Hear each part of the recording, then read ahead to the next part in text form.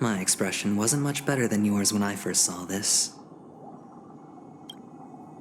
Your eyes aren't deceiving you. It's her. The famous singer, Robin.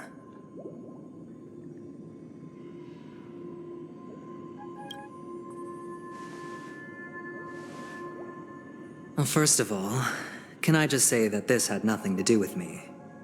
I'm just an unlucky bystander here. The family can testify for me. If you don't believe me, just ask anyone in the Bloodhound family. They hate me and they hate the IPC, so they'd never lie. This is not where the crime happened. What I showed you was a memory. The most basic light cone manifesting tech, authorized by the Garden of Recollection and owned by the IPC. Did you really think the Galaxy Rangers were outsiders this whole time? Penacony has made a solemn commitment to protect the safety of anyone inside a family dream. Any person in distress will be forcibly awakened and safely returned to reality. What gives them the confidence to make such conclusive statements? Because behind this promise is the harmony. The family's Dreamweavers link up their minds together to construct an unbreakable defensive line. Breaking through this line of defense to create death in the dreamscape. Not even a memo keeper could do that without the family's permission. Who could have done it, friend? The only one is her. The girl who calls herself a Galaxy Ranger. An imposter, an unsought guest. An emanator who hides her true identity. Ifrit's death was a foregone conclusion. And Robin? Her misfortune was staring right at her. Who will be the next to die?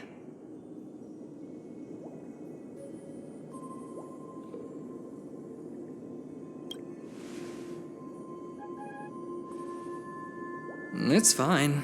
Listen to your gut. Building trust always takes time, and I'm willing to wait.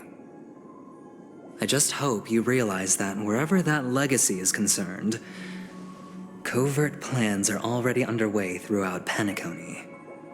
Everyone's got their own agenda. Careful you don't get stuck on the wrong side. If I were you, I'd keep my distance from Acheron. After all, any schemes out in the open are always going to be better than a monster in the shadows, right? Who's to say there isn't an even deeper conspiracy lurking beneath the surface? Memo Keeper, I think our little deal is finished. Aventurine is telling the truth. This memory is a real one, and there's no sign of any distortion grafting on. The IPC is not the Garden, and there are real limits to what they can actually do, but you know all this. Friend, let's not beat around the bush here. The thing is, I want to reach out personally to team up with the Astral Express. I told you I'm just not interested in scrambling for the legacy. I just came to Penacony for work. I'm here to retrieve some lost property for the IPC, if you catch my drift. I'm talking ownership of this frontier prison. This has all become a bad debt thanks to the cancer of all worlds. The IPC has tried sitting down for negotiations time and again, but the family wouldn't even take our calls. You have no idea how difficult these people are to deal with. Put it this way. They've hushed up the existence of death before, so they can definitely cover up any news about Robin's death. It'll just quietly float off like a bubble and pop. Nobody ever being the wiser. That's not fair, right? So then, friend, I need your help. I have but only one goal. The family's front door is like a high wall, And to tear the whole thing down, I'll have to dig out a few chunks first. Once I find a weak point, the IPC will have plenty of means. Now we have our chance. So long as we can get to the truth behind her death, we can have justice for Robin. While also gaining a valuable bargaining chip for bringing the family to the table. Truly a once-in-a-blue-moon opportunity. I've been investigating and making lots of friends all over Penacony precisely for this very moment. This tragic news would be extremely bad for the family, so they'll be doing everything they can to stop it leaking, especially to the IPC. But I trust that there are still a few factions that remain exceptions, and that's why I need you all. The reputation of the Astral Express precedes you, and the Harmony will give you the fairest of appraisals. You get to find out really what happened and seek justice, and I get to put it toward completing my mission for the IPC. It's what you call a win-win situation.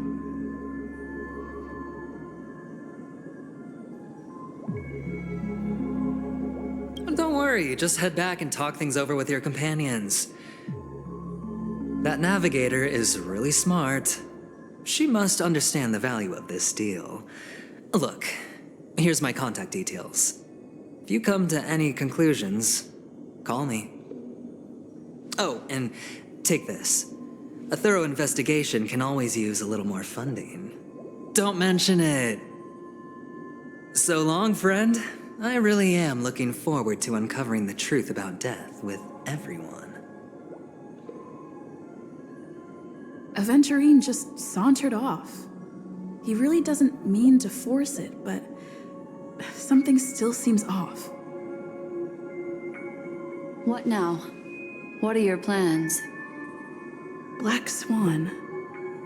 What is she thinking?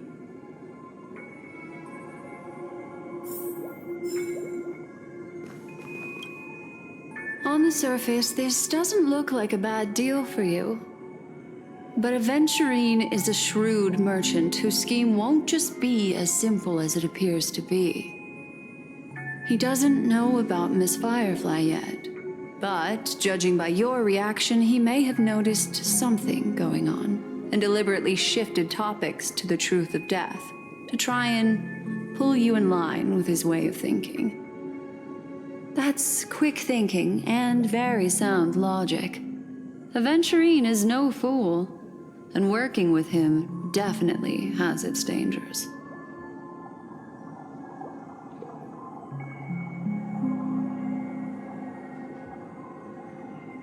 Leaving it up to fate.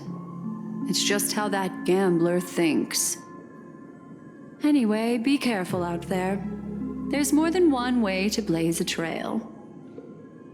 In a dark forest beset by wolves, ensuring your own escape to safety should be your primary concern. As for the other questions, I'm not sure the two cases were committed by the same culprit, but that massive wound looked like its winged blade. We've all witnessed it in action before. Plus, it seems unlikely that there would be two lethal entities loose in the dreamscape. Sorry, I can't answer that question. That ranger is shrouded in mystery. I'm afraid no one is capable of providing an answer. But without a doubt, she is the most special guest at this banquet. It's like Aventurine said just then. It's best to keep your distance from her. Two victims appearing one after the other in a very short time span, in and of itself, that's very unusual. Two possibilities. The collapse of Penacony's dreamscape has started speeding up, making death extremely agitated and weakening the family's protections. Or everything has been planned out and executed by someone. If someone has chosen these victims deliberately, first a smuggler, then a family celebrity, then this murderer's motives are worth thoroughly chewing over.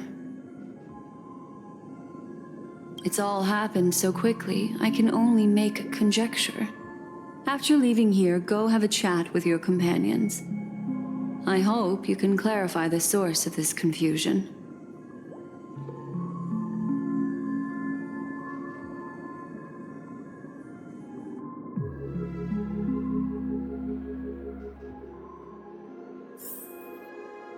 Come, this way. It's a short walk. Don't get lost.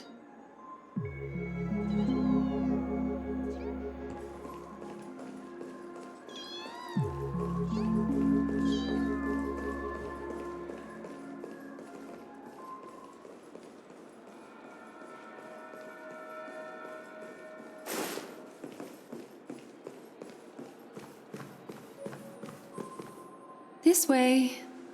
This is where we part ways. All of this is like a nightmare. Unfortunately, the remembrance doesn't lie. What we just saw is the reality that happened, and it won't fade from our minds just because we wake up. But follow your heart and don't be afraid. We all walk through this world casting shadows of different lengths, and ultimately, all we leave behind are precious memories. Hold on just a sec.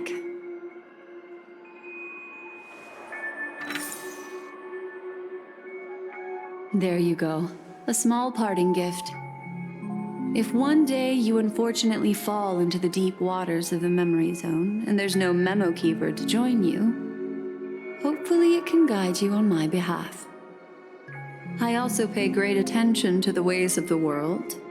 Just think of this as an apology from me for hiding something from you.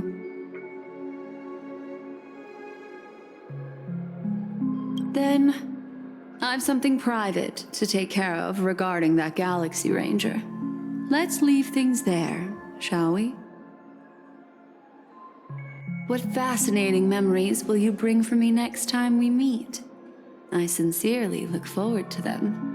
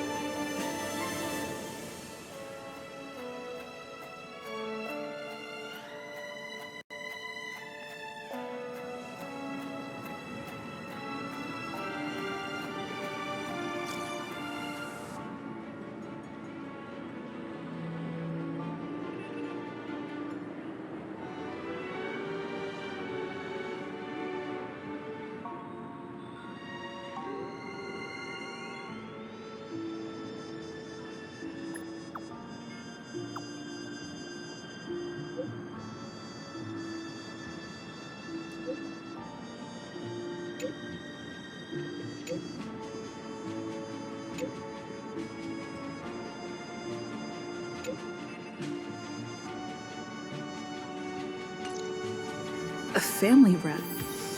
Is Himiko okay?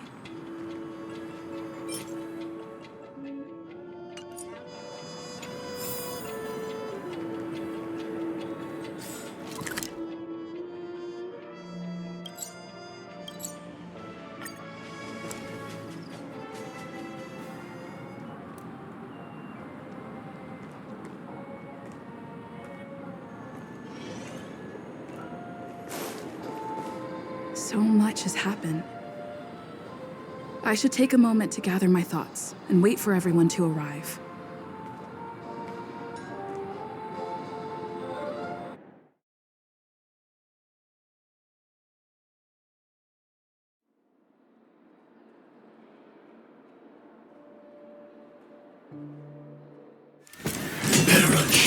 blade now, Ranger.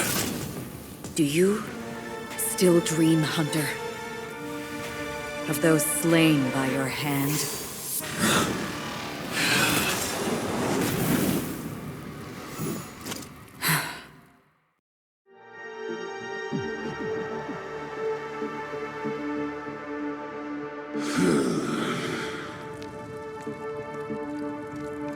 It appears the outcome has already been determined. You're still alive, as are you. You still have room to make a choice. Leave the music box behind, and then go. Choice. The bloody trail of the destruction leaves no room for hesitation. Vatora's fire demon. Even if you sacrifice your life for that eon, you won't get special treatment. Ranger, you tread the narrow path of the hunt. You could never understand. We come from the fire, and are born bathed in fire. We spread, burn, and destroy, until all the kindling has burned out and we leave only ashes on the ground. Burning forms the entire life of a fire demon, from the beginning to the end. We are born to die, just to put into practice a profile of another universal truth. All things are created for the destruction. Your companions don't seem to think so. They fight for your chance at survival. They are my children, and just as I was, they are flames that have yet to burn white hot. They're still young, and I don't blame them. But my flames are faint, and time is running out. Can you see the planet of festivities in the distance? I plan to bring Purgatory with me there, and before that, I must surpass you. Why? Because on the path they have forged, you have traveled farther than I have. Emanator.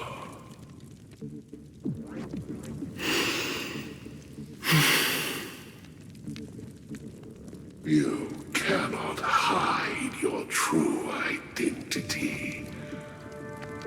Draw that sword, for we shall indeed remain here, bound to fight a decisive battle to the death, for I choose this.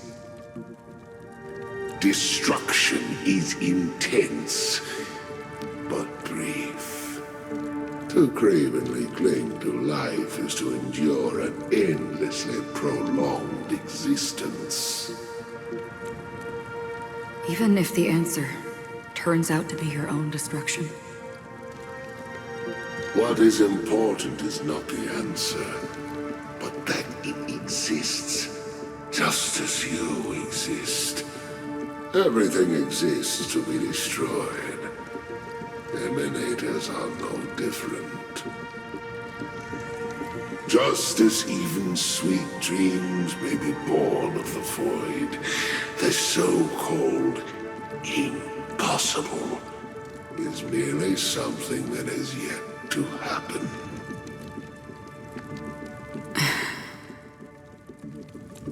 All right. I accept. You shall witness the most brilliant and intense fire in existence. May this flame illuminate the farthest reaches of your bottomless dream. A bottomless stream. Yes, that's right. But you've made one small mistake. This blade remains in its scabbard not out of pity or scorn. It's a personal secret that I don't want to disclose, but perhaps out of reciprocity.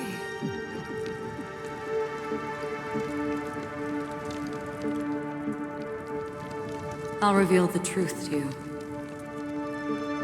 The hunt is not the path I truly follow. May death be the end of your boundless dream, guiding you back to the waking world.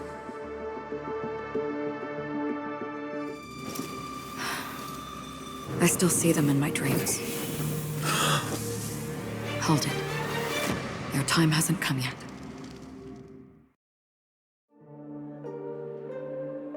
My time? I've seen many clever disguises that can conceal appearances, but they can never cover up who a person really is. And you're no different. You had no desire to kill the Trailblazer. You only did what you did to drive me and the Memo Keeper away, but why?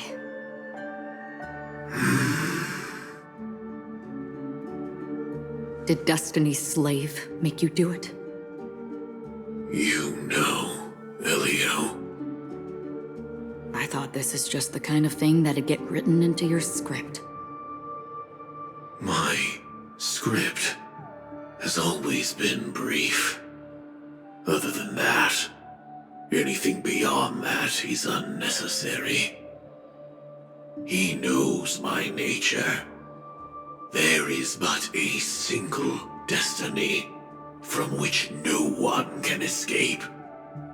And until then, I hold the privilege of choice. However, you appear to be ignorant of this, so it's time for me to inquire. Who exactly are you? Not your enemy, perhaps. That's not what I asked. I don't deserve your curiosity. Loners wandering the cosmos always have their secrets. Take me. I'm wanted by the IPC, so it's little wonder that I know something about the Stellaron Hunters. That's all. Maybe I can help. What reason would you have for doing that? I tend to forget things. Which is why, rather than memories, I'm accustomed to using my emotions to capture what I normally wouldn't otherwise. So, I know who is inside that cold armor.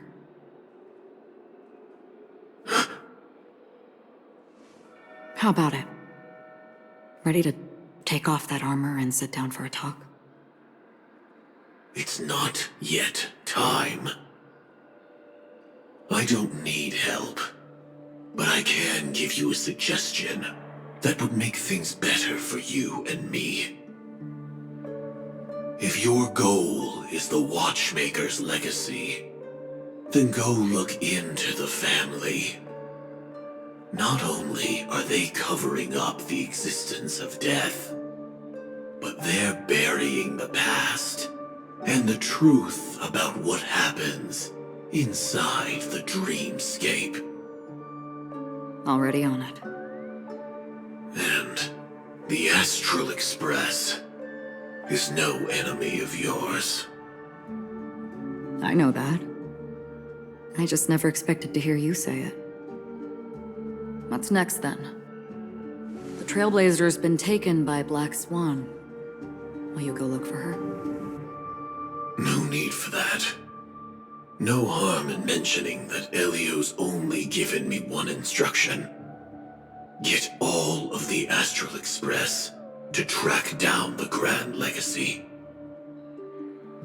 I tried settling this in an easier and more direct way, but as you can see, here I am, confronting you. I failed. can't ever go against the script. The so-called impossible is merely something that has yet to happen. That's it. Before we split, can I ask you one more thing? Is there anything else in your script about me? I'd like to know what kind of footnote I get to leave in that future foreseen by destiny. Unfortunately, not a thing came up. I knew it.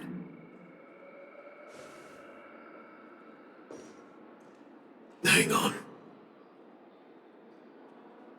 I don't.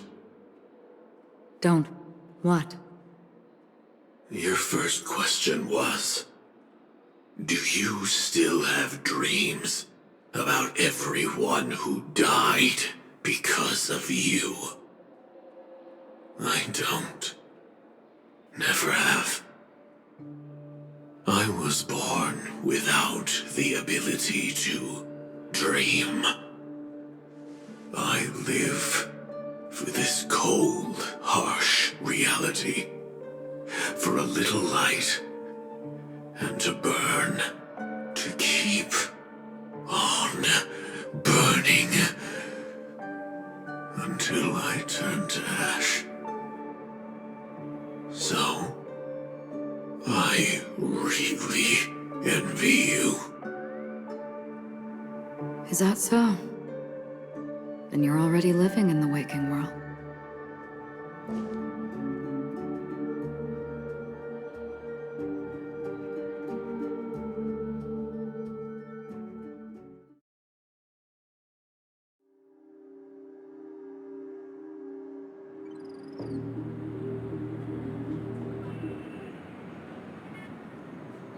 We heard about Miss Firefly from Black Swan, but we never expected Miss Robin to... I'm sorry that I couldn't be with you then. Reality cruises on in serenity, while undercurrents bubble up from the dreamscape. Just like that memo keeper said. Stay strong, everyone.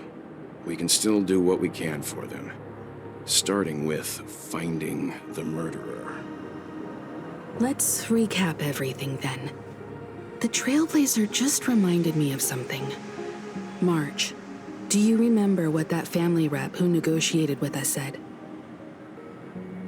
Indeed, we trust that the Nameless has nothing to do with this, and we also beg each of you to help assist the family in verifying the identity of the deceased. That's how it was put, in reference to Miss Firefly. Looking back, he seemed a little evasive at the time. And he also failed to mention anything about the earlier murder, too. The family's planning on covering up all news about Miss Robin's death. If news gets out, Penacony's going to turn into a bloodbath. But the murder that followed closely after was obviously beyond their anticipation. The family had to try and turn things to their advantage by bringing in reinforcements from outside. The Charmony Festival is nearly here. They must be snowed under. It may also be that Miss Firefly's murder had so many witnesses that it couldn't be covered up. So they went with the flow and let more people on the scene to control the situation. After all, the nature of the two murders is fundamentally different. The family's first protective measure should be against malicious actors among the guests, such as that IPC envoy.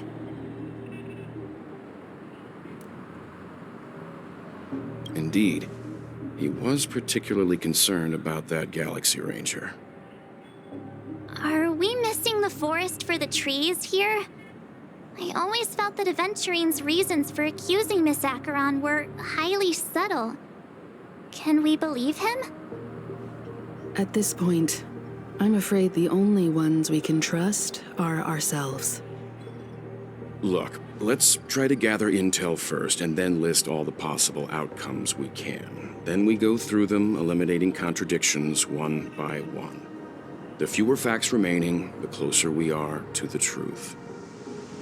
I've still got this sense of foreboding. It's like we're stuck in a whirlpool, spinning around that legacy even after everything that's happened. This time we're playing the role of a real detective. But before we start, what are we going to say to the family and Aventurine? As I see things, the family harbors no ill will towards the Astral Express. If they didn't trust the crew, they wouldn't have casually commissioned outsiders to investigate a case that's, in all likelihood, a scandal. Plus, this is the family's turf. Teaming up with them should make things easier for us in the future. As for that Aventurine, well, I'd like to hear your thoughts. He's complex.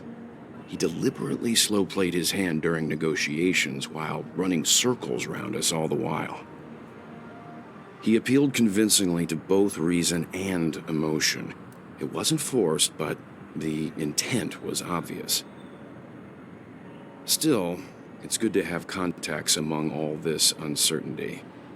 Aventurine showed his skills, and as far as our interests are aligned, he can become a reliable ally. We also need to keep a certain distance from the family. Never let them get too close.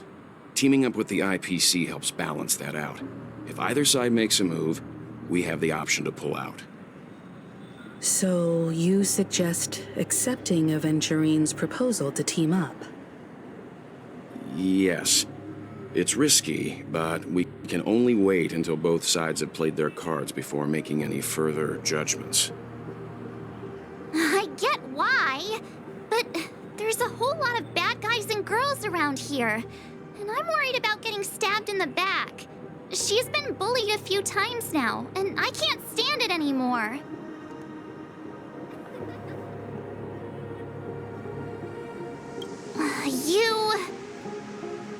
No, I can't accept this. Forget about it.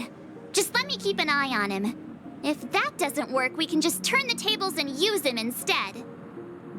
Then, could you please reply to Aventurine? Everyone, take this time to put together your thoughts.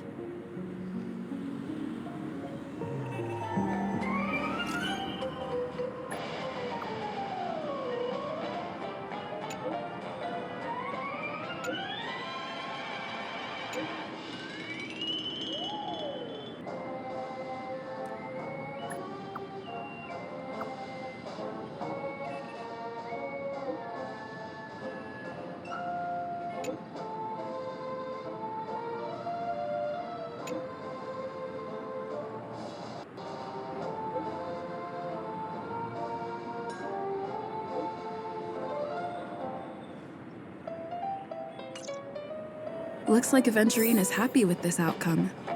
Let's tell everyone about it. Aventurine's goal is to try and recapture Penacony for IPC. To do this, he'll have to bring down the family in its entirety to create a big enough chance. The existence of death will be covered up by the family. So how does he plan on taking them down? It's gotta be something important enough that everyone will notice. But it also can't be anything too out in the open. An attack on the hotel guests? Unlikely. Penacony's guests include quite a few bigwigs known throughout the whole cosmos. People who not even the IPC would dare take lightly. Aventurine is a shrewd merchant, and there's no way he doesn't know that. He's definitely going for the family, and it's just a matter of how. The harmony is strong in Penacony, and almost impossible to take on head-to-head. The fact that the IPC dispatched Aventurine shows that they do not intend to simply play by the book here. Aventurine has devoted considerable attention to her. But this Galaxy Ranger, we know hardly anything about her and can't rush to any conclusions.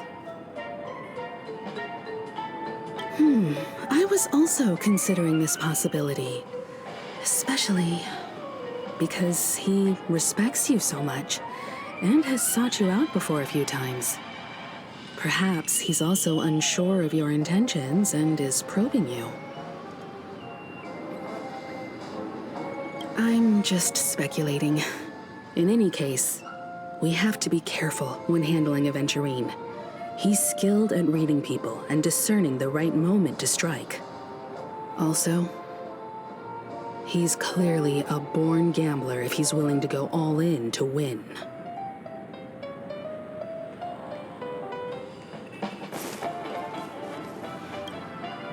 Aventurine said something that concerns me. He accused that Galaxy Ranger of killing Robin without any evidence whatsoever, but said nothing about her connection to that memory zone meme or why he was stalking you.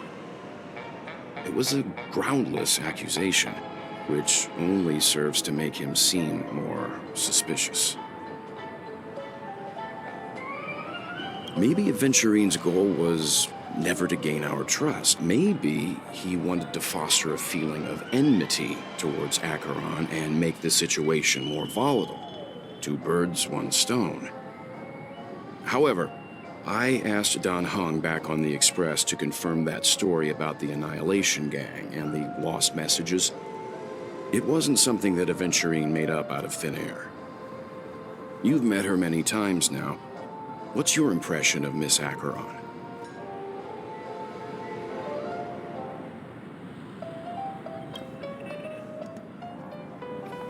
That fits the stereotype of a Galaxy Ranger to a T. They're eccentric, unpredictable, and fond of being alone.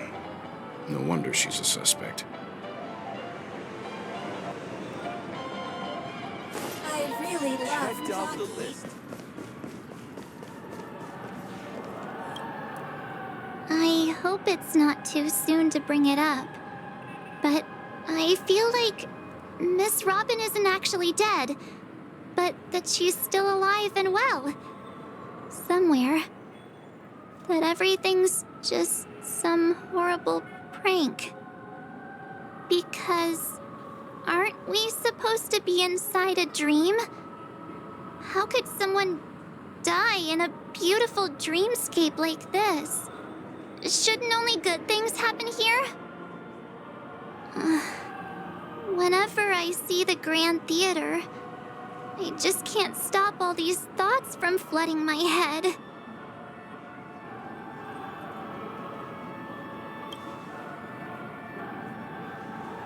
Yeah, of course. At times like this, we're so lucky to have our crew. The family and the IPC. Everyone has their own plans going on. Everyone's still having a great time out there on the streets. Nobody knows what's happened. It's all so unreal. As if Firefly, Miss Robin, and us were all outsiders from another world. Aw, what a mess. I really want a nice cool drink of soda to help me calm down. But then I'd be just like everyone else out on the streets.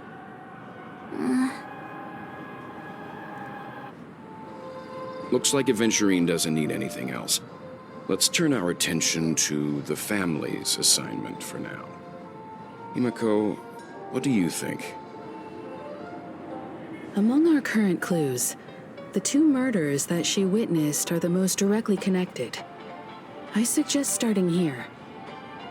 One thing I'm curious about is, if a person dies in a dream, what happens to them in real life? Seeing as we're at the family's behest, why not pop back out to reality and verify Miss Firefly's situation back at the hotel? Perhaps we could also make a few inquiries about her while out there. How about we split off into 2 groups? There are still some things worth focusing on inside the dreamscape. I'll investigate those, and we can link up again later. Worth focusing on? Oh. No problem. I'll leave it to you then. Huh?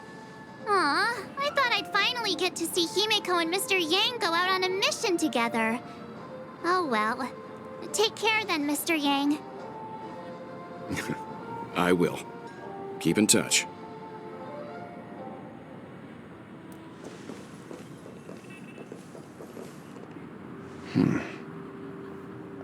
Honored guest, could you come out for a second?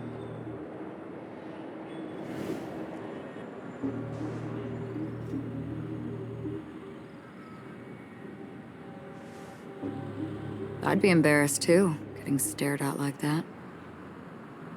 Forgive me. My name is Welt Yang. I'm one of the crew members on the Astral Express. I believe you've met my colleagues. Well, Is there something about my name? first, don't you want to know my name? I already do, Miss Acheron. You're a prominent figure in Penacony. What are they saying about me? Some claim that you're the real culprit behind these murders, that the Annihilation Gang's tragic fate at the banquet was a result of your blade, and that you're now attempting to unleash another bloodbath on Penacony. The Annihilation Gang. Ifrit of Everflame Mansion. Tragic fate. That Duke turned his dying body to flames and sacrificed his life as a martyr. He was a determined and heroic pathstrider. Not even a villain should be disparaged like this. And what's more, there were plenty of suspects invited. Do they really think that a blade is more dangerous than that black hole you're wielding? Keen intuition. Not even the family managed to point out the truth behind this cane. So you must surely know, Miss Acheron, that peering into a black hole is not a wise move. As a potential threat, your knowledge of us has reached uncomfortable depths. Reveal your true identity and intentions. Otherwise, brace yourself for gravitational disintegration. That shouldn't be necessary. But if it makes the Nameless feel less defensive, I'll be happy to abide. Believe it or not, Galaxy Ranger, Acheron, those are the names I go by to this very day. My trip to Penacony is solely to fulfill an old, final request.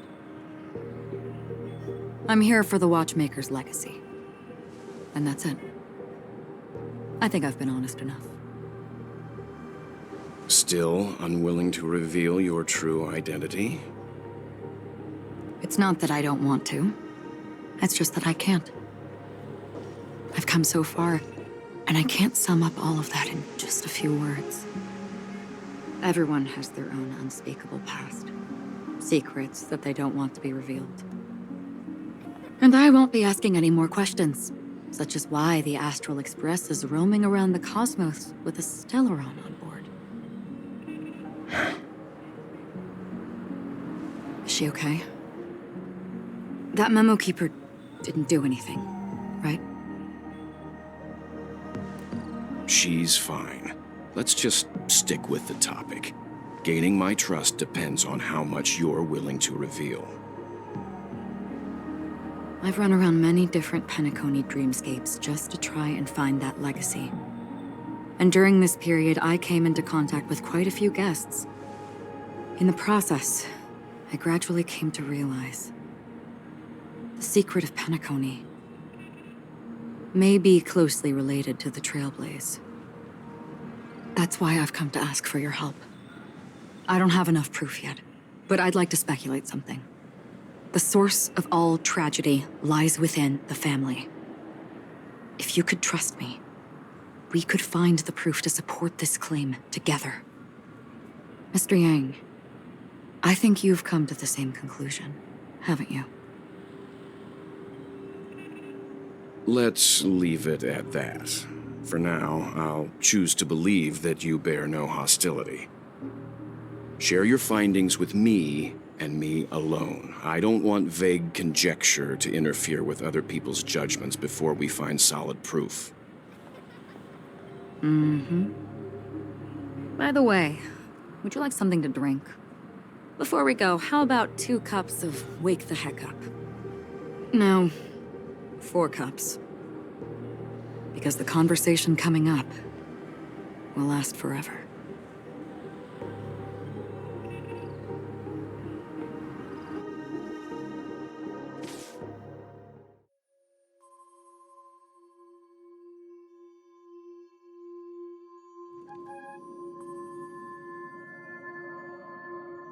I've been watching her closely for a while now, and the first invitation was in the banquet hall of the hotel. She just sat in one corner, keeping silent, chugging down a couple cups of Wake the Heck Up. I told her it's a pungent, bitter beverage, not the taste of sweet dreams, only for people allergic to Soul Glad. And she said, Really? But I don't taste any difference at all between them.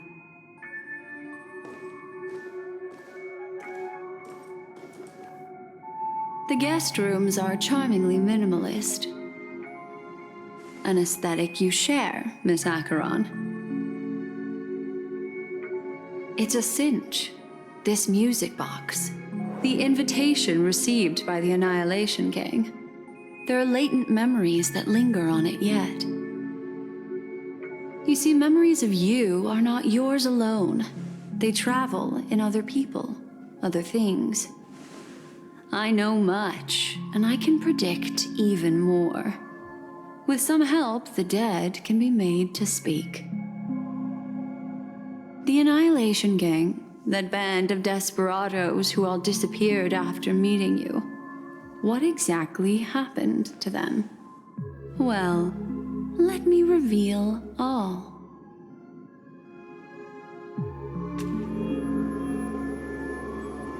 Gradation 12. Dreamscape 12. Father, I dedicate this to you. Well done, Dubra. Wherever they go, shall be met by annihilation.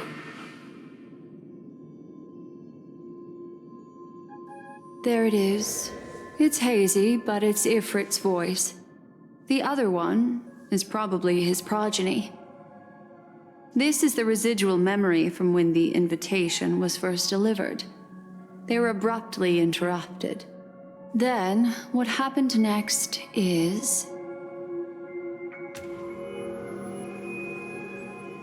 They sought refuge in a land of sleep, merely wishing for undisturbed rest, away from the storms. Children of the flame, this marks your rite of passage. She won't be necessary. I alone am enough.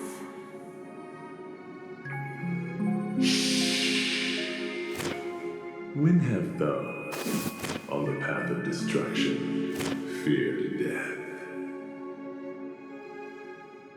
The Everflame Mansion has set out on a journey. Those poor people, they have no idea what lies in wait ahead of them. Memory recovery is going well, but slowly. She'll be here soon, and time is short. There's nobody else here, so there's no need to be delicate. In fact, I think I'd better go all out.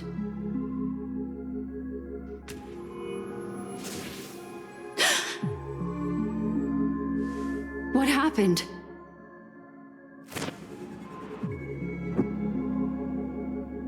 The memory after that is blank. How is that possible? This music box fell into Acheron's hands, and she brought it to Penacony. That's a fact, and that's how it should have gone. But along the way...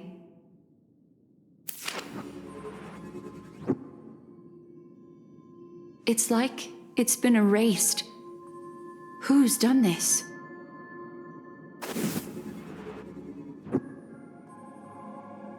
Who are you? Who are you? It's... no. Is this not a memory? Oh, a memo keeper. Do you serve the Garden of Recollection? Or the Cremators? My name is Constance. A pleasure to meet you. We were supposed to meet in Penacony and spend an unforgettable time together. But that seems unrealistic. Dolly is not welcome on the banquet store, and I don't need a coming-of-age ceremony. And you, I know what you're looking for. Want her secret? I can give it to you, and then you can enjoy the banquet for me. I wish you unforgettable memories.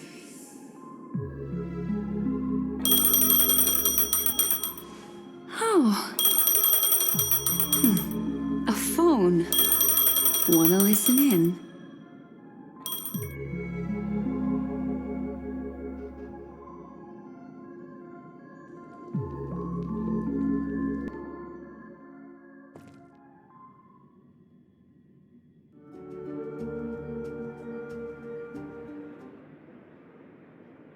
A few days ago, the IPC made an announcement. Under the watchful guidance of the Marketing Development Department, and in accordance with the Interstellar Peace Charter, the independent Sigonian sovereignty has hereby been established, and shall take a legislative seat at the Interstellar Congress. The formation of the Sigonian sovereignty is of great historical significance to the Sigonia system. This move puts an end to the planet's long and bloody history, turning the sensational Kataka-Avgin extinction event into a distant memory. Sigonia 4 is located in an unclaimed zone at the intersection of the Denise, Prothean, and Dorneau star clusters. The planet's surface environment is known for being extremely harsh, constantly faced with the threat of impact from small-scale celestial objects. This is why very few intelligent species have made this planet their home, dividing themselves into several tribes to eke out nomad lifestyles as they struggle to survive the arid desert wilderness. They have developed their own folk beliefs that are independent of the Eon belief system. Sigonia. Sigonia. Ravenous eye of the storm, spurned by all the gods.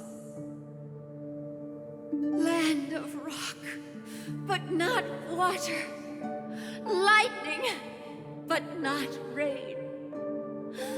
Blood, but not tears. You beat us with your falling stars. You lash us with wind and storm. You chew us up with the cracked earth.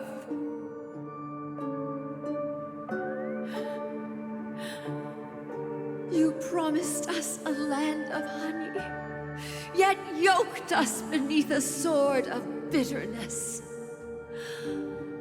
Oh, Gaiathra Triclops, if thou can hear me, please open up thy three eyes and gaze upon this child. When you took his father, my child was still sleeping in my belly. And where my husband went, I too soon must go. I don't ask for a peaceful death. Just for you to tell me, does the baby swaddled sweetly asleep? Does he dream of his mother's heartbeat and the sound of falling rain? Please tell me whether this life is all just a fleeting dream. Otherwise, why would this child be born to face impending death? Mommy! Mommy! Mommy, the rain! It's raining! Raining?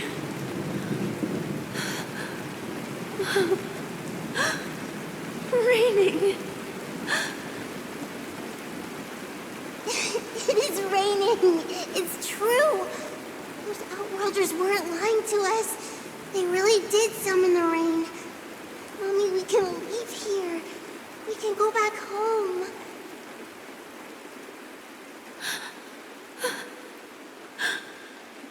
Back home. Gaiathra Triclops. You came. Do you hear that? Thank you. Thank you.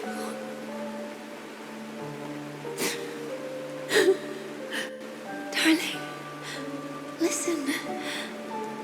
This is the sound of rain. On the day you were born, the sky also sent down a gift like this from Gaiathra.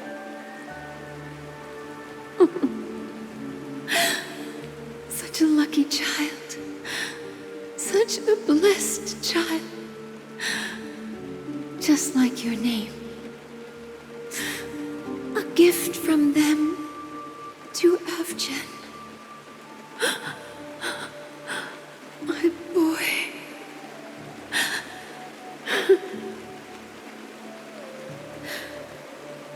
May the goddess Gaiathra close her eyes 3 times. Keep your blood eternally pulsing. Let your journey be forever peaceful. And your schemes forever concealed.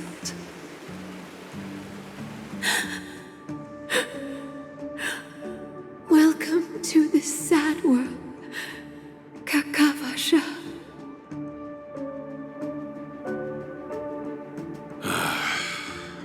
Time to wake up, gambler.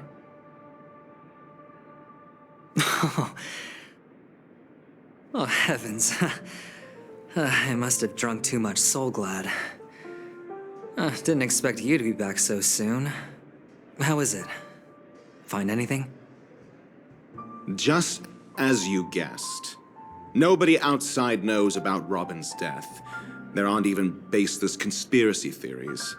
They're still streaming the rehearsal for her ceremony, using a stand-in, I guess. They must be dreaming. Of course. Who could imagine that death would actually descend upon the idyllic dream created by the family? Let alone that the victim would be the female lead of the Charmony Festival. To be honest with you, I didn't believe it. I even tested it a few times myself, until I discovered that I couldn't actually die. Whenever there's any danger, I'm forced awake by the dream pool, and it's all as if everything were just a nightmare. That's why I'm convinced that there are a few big secrets lurking behind the scenes. Then you must have heard about the Memory Zone meme. When I graciously deigned to establish connections with the Oak family on your behalf, they were quite in a pitiful state of disarray. Besides Robin, there was another body. I don't know the exact details, just that it was a stowaway. 2 murder cases? I told you something seemed off about the Nameless. Oh, she must have come across the other one. This murderer is a psycho. But I have to admit, the case should be easy to crack. We can leverage the family's malfeasance and let the IPC use this as a reason to intervene. It's just that their trickery runs deeper than I thought. Robin's stand-in was all ready to go. These 2 murders are definitely getting hushed up. What should we do? Let me think. It's too rare an opportunity to miss out on, so I gotta be careful. Incredible gambler. Have you already exhausted your limited repertoire of tricks so soon? There are plenty of chips, but it'd be best to choose carefully. The most straightforward has to be Robin. Remember? That masked fool once told me to find a mute as a friend. Robin is what she calls the mute. She has lost her voice, and while most people can't pick up on it, you and I cannot mistake that sound. Not produced by any voice box, but rather by the resonance of the harmony. If that girl hadn't gone hoarse from singing practice, there'd only be one possibility. Something was up with the family. Or Robin herself. To get to the bottom of this, I tried every way I could to meet her. But she died. Right before my very eyes. A complete and utter loss. Incidentally, it seems to have resulted in your rather undignified arrival on the interrogation stand. There were eyewitnesses at the scene, and the family, in their graciousness, has tentatively accepted your alibi. However, for the foreseeable future, you shall, regrettably, find yourself under the vigilant watch of the hounds. Well, things aren't looking too optimistic, Doctor. I'm starting to break out in a cold sweat. Do you reckon there's still any chance of a comeback, given how things are? A probability? Yes, it exists, but it verges on the infinitesimal. To phrase it in a manner more befitting the vernacular of Penacony, you're dreaming. But if you simply can't control yourself and want to try your hand, then there just so happens to be a suitable candidate. That man wants to see you again. Who? Sunday. Is this a public hearing or a private trial? If it were the former, it would hardly befit my stature to stoop to the role of a mere messenger. Fine. Oh, that's great. It's all great. You see, the dead can't talk, but the living can. Ratio, I'm convinced now that there must be something wrong inside the family. Oh, just you wait and see. That man's sister has died. He can't sit on his hands. Well, without any further ado, let's set off. Lead the way. The show is about to begin.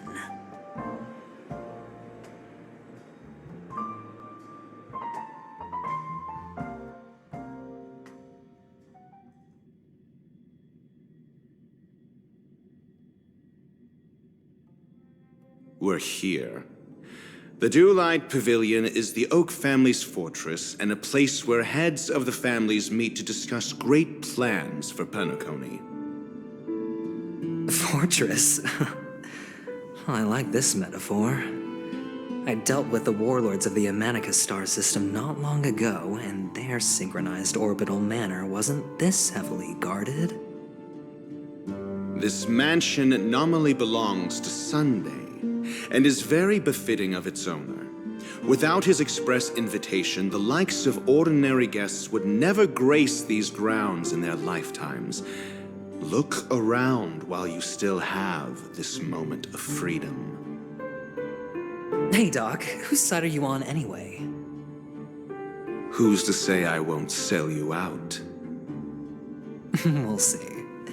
When we meet the authoritarian master of the Oak family, I'll pry an answer out of him. Follow me and I'll bring you to his parlor. Hold your tongue and let me deal with the members of the family.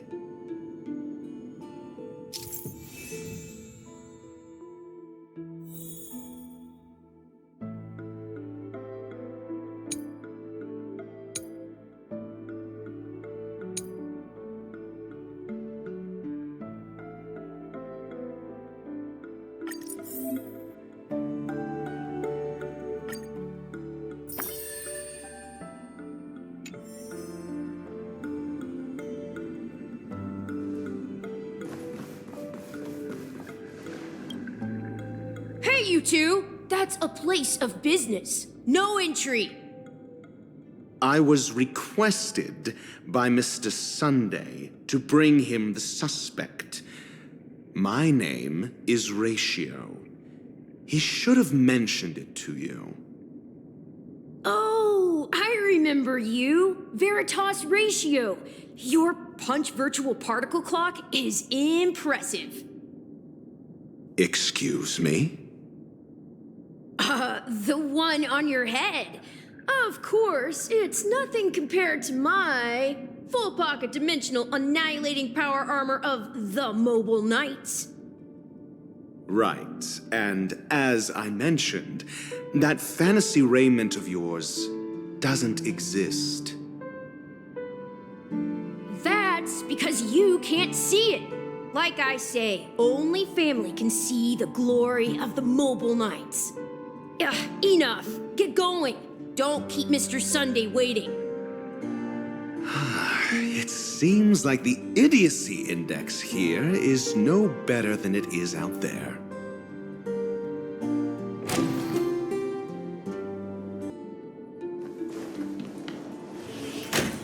A dead end? The door is shut tight. Looks like we're on our own. I mean, there isn't a door. How did you get in before? For security reasons, the family built the administrative site deep in the dreamscape, with the mechanisms hidden in these nightingale statues. The direction of the statues can be controlled. On the previous occasion, an attendant named Kona had gone to the side room to verify something before setting the statues in the correct positions. Well, maybe we should do the same. Let's go and take a look. Of course, we can also use brute force.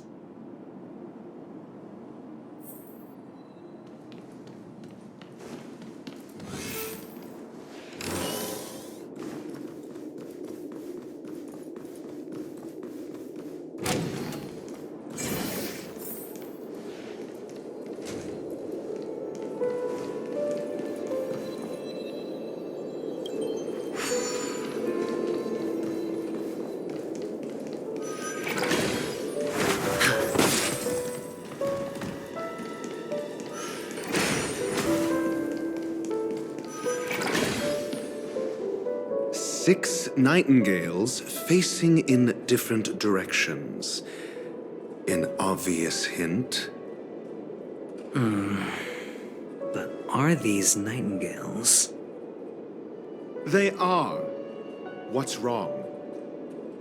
How can nightingales be so huge?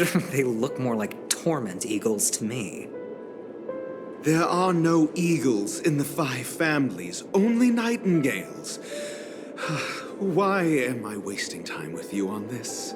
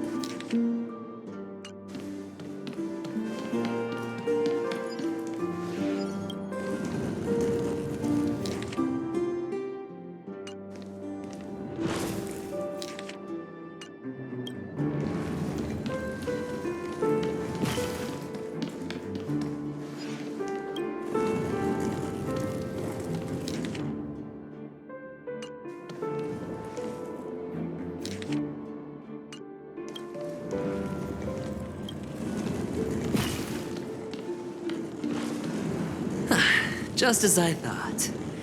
Here's the correct answer. A truly miraculous discovery. Perhaps I should offer you the chance to join the Genius Society. Really? Well, I thought you'd given up on that already. I was being sarcastic. Can't you tell?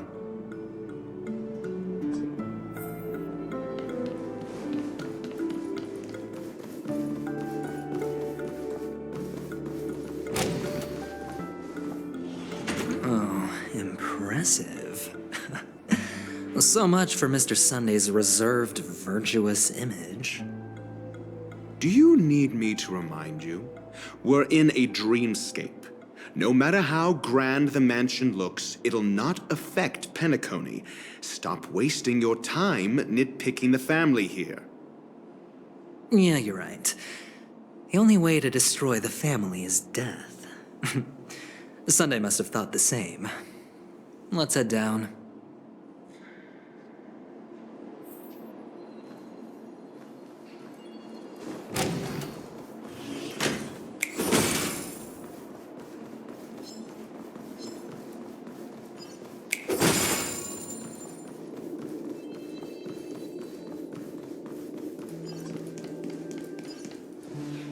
Hold on.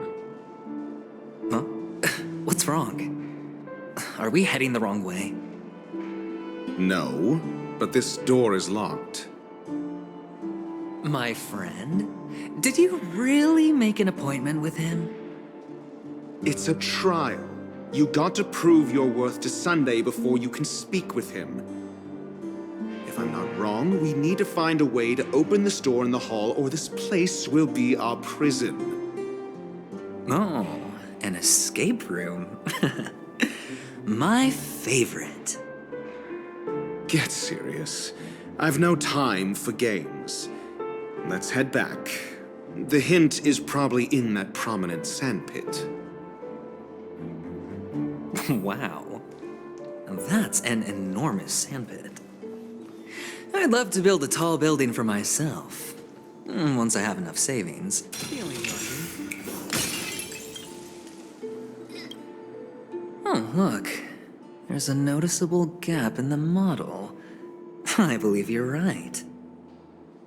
There wasn't a gap before. That man must have done it intentionally. Well, with your brilliant mind, you shouldn't have any trouble recalling what was here last time. Right, Doctor? Of course. Let's look around. When I see it, I will know it. Fine. Fine. Why do I feel that we're pursuing a degree in burglary now?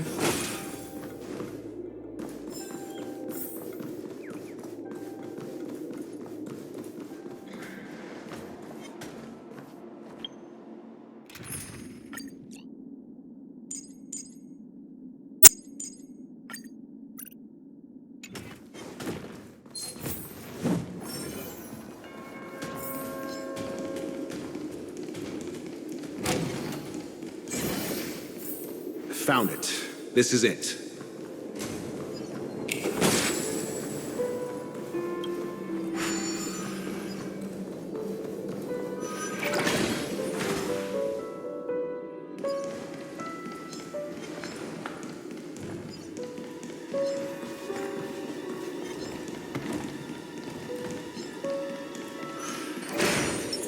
Sound lingers. Make a wish.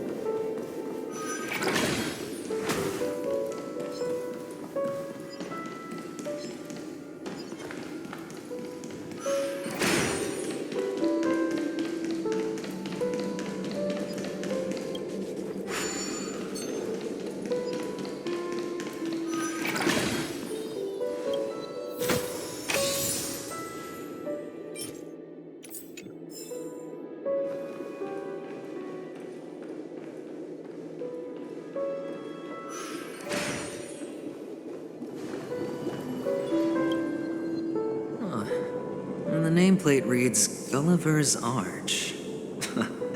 Well, I'm amazed you can remember something this tiny. You know, this reminds me of a tunnel I once saw that could shrink people who passed through it. If I were you, I would shut my mouth. It's wise to remain silent when you should.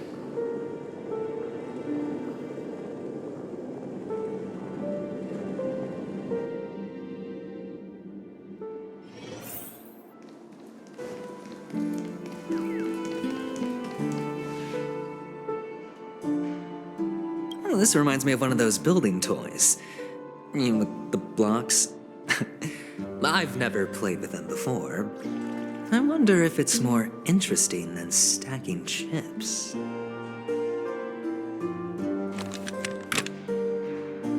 Oh, look. The gap is closed. And it fits perfectly. So, what's next?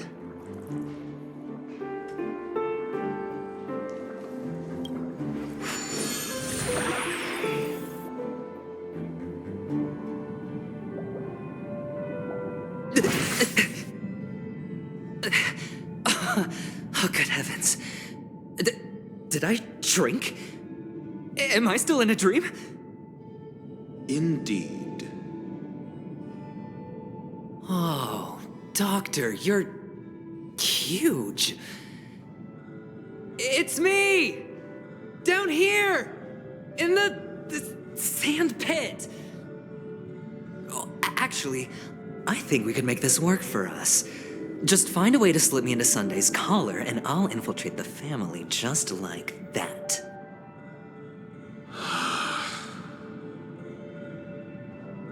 Oh, fine. I was just kidding. Let's find a way to open the door.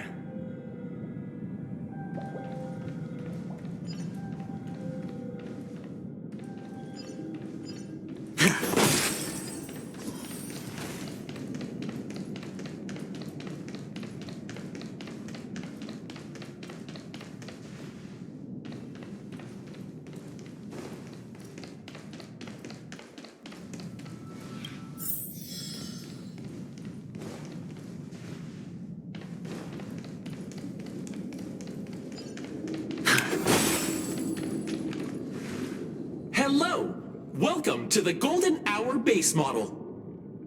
I am an Oak Soldier. I will be here to guide you through the tour of the base model. Happy to be of service.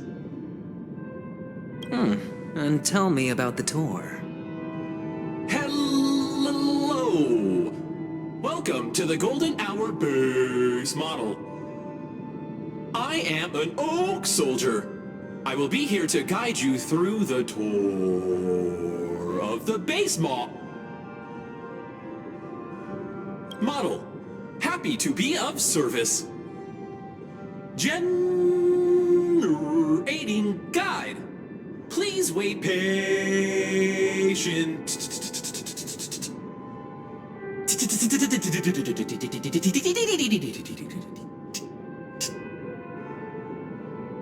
Found the nearest check-in spot.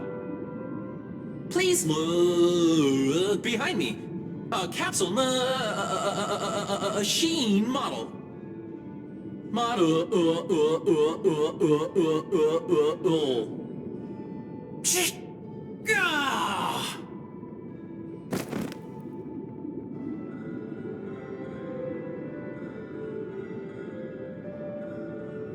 What's up with that?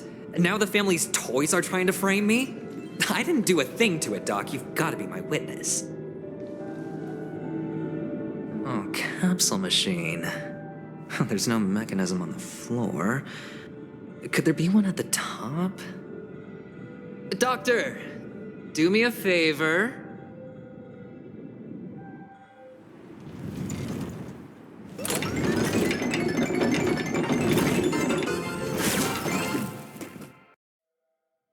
So, I was right. These models have interiors that look exactly like the real buildings. The only difference is that no one lives in them. Funny that Sunday puts a miniature that makes him seem like a giant by comparison right where he can see it first thing in the morning. Insecure much?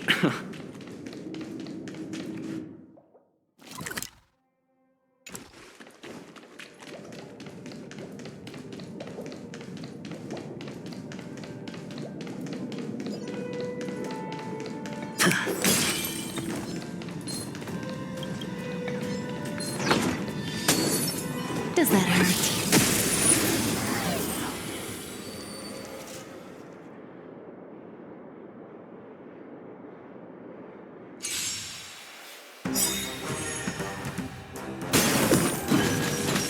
Eternal. Cutting the net.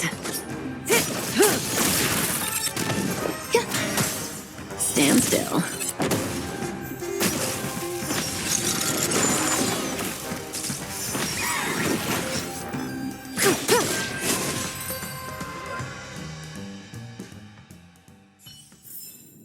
The human body is beautiful. One of the fragments flew upstairs. I'll need to use the pinball machine to flick myself up there. But it's tough.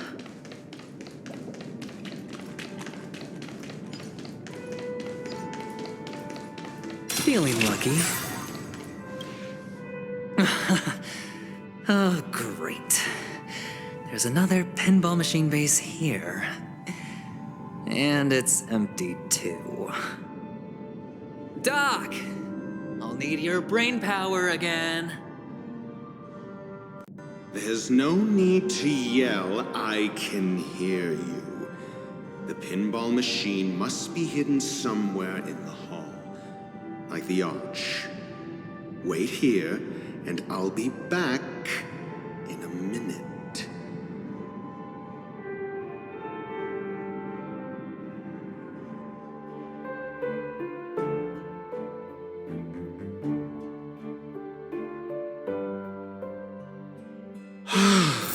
Finally, a moment of peace.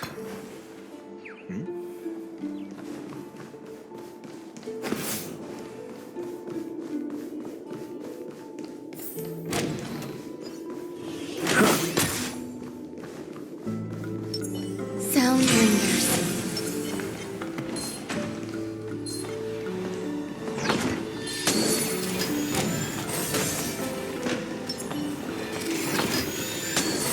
The moon shines on the truth.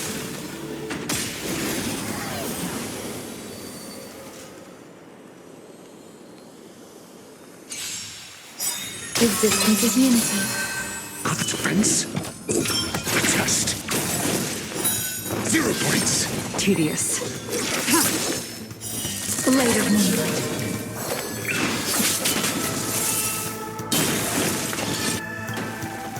Every petal in life, all will be swept away by the wind. All will be revealed. In lunar flame. Fiends or devils, I'll crush them all! I'm asking questions. Answer me. Nowhere to run. Some value. Got the defense?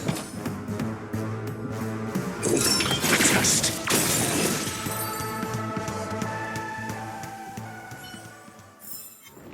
Do not concern yourself with the outcome. That's it. Pleasant moments of solitude are always fleeting.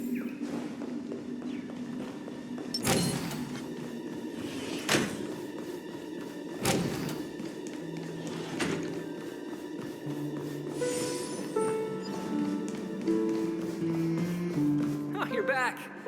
Just place it here. Thank you.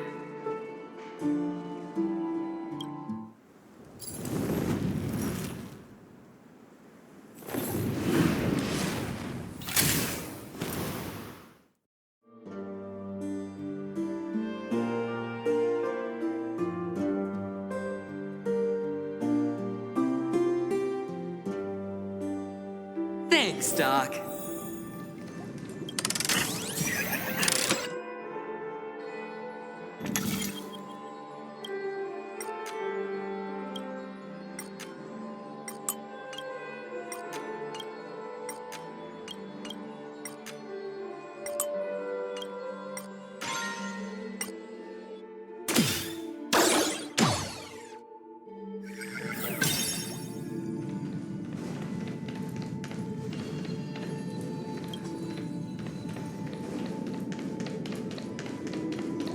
Horatio, you should come in here and take a look.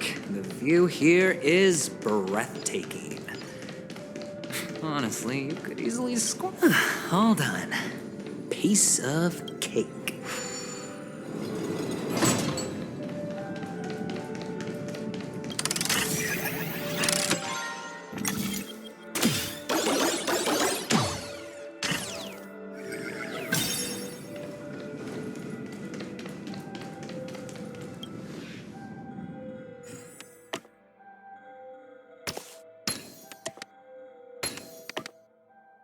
And the joyous tour of Toy City has come to an end. Makes me feel sad. Penacony isn't all bad, right? I'll use this interesting experience as a talking point at the poker table.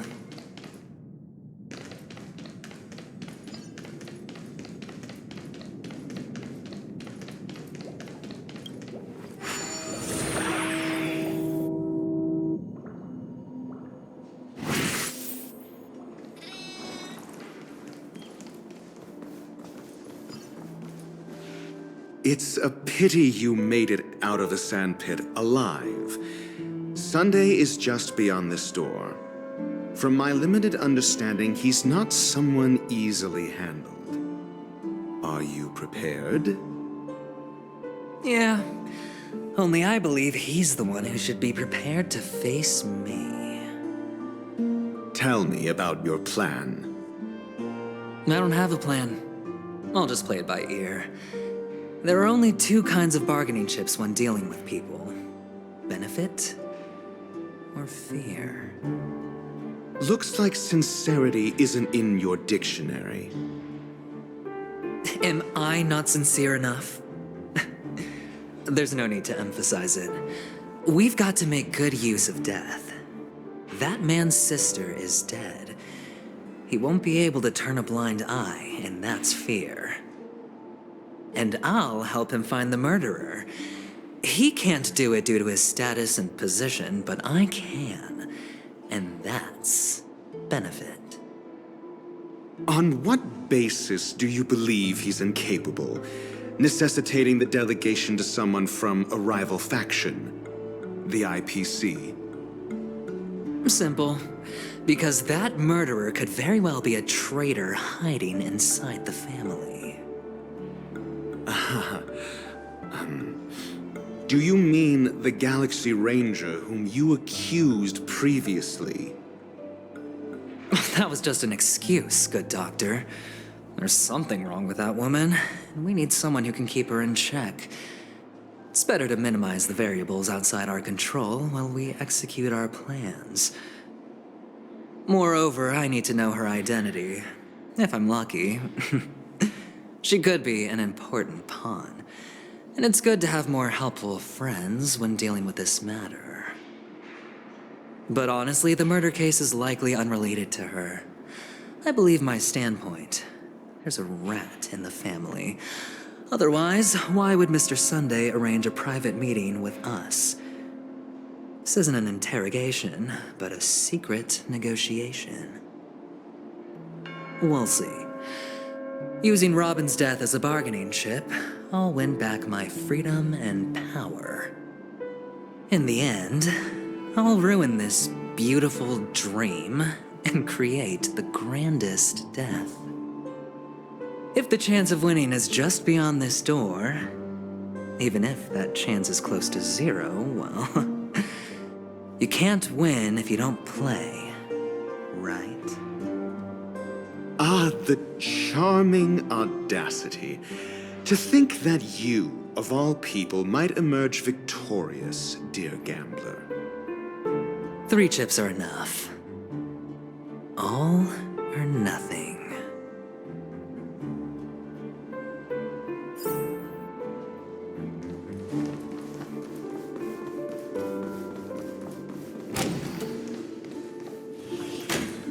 It seems my puzzles are too effortless for you, IPC Ambassador. I appreciate your words. And I see you put a lot of effort into welcoming me, Mr. Sunday. However, this is no way to greet a guest. Well, this isn't an invitation, but a summoning. Before we speak, I need to test your character. I imagine this knowledgeable doctor friend of yours has been of great help, yes? Certainly. You ought to know this better than I do. He's already faithfully fulfilled his duties, hasn't he? Yes, the doctor has assured me of your noble character. He considers you, like himself, a virtuous person who can be trusted by the family. I have come to know you very well as a person, Mr. Aventurine. You're diligent, generous, and willing to cooperate. The fact that you succeeded in overcoming many obstacles just to meet me gave me the reason to believe in your wisdom and courage. But there's one thing I must ask you. That is, you've used your wisdom at the wrong place to meet the wrong person and put yourself in a situation where you shouldn't be, witnessing a tragedy that shouldn't have happened. You don't look too well. Am I making you anxious? If not, then it means I'm on your side. If I wasn't mistaken, you'd just made a serious accusation against the family. No, you weren't mistaken. For depravity is creeping in around you. There's no need for us to be evasive. Let's talk about your sister. Your sister's talent is unrivaled in the world of show business. As you know, her voice has been out of tune since she returned to Penacony. What's more disheartening, she can't sing anymore. Who could be responsible for this? Many suspect the culprit is among the outsiders, but I know you hold a different opinion. Now your noble status has become a shackle, preventing you from apprehending the murderer and avenging your sister's death. You're feeling anxious because you're out on a limb. But don't worry, I'm on your side. I'm immensely honored by your concern for me, Mr. Aventurine. Since you're so selfless and generous, I believe you wouldn't ask for anything in return, would you? Well, naturally, you wouldn't incur any loss from this. I just want to reclaim what is mine. My liberty and the personal items under the family's custody, the bag of gift money, and the box in which the cornerstone is stored. That's right. Cornerstone. I've heard it's a treasured asset of the Strategic Investment Department. A sacred stone that seals the Preservation Emanator, granting significant power, and every liquidation specialist holds one. For an object so precious, it probably comes at an even higher price than other forms of recompense. Well, I'm sure you're aware of the high level of risk I'll be undertaking to bring the truth to light. Mr. Aventurine, when you are out and about, do you always make adjustments to your appearance? Your tie should be on the center line. Your shirt must not protrude from your vest. Your trouser creases should be perfectly straight and always aligned with the tips of your shoes. Of course. But I don't, because it's not appropriate to do so in public. You should make sure everything is presentable and in order before leaving the house. I'm not the kind that takes risks. The cornerstone must be in the custody of the family. No room for negotiation? Please, don't let me turn you down twice. Sure. The gift money is good enough. I suppose you wouldn't mind that. After all, a merchant can't function without a bargaining chip. You compromised quicker than I thought. Unfortunately, it's a gambler that needs a bargaining chip, not a merchant. I can give you your gift money, but before that, I want you to tell me.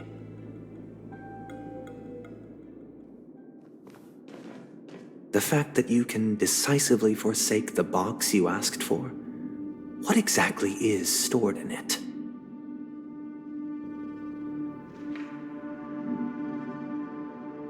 Oh, triple-faced soul, please sear his tongue and palms with a hot iron, so that he will not be able to fabricate lies and make false vows. What have you done? Under the light of the harmony, all wickedness is revealed.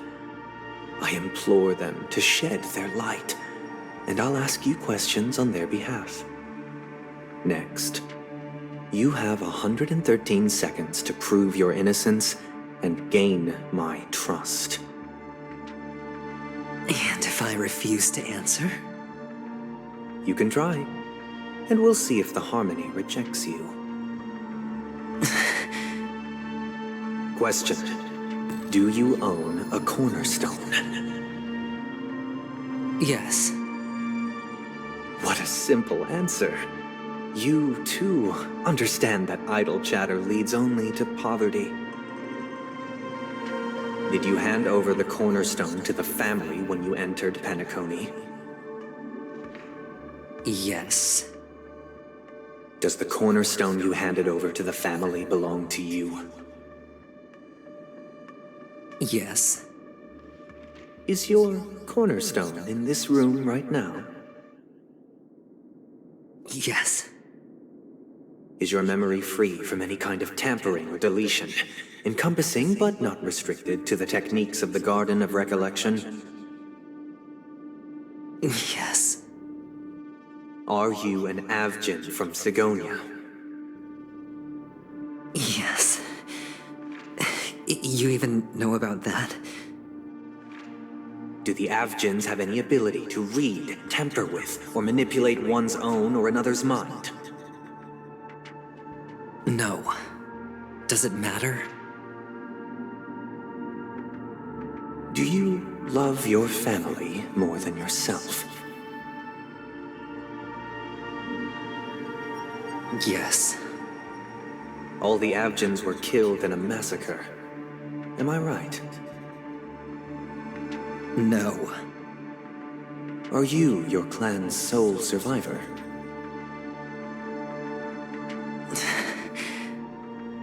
Perhaps. Do you hate and wish to destroy this world with your own hands?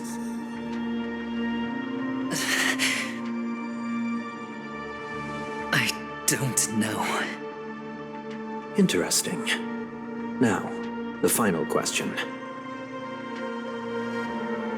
Can you swear that at this very moment, the Aventurine stone is safe and sound in this box?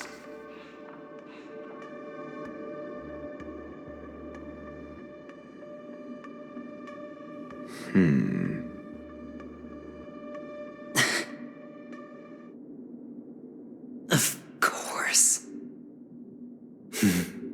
Looks like we can get an answer. Open it, Mr. Aventurine. It's your last chance to defend your honor.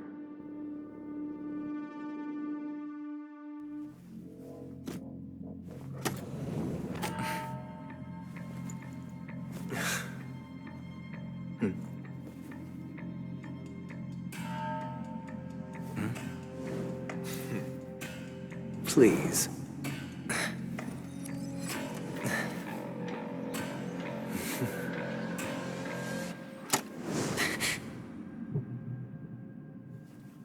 Are these what you're looking for?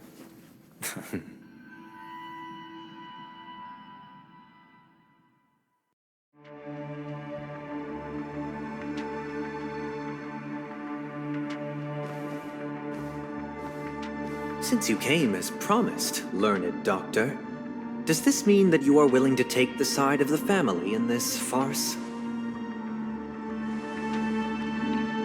What makes you think you can convince me? I've heard you haven't enjoyed Mr. Aventurine's company. I also understand that you're an avid learner who sees the pursuit of knowledge above all. In that case, you ought to realize that a competent scholar knows their position and wouldn't forsake more vital matters for the sake of petty pride. If you agree to assist the family, I'll share our research findings on the Stellaron. You must be quite aware that, besides the family, no other faction is willing to share such information.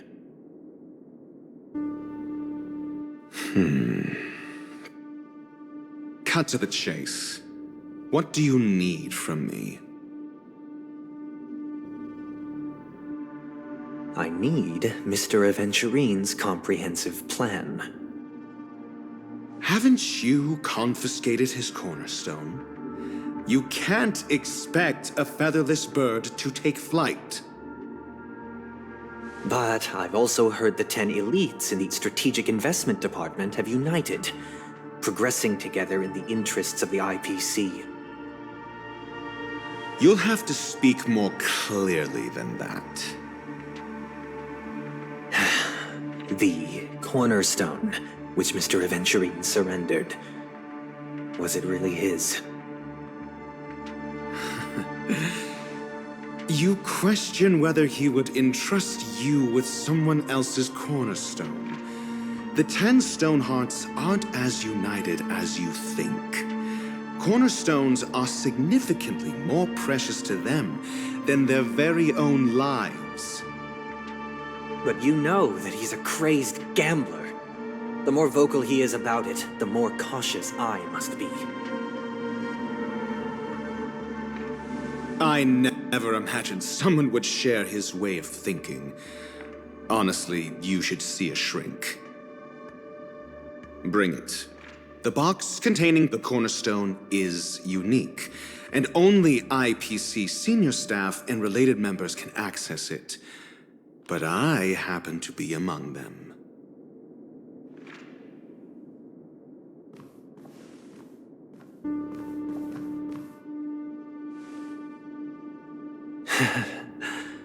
I appreciate it.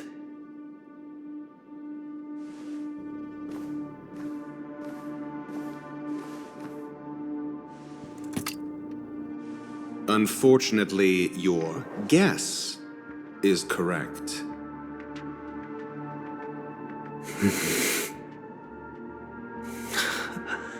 The golden stone. Its color and glow are similar to that of Klepoth's body. This is the very ruse he intends to use to fool you. He won't reveal to you that the 10 Stonehearts chisel their own will into the cornerstones, granting them an unparalleled radiance. And this golden statue is also known as Topaz, not Adventurine, and it belongs to Topaz. So, do you wish to confront him? Not at the moment. I'm more interested to know the location of his cornerstone. The safest place somewhere you'd never think of. Because he never intended to hide it. In fact, that cornerstone has been in your hands from the very beginning.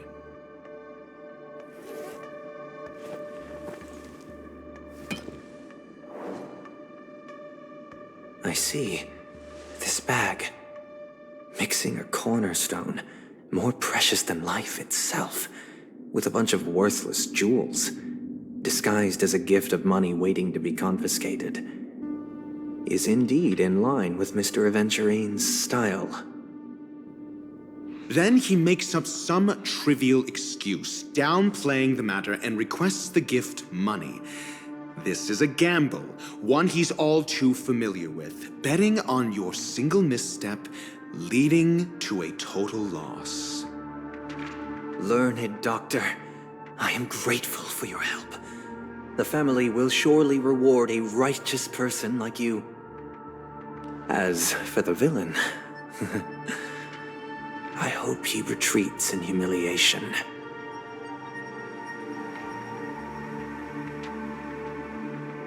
It was all thanks to your friend with a keen eye that I could add a blot of utter failure to your storied career. Ratio, you wretch. Finally shown your true colors, huh? Oh, and just to remind you, you currently only have 17 system hours left to live. Treasure your remaining time, and savor the delectable aftertaste of defeat. You might as well explain yourself a little more clearly. What I performed on you just now was the Harmony's consecration. You were to show allegiance beneath the illumination of their grace. Yet you acted willfully, uttering nothing but falsehoods, transforming the consecration into a trial. I genuinely see no reason to absolve you from it. Is this what the Harmony represents? But is it built upon constraint and coercion? You misunderstand, Mr. Aventurine. Punishment is meant for the irreverent, but I have seen your resilient spirit, and thus I offer you the possibility of a new beginning. Throughout these 17 system hours, you will be unable to escape the dreamscape or contact any of your companions. You only have 2 paths before you, and it all depends on whether you can complete my test within the time limit. Should you succeed, you will be able to coalesce into the Harmony and be with your family. If you fail, you will suffer the wrath of the eternal Centurion and fall into an abyss of doom. Sounds like I'm gonna end up the same either way. I indeed do need a servant to help me uncover the evil hidden in the family from an external perspective. I will purge the evil from the inside and bring the real culprits to justice within 17 system hours. When the time comes, compare your findings with mine. If both our findings align, or if you can provide me more insights, then they will truly be able to grant you mercy and honesty. Shameless hypocrites. You took everything from me and still demand the truth? That isn't fair. Your carnival reeks with the stench of cash. Nothing is achievable without it. This is meant to be an act of personal virtue, not requiring the family's support. Your bag is over there. Do as you please. I believe you can trade this bag of worthless jewels for everything you need.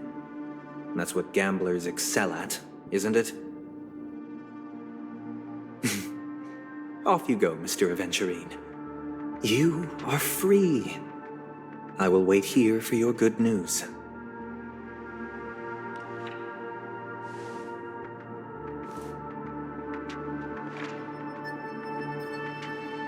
This meeting isn't an interrogation or a negotiation.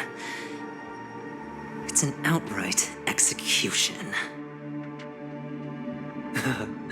Why would I do that, Mr. Aventurine? I'm just wondering what a passerby who stumbled upon a scene of a murder could have found out. That's all. By the way, before you go, I have a personal question. What is it now? Do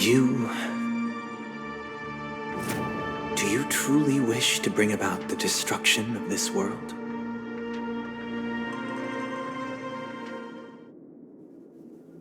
Kakavasha! Where did you go? Oh, are you injured? I got it back, sister. You went to look for them? That's too dangerous. It's just a necklace. It's neither food nor water. We can survive without it. But I can't live without you, little brother. Promise me not to look for those catechins again, okay? Sister, don't be afraid. The catechins are fools, but I'm smart. I played a game with them, and I won. won? What happened exactly? Tell me. I made a bet with them. The two birds in the desert and me. Who will die first? I won. They suspected me of cheating, but I didn't. I won fair and square. Of course you'd win.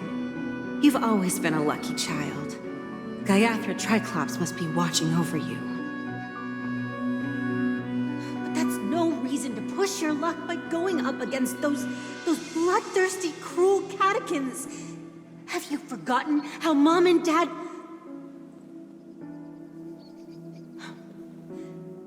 Look, this is just a necklace. But Kakavasha, you are my only family.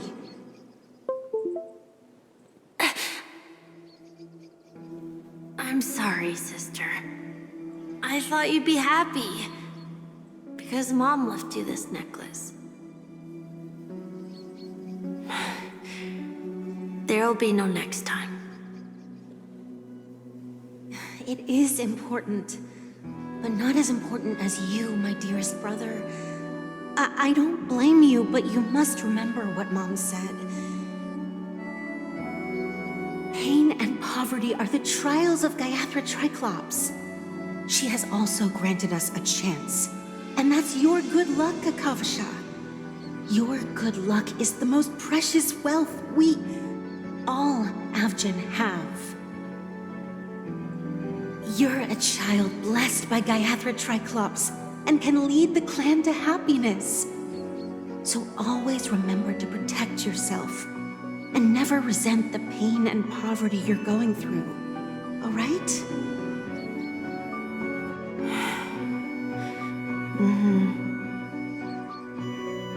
Listen to me and swear to Gaiathra Triclops.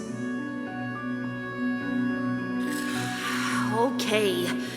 We'll swear to Gaiathra Triclops to protect this wealth. But sister, if Gaiathra Triclops was really watching over us, then why did she not protect Dad when he was swept away by the quicksand? After all, Dad went to the Catechins' land only to prepare for Gaiathra Triclops' offerings. And where was Gaiathra Triclops when Mom was shivering in our arms? Mom was still pleading for Gaiathra Triclops' forgiveness under her breath until the moment she closed her eyes. Sister, everyone praises me for being smart, but I don't get it. If every rain pour was Gaiathra Triclops' forgiveness and grace, then how bad were our sins? So much so that we were born in this world of death?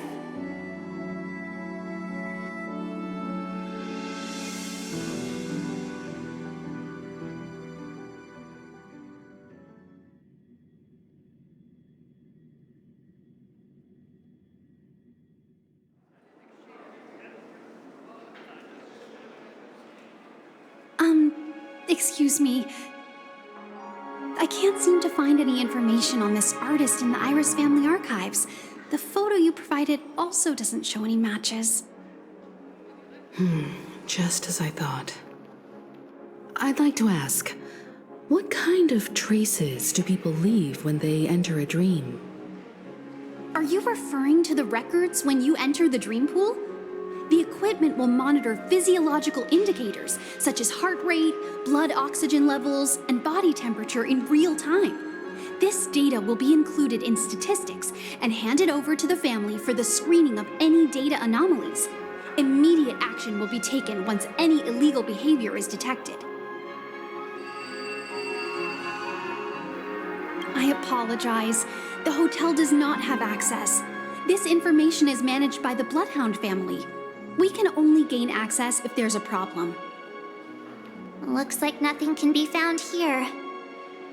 At least we know who to look for next. We can ask the Bloodhound family for information. Thank you for your assistance, Miss Allie. By the way, is Miss Robin doing fine? We are looking forward to her performance. Fine? What does that mean? Is there something wrong with Miss Robin?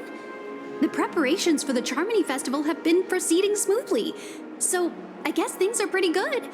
I believe she will be able to put on a spectacular show for all of you. I'm sure.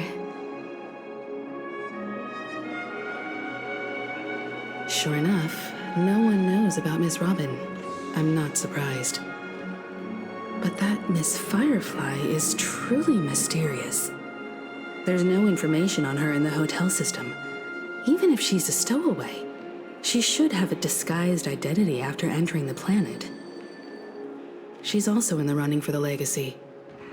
How is she going to sneak into the dreamscape unnoticed? Is there any other way to enter a dream? Besides the hotel room's dream pool?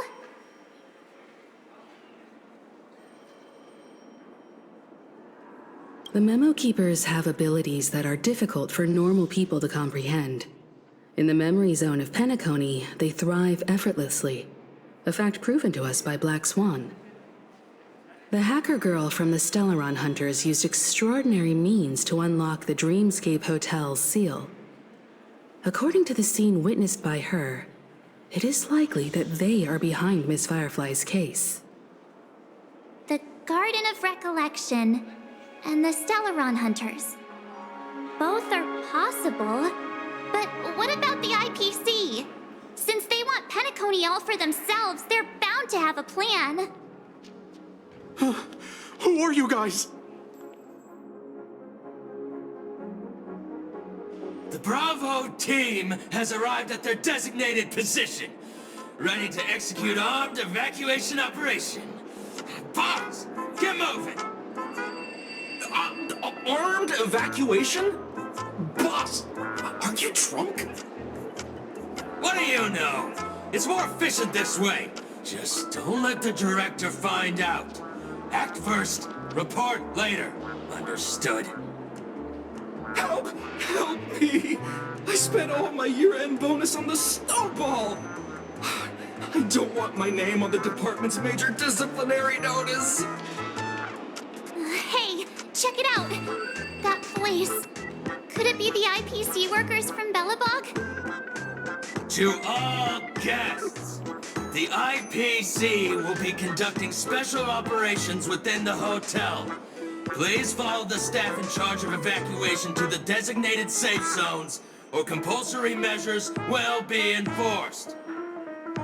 I'll request a beating for you lot! You've been told not to drink during work hours. Take him back to the hotel room. I'll organize a meeting later to properly go over how this incident report should be written. Miss Topaz? I never thought I'd run into you on Penacony.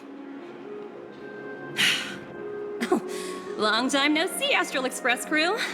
Aventurine has told me a lot about your happenings. Huh?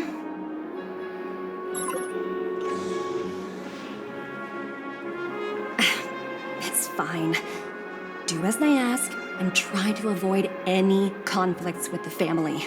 Report to me before taking any action. Yes, all right. As you see, the IPC isn't very popular here on Penacony. Cordiality from the family is a mere facade. The former frontier prison has turned around and cuffed its shackles on the IPC staff now. Only Aventurine, who carries an invitation, is allowed to attend the banquet. An entourage like us, we can only sit around in the reality hotel, unauthorized to even enter dreams. No wonder Aventurine's scrambling to partner up with someone. The IPC can't back him up in the dreamscape. His situation isn't optimistic, I hear. You're all helping to investigate some dirt on the family, are you not? Let me know if you need anything outside the dreamscape. The IPC always treats its partners well. Thank you, Miss Topaz. We're on our way to the Hounds to verify some intel. Perhaps you've had dealings with them? Yep, they're tailing us right now. Why not go and talk to them? It'll take the spotlight off me. Being constantly stared at is really uncomfortable.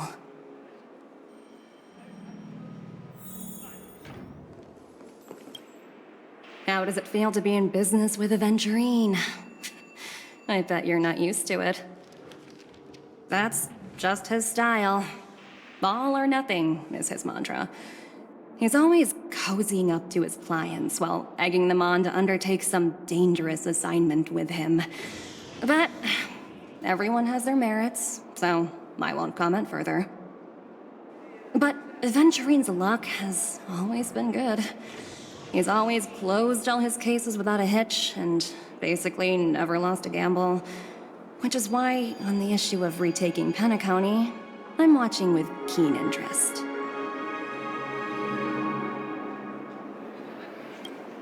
Of course. It's business after all. What's important is where you're seated at the table. As for the 2 cases, apologies, but I don't have much info on them either. All I can do is ask you to keep digging for more details.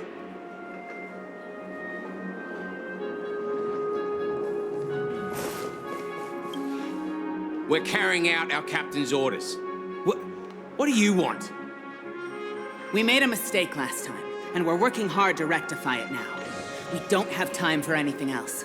Surveilling the IPC executive Topaz, ensuring that she stays put at the Reverie Hotel during her time on Penacony. We've got the right one this time. So that's it. They were the pair who were after Firefly at the time.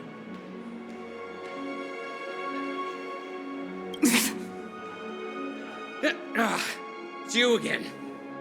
Back for more trouble? We're not afraid of you this time. Well, spit it out. Stop bothering us if you've nothing important. So you know each other. Why do you keep running into people you've beaten up before?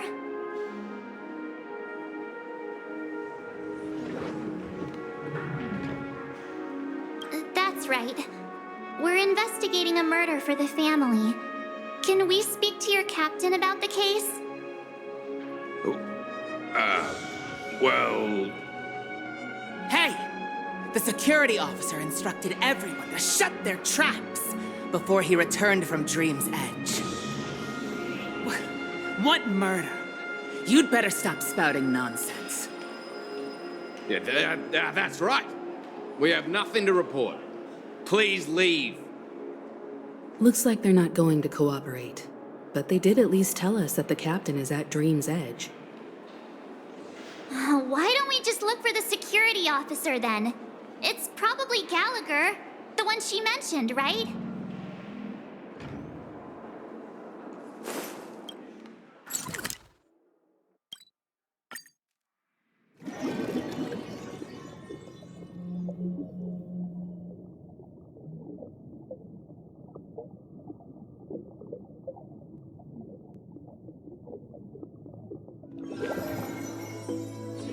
Such tight security. I bet they're stumped by the case as well. Gallagher. Gallagher. Where could he be?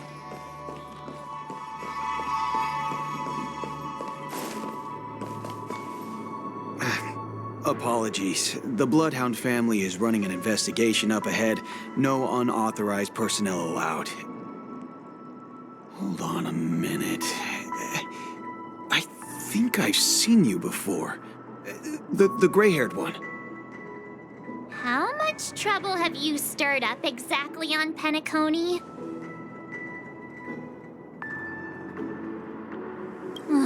You think you look alike? Wait, are you for real? Not possible. It was you the last time, yelling about some clockwork friendship while beating me up with that silver-haired girl.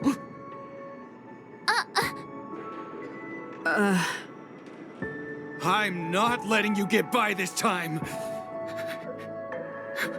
Please leave, or I'll have to get on my knees and beg you. Huh? What kind of heinous crime have you committed now? Hold on, sir. We have documents authorized by the family that would aid your investigation. If it wouldn't trouble you, could we see this Mr. Gallagher? Who exactly is this Gallagher you keep talking about? There's been a few people mentioning this name. Even the one with the gray hair. He didn't send you all here? It was the security officer who dispatched us. That's all I can divulge. He'll do. He's the one we've been looking for. Sorry, no can do. The boss said that since it's a matter of the family's reputation, no one's allowed through. Everyone, please leave. There's really no need for us to make things difficult for each other, right? We're really sorry for troubling you. Let's think of another way. Another way. That's it! Didn't they say something about that, what was it? Clockwork? That got this guy to change his mind. Can you perform it again? That, clocky magic. Please? Sorry, no can do. The boss said that since everyone, please leave.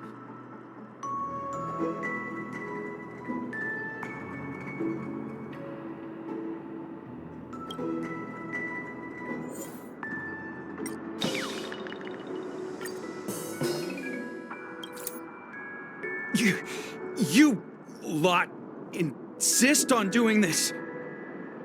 Sorry, but human lives and the family's reputation are at stake. It is imperative we know everything about the case. No, I meant to say... Do I really have to get down on my knees and grovel?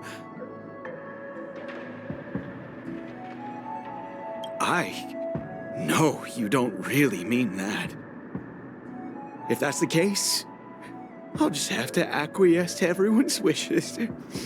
Lower my esteemed head and plead with everyone. No. No need. Standing is just fine. You don't need to do that.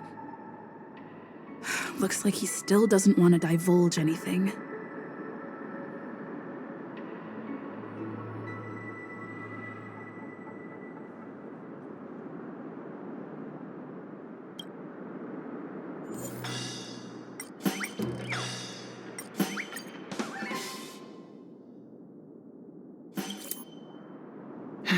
Let me see what time it is now. Whoa! It's this time already! What? Time to clock out! And no one's gonna stop me.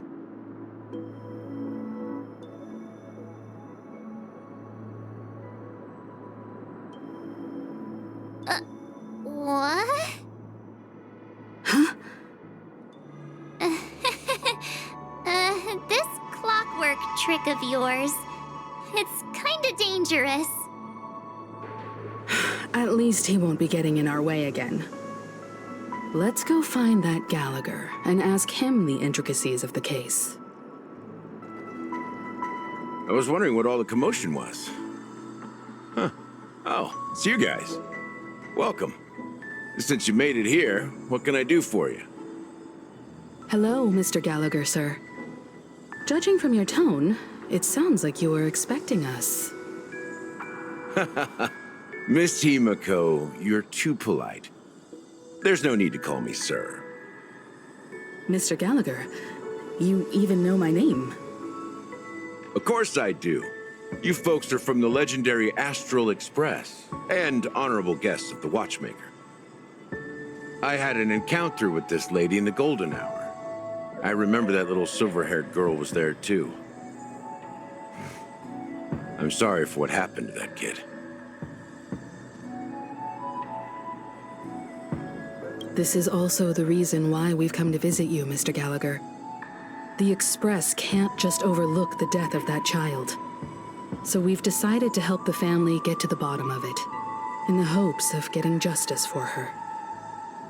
The Nameless involved with the family.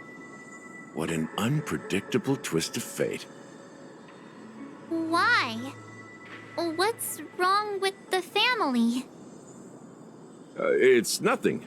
On Penacony, everyone loves the family. No matter how much one resists the beautiful dream, when the time comes, they too will find it hard to let go. Who wants to leave a warm nest?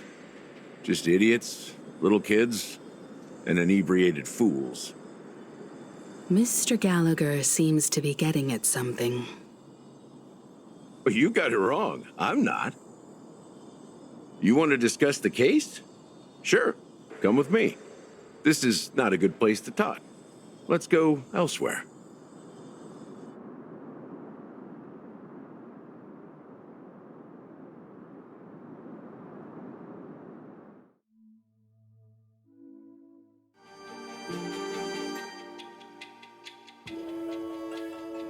Even after that chilling tragedy, this dream is still running effortlessly. Other than the family of the Harmony, it's hard to imagine any other power in the universe that could sustain a building of such magnitude. The family itself is a huge, perfect building, like a living idol. Each member of the family sees themselves as a piece of the divine puzzle, revolving around a singular core and a shared ideal.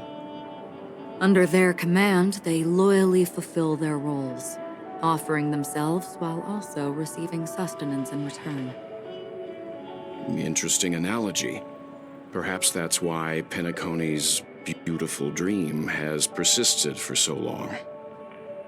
But the human body has its limits, and so does the Divine's. That doesn't sound like the kind of comment a Galaxy Ranger would make. Just pointing out the facts. Mr. Yang will definitely have a better sense of what's going on than I do. Why do you say that, Miss Acheron? The beautiful dream is crumbling. But not because of a particular eon, a particular faction, or a particular visitor.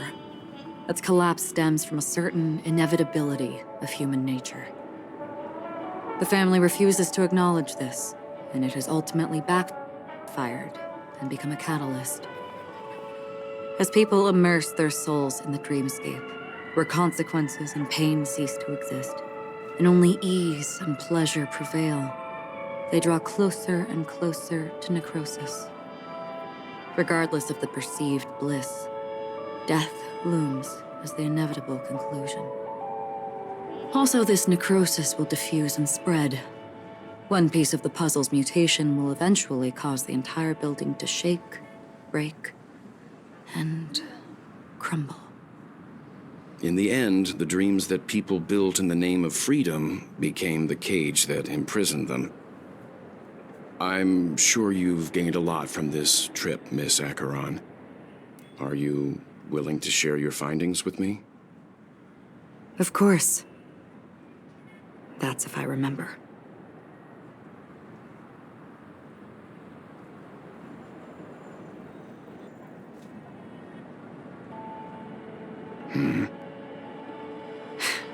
Don't mind me. It's just a habit. Owing to events in the past, I've become easily forgetful. It's only when this sword is unsheathed that those hazy memories start to become clearer. Take your time. That should do it. I vividly remember everything that occurred on Penacony. Ask away. The moment of daybreak. I've heard that's where the Dawn Factory, which processes the foundation of the dreamscape, is located. Behind the dreamscape's song and dance stand many imagination factories. Workers create all kinds of whimsical works day in and day out in their dreams. Then they return to reality and sleep on a narrow bed in a room. A far cry from luxury. They say it will suffice. Experiencing the bizarre and motley dreamscape is the best reward. There I encountered a young woman who had just come of age, the perfect time to indulge in beautiful dreams. Her greatest wish was to one day move to the golden hour and see the magnificent garments she had woven with her own hands. For certain reasons, her wish was difficult to fulfill. But I managed to bring her a garment. Gilded Hour. It's said to be Penacony's currency center. Yes, it is a fortress-like financial city, the economic heart of the dreamscape. The Pepeshi people of the Alfalfa family are there to keep it running, sending blood that is made from money everywhere on Penacony. Everyone there is exquisitely dressed and always in a hurry. The greatest wish of the local Pepeshi people is for their future generations to work in the Gilded Hour. I've never met anyone who is willing to talk. I could only stand at the crossroads, watching crowds of people hurrying like the wind through the jungle of steel, only to deposit the alfalfa credits that they'd earned into the bank's vault. I don't know if they would open the vault door, but before I left, I witnessed a well-dressed Pepeshi person plummet from the sky, while those around him continued on their way, unfazed. I hear the Blue Hour is very romantic. Do you have any tales to share? Perhaps Mr. Yang has heard. There is a large boat called the Eventide, anchored along the Sea of Dreams, where soft music and dancing persist endlessly every night. I ran into a wizened lady there. She was at the dock, waiting for her long-departed lover to return, waiting for countless hours within time that stood still. In the humid sea breeze, she spoke of her own youth. Like many who desired wealth and love, they came to Penacony to pursue their dreams. Alas, her lover's consciousness was lost in the dark depths of the Sea of Dreams. Finally, she suggested we continue our conversation on a boat in the shallows. I agreed and boarded the boat with her. But she never said anything. Her eyes absent-mindedly gazing at the horizon for what seemed like forever. Finally, we retreated to the beach. The dreamscape of chic, luxury, and consumerism, the moment of dusk. My companions have been there too. Then you all must have seen those who are attempting to realize their dreams. Or have realized them, scattering money as if it were dust and betting it on all or nothing. Everything has a price, and everything can be bought or sold. Even dreams themselves. I saw an Intellitron there, who was preparing to auction himself. When someone wins a bid under stipulated periods and rules, he would do the buyer's every bidding, becoming that person's very possession. That Intellitron had been auctioned off 12 times, and I participated in his 13th. That was the grandest banquet I had ever attended. But never again did anyone cast another glance at him. This time around, there were no successful bids for him. This is what I've seen and heard along the way. Someone once said to me, Penacony wasn't like this a long time ago, nor should it be. I've traveled through the reality and dreamscape of the planet of festivities, watched the tides of night rise and fall when time stopped for people, where the spirits of the rich and impoverished remain forever fixed on their own scales. This is why I think the collapse of the beautiful dream is inevitable. There might be a way to change everything. Perhaps. But if this is indeed the world that people desire, if this is precisely why life chooses to slumber, should we still seek to change it?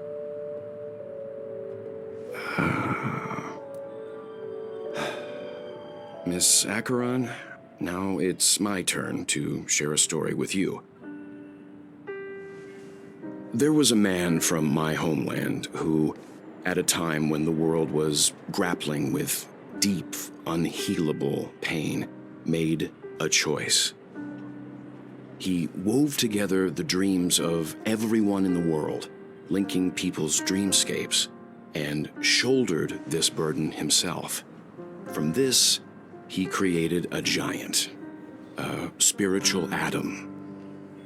And since that moment, the giant stood between heaven and earth, becoming the pillar of the world's existence. As a price, those who found it hard to move forward, who could not advance, forever lost their future. They slumbered in a dream, devoid of disaster and pain, living out their days peacefully in the man's created utopia. And it is because of the wishes of those people who wished not to awaken that this spiritual atom became unbreakable.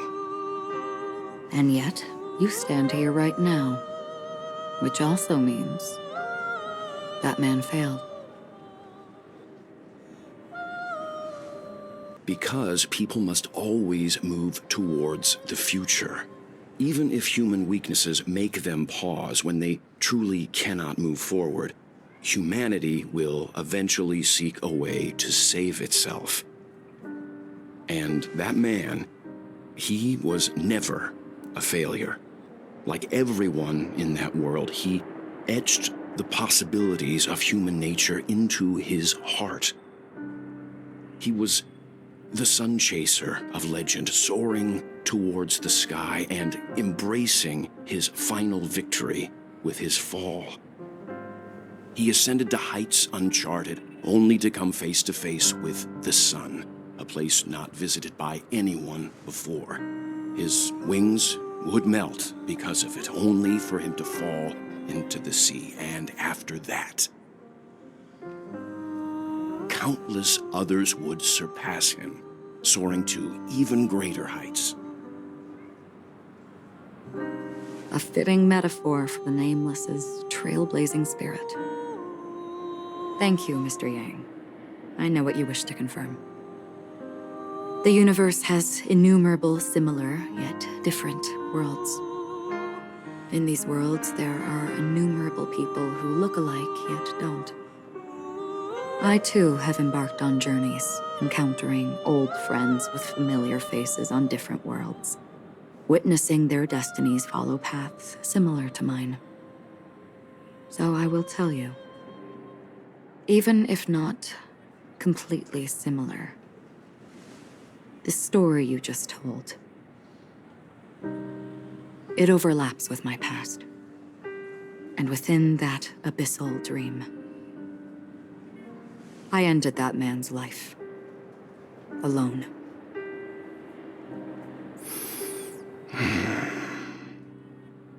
I am not who you think I am, nor will my home be as fortunate as your world. I am sorry. It's fine. I don't mind, so long as I can alleviate your suspicions. There's something I still wish to know, Miss Acheron. Under that representation of the hunt, exactly what sort of power is it that has motivated your solitary journey thus far? Mr. Yang, before answering that question, I wish to continue the previous topic. I like your analogy very much. Indeed, birds are born to fly. But in a distant past, their ancestors could only gaze at the sky in envy. They saw that faraway ray of light from above the heavens, piercing through the clouds and blanketing the earth. And so, time and time again, generation after generation, the birds spread their wings and took to the sky, attempting to touch its ceiling, all because the sun was there. Then, what if the last bird finally soars into the sky, only to realize that the end of the light is not the sun, but darkness? Then why, exactly, Do we even walk towards the light?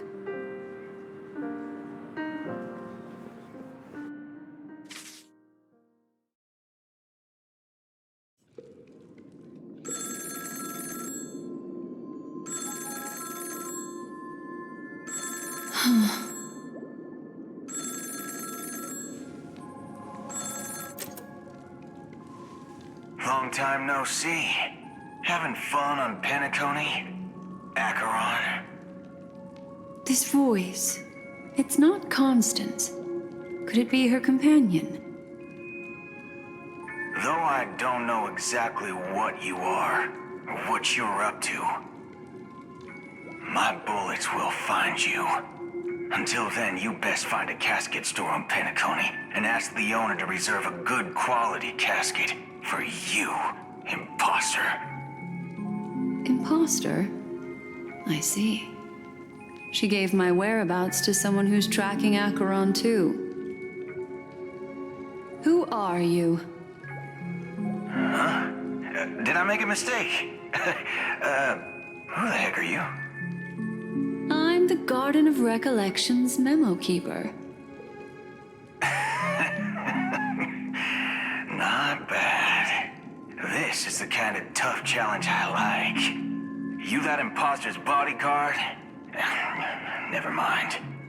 It's fine. I'll leave a round for you. So get that forehead clean and wait for me. I don't know what you're talking about, but you know Acheron, the Galaxy Ranger, yes? I have something to ask you. Are you asking me to write your will? Sure. Go ahead. Not quite. I only want to ask, how exactly did she become a Galaxy Ranger? She's clearly not a path strider of the hunt, but you are, aren't you? Tell me, what's Acheron's deal? Sure. Heck, never thought I'd come across an ally. What a stroke of luck. Well, I'll be on Penacony soon. Memo keeper, go buy a bottle of Donna's white oak and warm it up, and I'll raise a glass to you. That lady's passed. Well, nobody knows. But if all you want is a simple answer, sure, you best get a chair and take a seat. That woman, named Acheron, is an emanator who should not exist.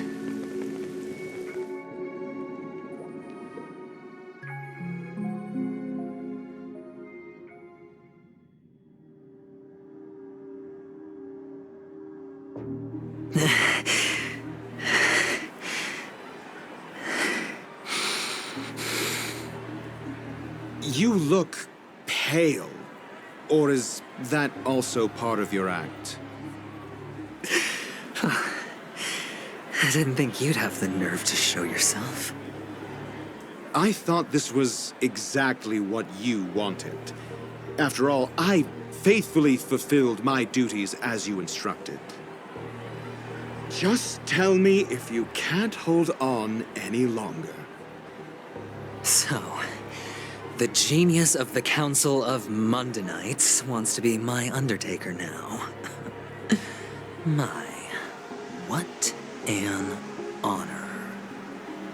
Yes, and I'm pretty sure the people at the Strategic Investment Department would love to be notified of your death in due time. But let's not forget, you won't be seeing them, because I'm the manager of this task. Great. Then tell your people that Aventurine is ready to go in 17 system hours. Oh, you've got a lot of nerve. How exactly do you plan on completing your task while your hands are tied by the Harmony? My conversation with Sunday convinced me that there's a traitor in the family, and that they hold the secrets of Penacony. So, I took the opportunity to set everything in motion. I even managed to recover the gift money. Things haven't gone this smoothly since I walked through the doors of the Reverie. Now I'm only one step away from victory. Let's just wait and see. Sounds like a very elaborate way of saying that you failed. That's all I can say. Have you forgotten, Doctor? You betrayed me. Go. Do what you must. I look forward to the sight of the IPC fleet surrounding Penacony. You've achieved what you desired, haven't you? That's true, but what's your plan? Did you conceal an orbital support beacon in that gift money bag? Well, who knows? Maybe that's why I'm handing out cash even when I'm about to bite the dust. You are indeed a gambler. An insane one at that. Maybe I am. Who knows? Fine. Here, take this. Open it when you're on your last legs. You'll thank me. What's this? Medical advice?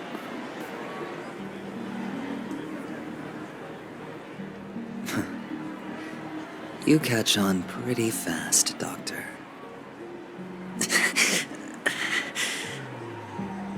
Asking me to solve a case without giving a single clue. How typical of you, you wing-headed scoundrel. But the way you're all on edge about that stowaway, it's just as I guessed it would be. As for now, let the rain of wealth from the IPC fall evenly on everyone.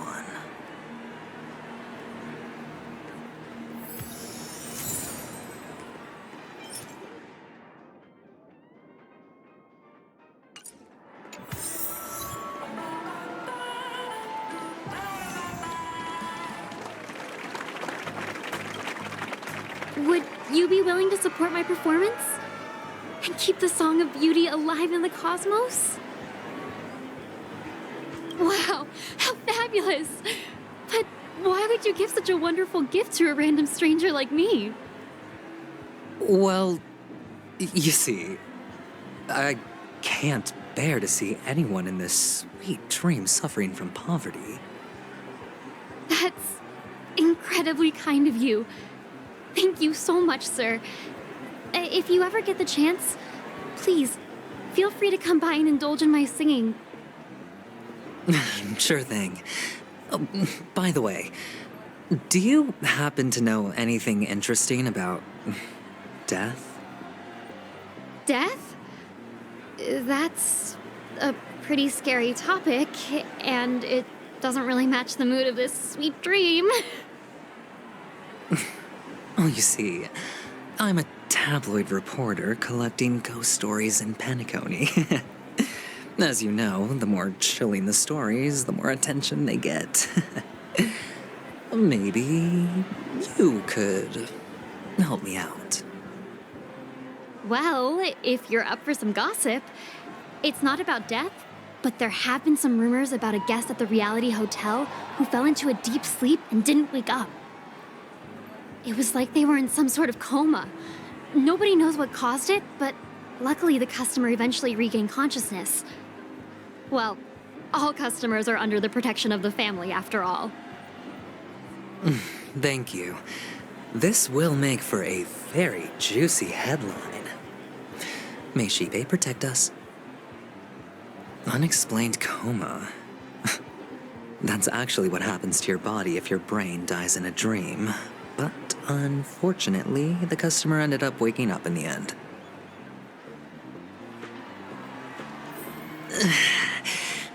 I can feel something inside my head. Is the harmony starting to kick in?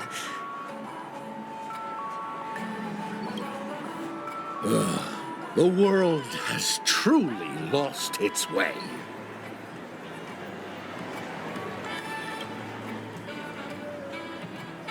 You...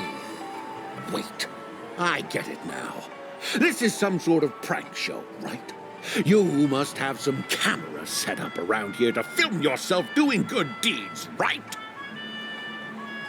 You youngsters are always looking for a quick way to get an audience. But you know what? A truly great show never comes easy. A great show will start soon, old man. But before that, I need to ask you something. Do you know where I can find death in this dream? Ah, I see. Another fearless youngster looking for death, huh? Well, let me give you a piece of advice. Don't think you're the first one who's ever thought of that idea. Death? Not even remotely innovative. I bought it from Dr. Edward. He claimed it was some exclusive fancy schmancy stuff. Now, but what a disappointment. The effects were awful. First, some monster covered in eyes stabs you in the gut, and then all you see are blurry glimpses of buildings and lights. The sky was spinning so fast it almost made me puke. Is that all? Yeah, what else can you expect?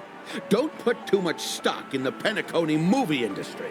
They even call this junk groundbreaking art. Can you believe it? What a joke. Well, I'll leave you be then. I hope you have a wonderful day.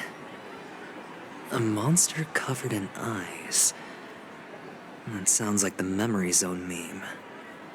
But buildings and lights... I don't think those have anything to do with death.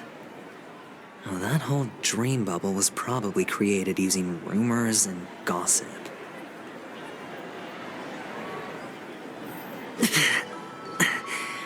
The disturbing voice in my head.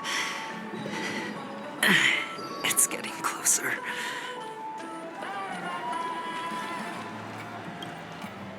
A sip of liquor.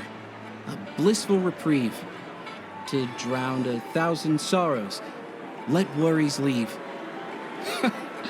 I know I have what it takes to become a poet. Oh? You're giving these gems to me? Didn't expect to meet such a generous soul in this place. Or are you just pitying me? Well, it really doesn't matter.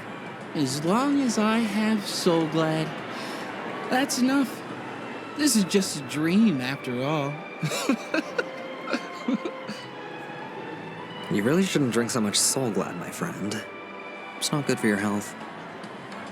Oh? Maybe I really should quit. But not before meeting the Devil of Soul Glad.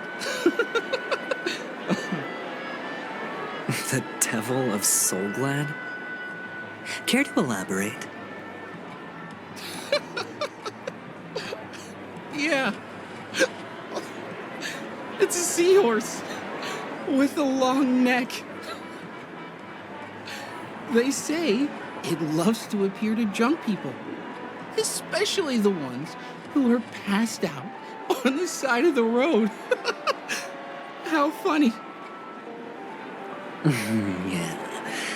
Very funny indeed. Thank you.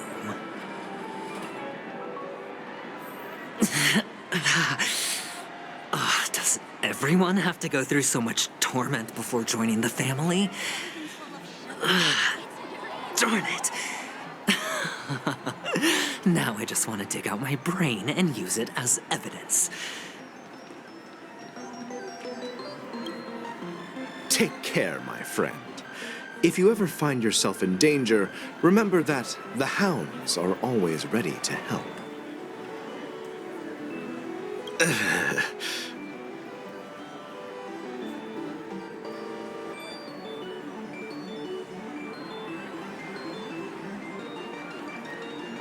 You don't look good, my friend. If you need assistance, I can contact the hotel and have them wake you up forcefully.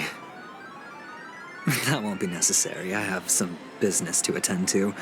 But thank you all the same. All right, then. If you ever need help, don't hesitate to reach out to us hounds. Well, actually, I do need a favor. As the most outstanding hound in Penacony, have you come across any stowaways recently? Stowaways? How could there be stowaways in Penacony? We've never had anything like that before. All right. Good luck with your work, then. Ugh, what was I even thinking? Family would never share intel with the IPC. This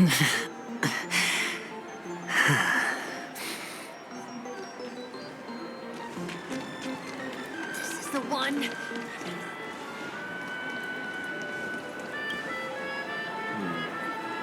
Were you wanting to talk to me? Sorry, I thought you were checking out something behind me. Is this a gift? For me? Are you sure this isn't some kind of mistake? Yes, it's for you. Just take it. Is this for real? Someone is actually giving me a gift. Not for my parents, but for me. Thank you. Thank you so much. No, it's not much. I just want to ask you something. I knew it. What's on your mind? Are you trying to ask about my father or my mother? Neither. I just wanted to know if you've ever heard about death in the dreamscape. Oh, you sound just like my father. Always warning me about danger, even in dreams. He's an Intellitron, so his dream entry methods are different from us organics. Can't count on him to protect me if something does go haywire. Funny, right now I'm still under his protection. How ironic. Hey, stay positive. Gold will always shine one day, right? You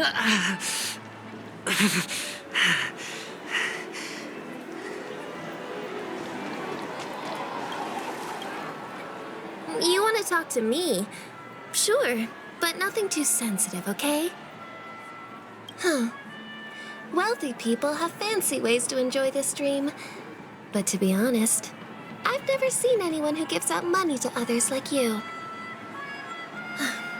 So, are you trying to be the prince from the tale, handing out his gold leaf garment and melting his lead heart in the fire? I'm flattered. I'm no prince, and I just thought these gems would help you speak. So, as an investigative reporter, maybe you've heard something about death? Ah, another curious soul. I see. Well, that was actually the topic I was most into when I entered the industry. But my boss shut it down. How did your boss talk you out of it? Well, she simply said, covering baseless urban legends like that would make us look like some third-rate tabloid. I thought about it, and she had a point. Reporting on stuff like blowing out birthday candles and getting spooked by nightmare ghosts isn't exactly professional material. Guess she's got a point. Thank you for sharing. The Devil of Soulglad, Dangers in the Dream, and Nightmare Go.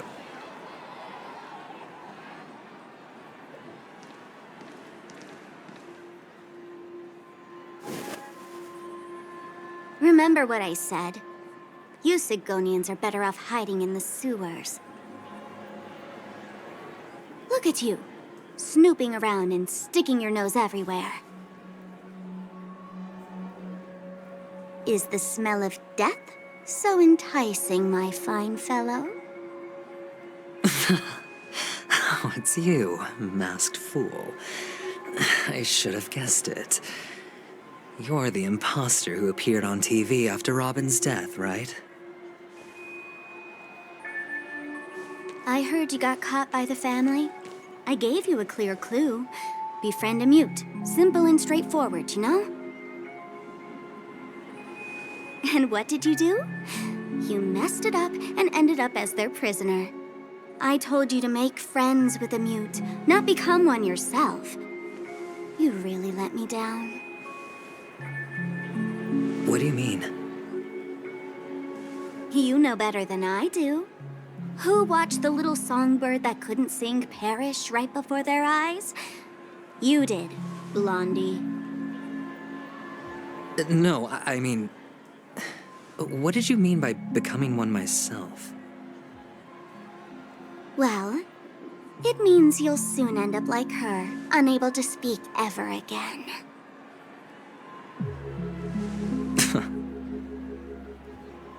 But it's a good thing if you ask me, because... Because I'm getting closer to the truth, right? Oh? Why else do you think I'm handing out cheap trinkets all over the streets, fool? All part of the act. Fool's bait. The more pathetic I seem, the more likely you'll come sniffing around. So, now that I've drawn you out, will you reward me with an answer for my efforts? Why should I help you? Don't you want to see Penacony descend into... chaos? Well, I can make that happen. I just need an answer to one question.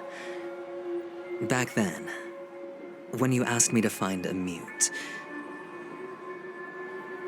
did you really mean Robin?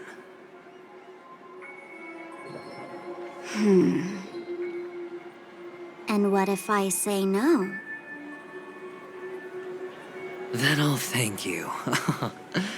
Oh, the word no has never sounded so pleasing. Well done. I admit I underestimated you, but what difference would it make? Let me tell you something. There were 2 mutes, but one is dead now, and the other, though he's still in Penacony, I'm afraid you'll never find him again.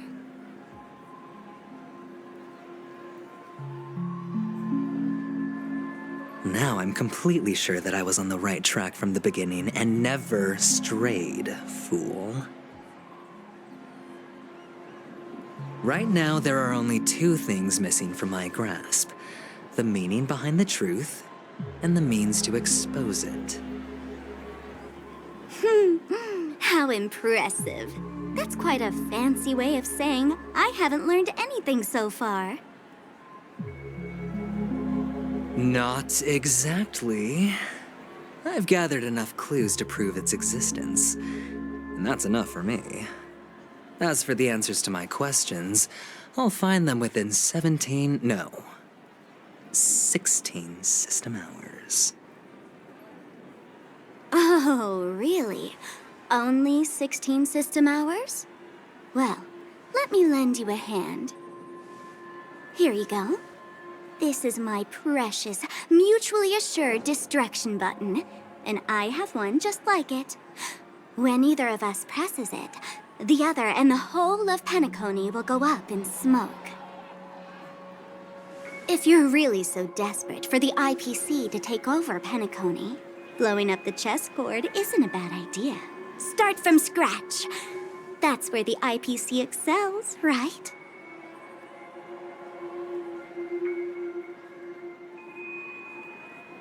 Just press the button when you're at your wit's end. And of course, feel free to reach out to me for my hospice care, too.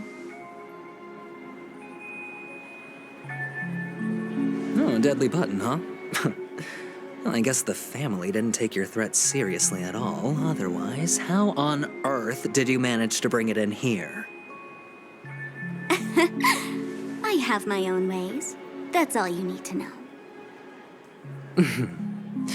Well, I'm afraid I'll have to decline your offer.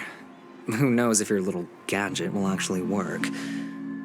By the way, I have no plans to search for the other mute friend you speak of, but it's good to hear that he's still here in Penacony. I'll handle the rest myself. I'll orchestrate a grand finale for the downfall of the family. And at the climax, the walls will crumble, people will wake up, and those who couldn't speak will find their voices again. When that time comes, go ahead, press the button, light up the sky with a magnificent fireworks display for me. Catch you later, fool. You're still talking big, but sure, if that happens, I'll stay true to my word. Just don't let me down now, okay?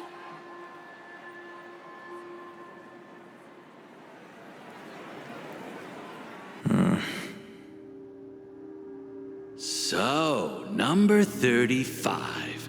You're back. Like your new lucky charm? Can a commodity code really be considered a lucky charm? Silence! I didn't give you permission to speak, you Sigonian hound.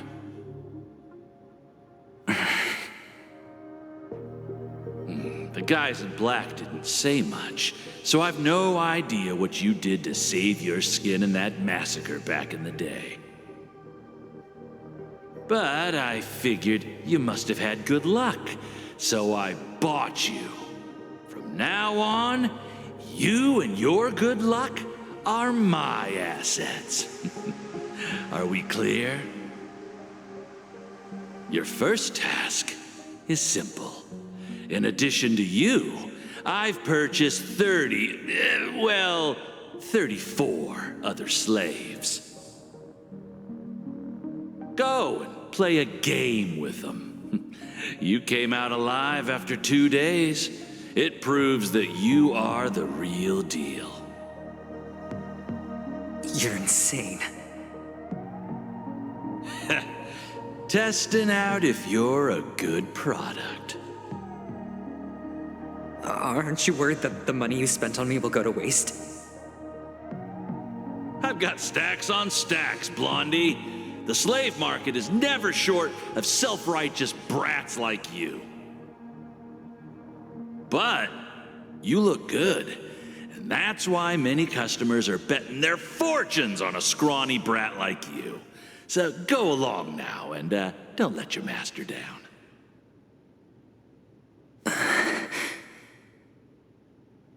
How much did you spend? What? My price. How much did you pay for me? Huh. You really want to know? Well, it was 60 tanba. No more, no less. I'll take my chances. 30 tanba. If I come back alive, you'll give me 30 tanba. Deal? Are you trying to strike a bet with me? Oh, you've got some guts. Yeah, sorry, but that won't do. Don't forget your place, slave. You're not qualified to be at the table. You're just a chip, a life thrown away in someone else's hands. Either you come back with more chips for your master, or you never come back. It's all or nothing. Don't embarrass me, my lucky hound.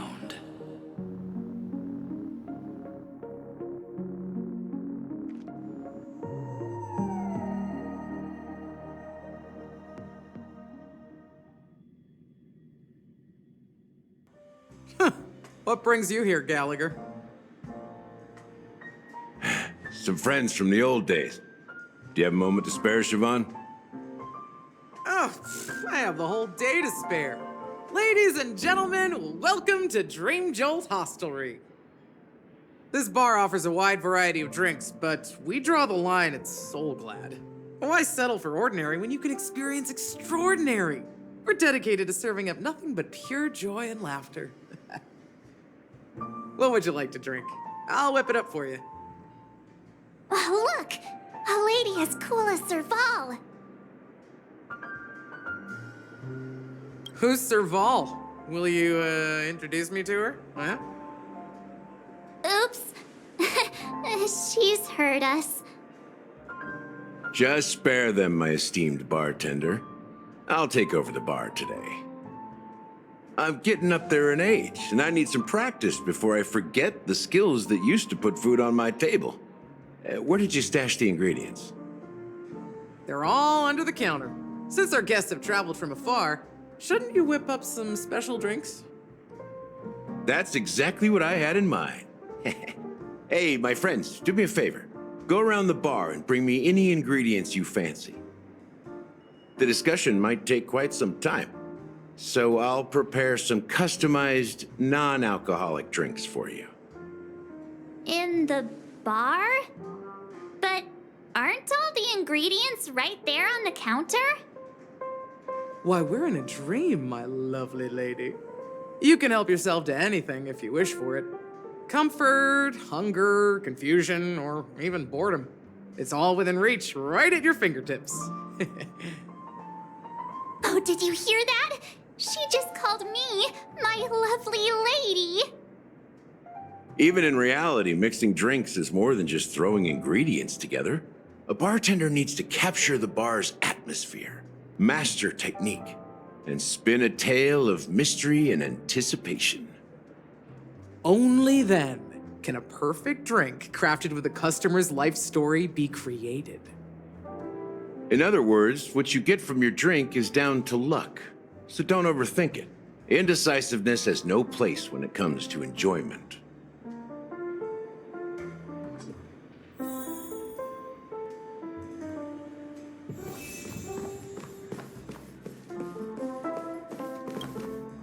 Hey, look at all these chips scattered everywhere.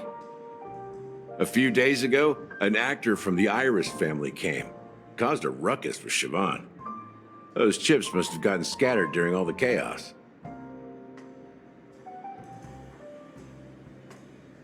That's a clever metaphor. That being said, opening a bar in this place, filled with monsters, is quite a feat. Siobhan must have a lot of tricks up her sleeve, right? You'll have to ask her yourself to find out. But I have a feeling she won't budge unless you impress her with an incredible drink.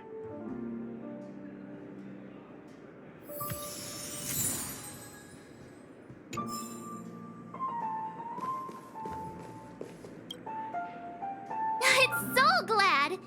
But I thought they didn't sell Soul Glad at the bar. Let's give it a shake. Nice, it's still fizzy and has a long shelf life.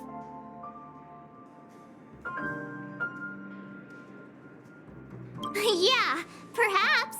Soul Glad is a classic in Penacony, and it'd be strange for a bar not to have it. Why don't they sell Soul Glad in this bar? Did something happen? It's all about the bartender's pride.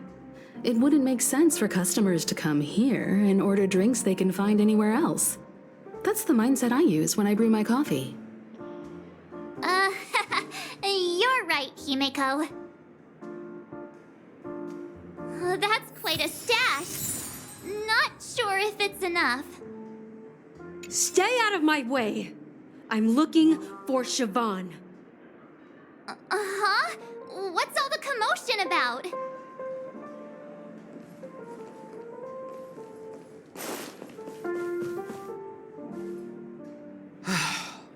Haven't I made myself clear enough, Miss Amiki? The Dream Jolt Hostelry only welcomes guests who want to enjoy a drink to their heart's content. I'm sorry, but I'm not interested in your proposal. But you have the talent. You'll attract a huge audience. You're destined for the Iris' stage, not for this rundown shack. Come with me. We'll become the talk of Penacony, a shining light into every corner of the dreamscape. Please, Siobhan, I really need you. As you see, I'm entertaining my guests. Don't make me repeat myself. Fine. If you don't come along, I'll just sit here and not go anywhere else. Give me a sparkling drink. Sweet. With extra ice. Just one moment. What's her deal? We can't discuss the case with other people hanging around the bar. Hey, can you do that clockwork trick of yours again? Yeah, I'm counting on you.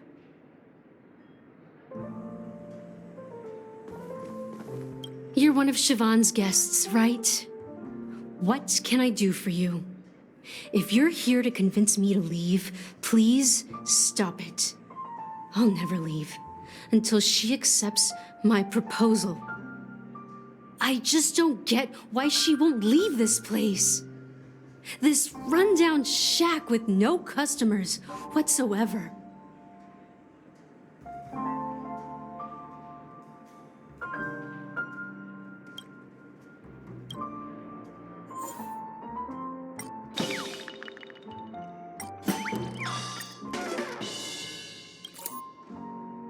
Those darn Iris jerks!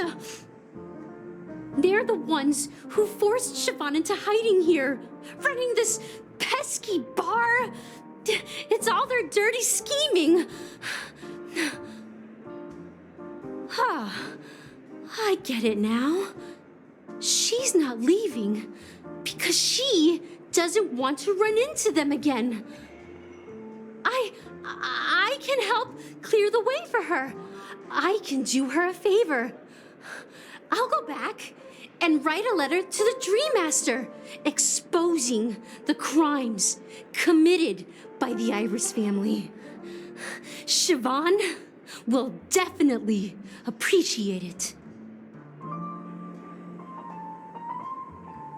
I just don't get why she won't leave.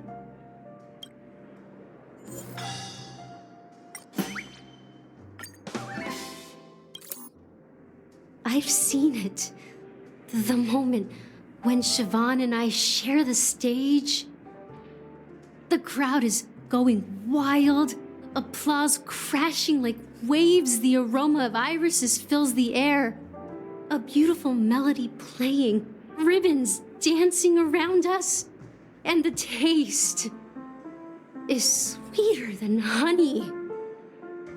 I've seen that scene countless times in my dreams, and every time it mesmerizes me. That's why I have to bring her back to that world, no matter what it takes. Want to raise a glass, my attentive listener? Let's consider it a toast to my far-fetched dream.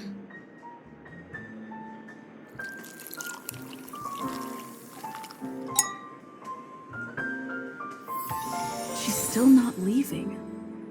Maybe I'll have to try again. I just don't get...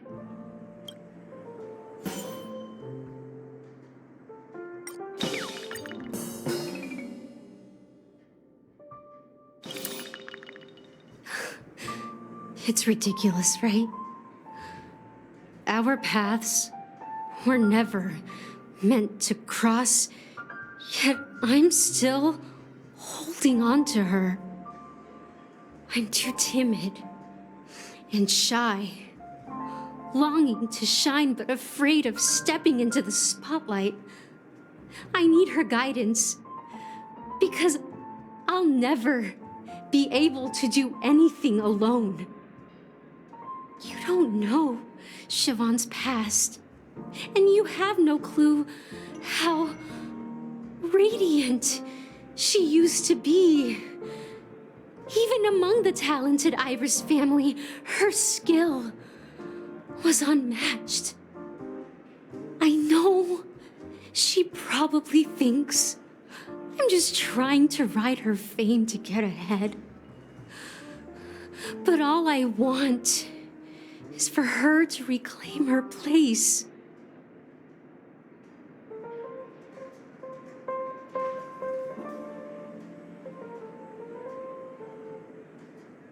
Well, talking to you has got me feeling a bit down. My thoughts are swirling, making my mind clear, and bringing tears to my eyes. Maybe I should find a place to reflect on what Siobhan truly means to me. Here's the payment for the drinks. Please, pass it on to her. I'm leaving now. Amaki has left?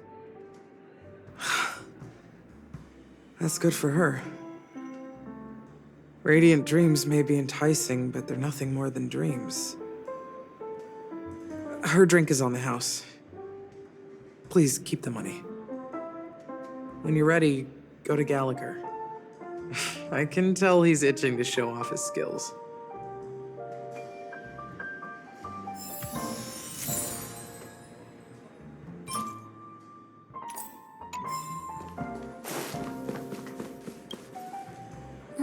Can this be used for mixing drinks? Oh, and there's a note underneath. Exchange with your precious things. What should we exchange for it? And who should we give our stuff to?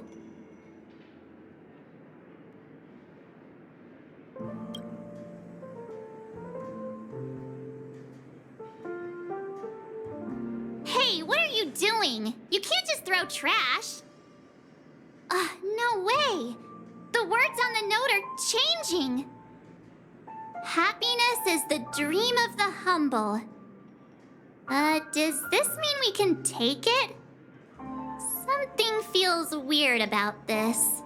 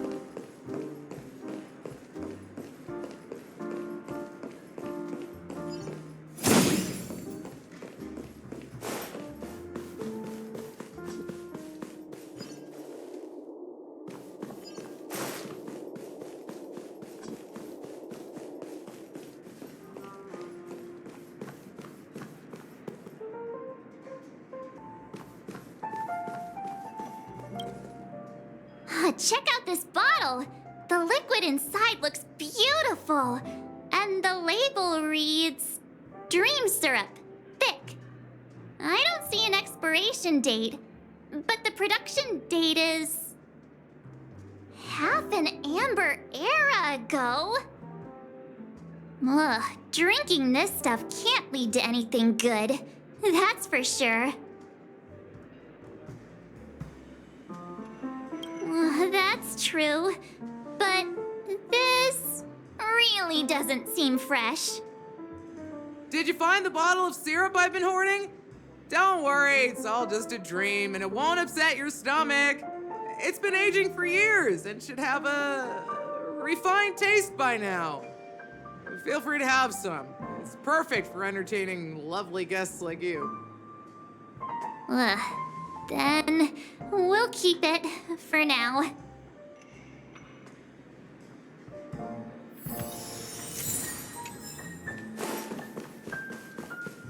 That being said, mixing a drink is way simpler than you'd imagine. Just pick your favorite ingredients, toss them in a glass, mix it up, and it's done. So go ahead, explore the bar, and bring me any ingredients you prefer. Nice work. Let me take a look. You found some interesting ingredients there. Now, take your pick.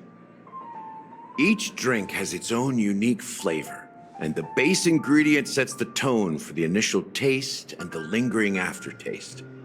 So, which one would you like to use as the base?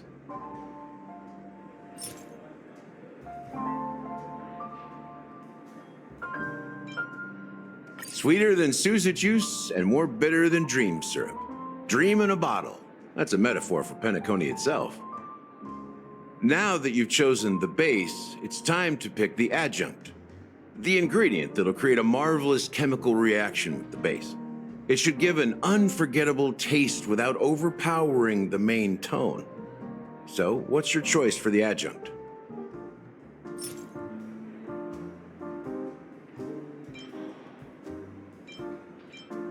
Bright future. A taste that's been a long time coming. I'll never forget the flavor that danced on my tongue as Mikhail whisked me through the dreamscape wilderness. Those were haunting times. Too beautiful to be real. Mikhail. Almost there. Let's pick a decoration. Which style do you prefer? Anything you need, I've got it.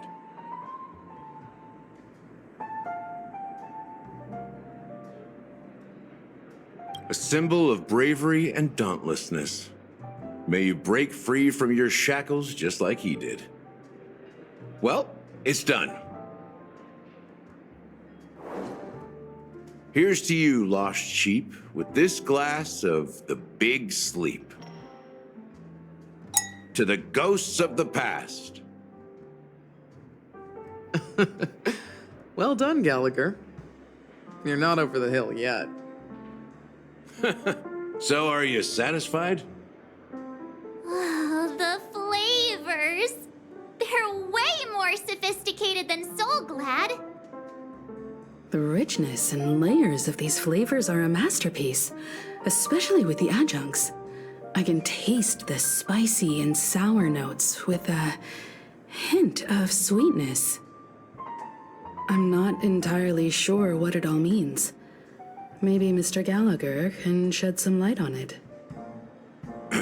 Well, if you're expecting a profound answer, I'm afraid I'll disappoint you. The imagery it implies is pretty straightforward. It's just a glimpse of what this dream truly tastes like. Nothing more.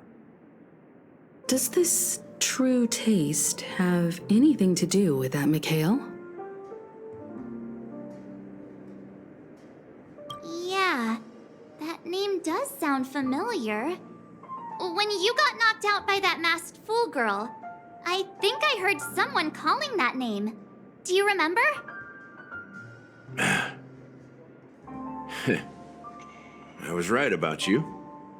You guys seem to know quite a bit, and now there's no reason to hide anything from you anymore. Let's dig deeper into the case, and of course, I'll tell you a story about Mikhail. All right, let's start with what we know based on the clues the family has. It seems that Firefly isn't a local or an invited guest. In other words, she's a stowaway. She managed to fool me at first. My age must be getting the best of me.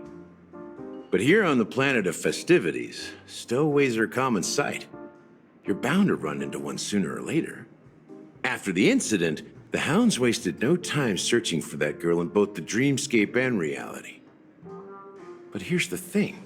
We only received bad news, and the trickiest kind at that.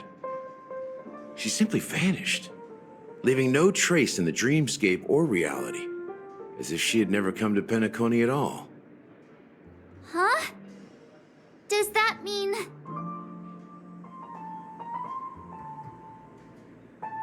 Different? Are you suggesting that girl wasn't actually killed? Come on, aren't you a witness in this case? let me be frank. This case, actually, is unlike anything the Bloodhound family has dealt with before. Dealt with before? So, death does happen in Penacony, if I understand correctly. You've witnessed it, so there's no need to hide. Even the shiniest city has its dark side. We're all adults here. Surely I don't need to explain too much to you. Confronting the family based on that alone would be naive. Death may occur in sweet dreams. So what? Such events are highly unlikely and only affect a tiny number of people. If you really want to delve deeper into this case, you need to understand the true problem with the family.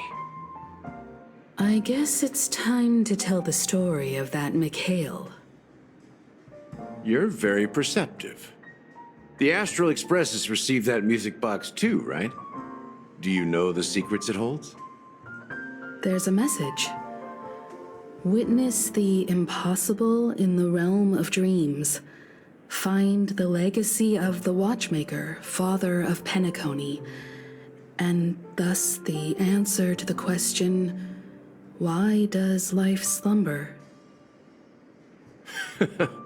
That's the exact wording. Hey, why are you laughing? Wait, did you write it? It's quite poetic. No, but I'm the officer in charge of this case. So how could I not know? I'm sure you must have noticed that this message didn't come from the family. You might have even guessed that the relationship between the family and the Watchmaker isn't as close as it seems. That's just our speculation. Actually, it's hard to believe that the father of Penacony and its actual managers are at odds. Now I can assure you that your speculation is absolutely correct. The family has considered the Watchmaker an enemy for a long time, but the Hounds haven't been able to track him down, as he seems to be living only in the characters and stories he created. Let me ask you a question.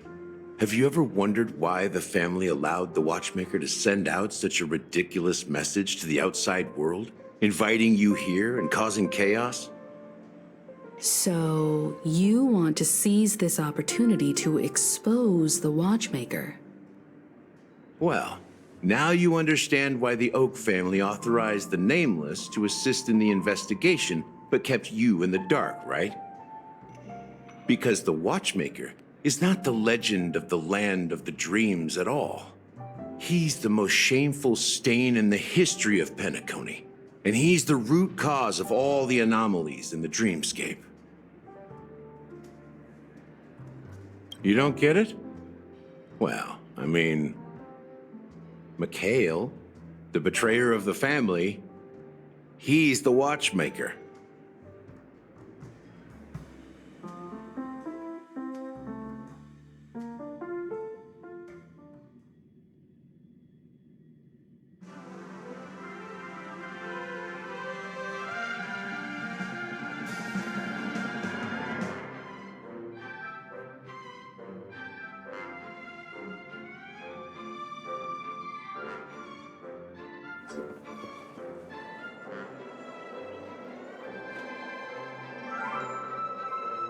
Here we are, Clock Studios Theme Park, the most popular entertainment center in Penacony. Wait, aren't we supposed to be discussing the Watchmaker? I would have expected you to take us to maybe a library or an archive room of sorts, but an amusement park? The culture of a city reflects its history in the most authentic way. To you, it's a fun place. But to me, it's a prison for the planet's past. You know that Penacony used to be the IPC's prison planet, right? All the prisoners were brought here, helping the Garden of Recollection salvage the leaking memoria from the macro void. The prolonged exposure to high concentrations of memoria caused a unique phenomenon. The dreams of countless prisoners intersected and overlapped, and people started meeting each other in their dreams, living lives that were almost identical to reality. But everything has a price, And sweet dreams are no exception. In the end, the dream world was unable to alleviate the suffering of prisoners in reality. One of the prisoners broke free from the IPC shackles and fought for freedom. He is Hanu, the great leader of Dreamville, the great peacemaker, and the faithful companion of the underdogs.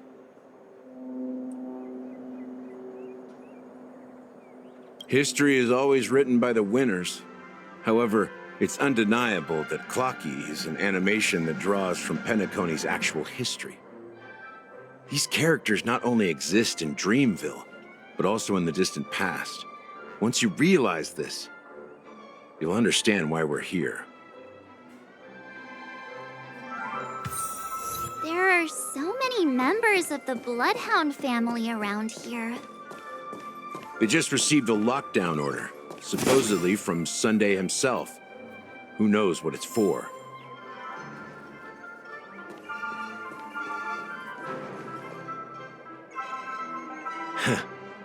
So many of them. I've never seen anything like this, even when they're tracking down suspects. Well, it's a masterpiece from the family, after all. Besides the followers of the Preservation, the family members are the best at creating mind-blowing marvels. Let's find a quiet spot and continue our conversation.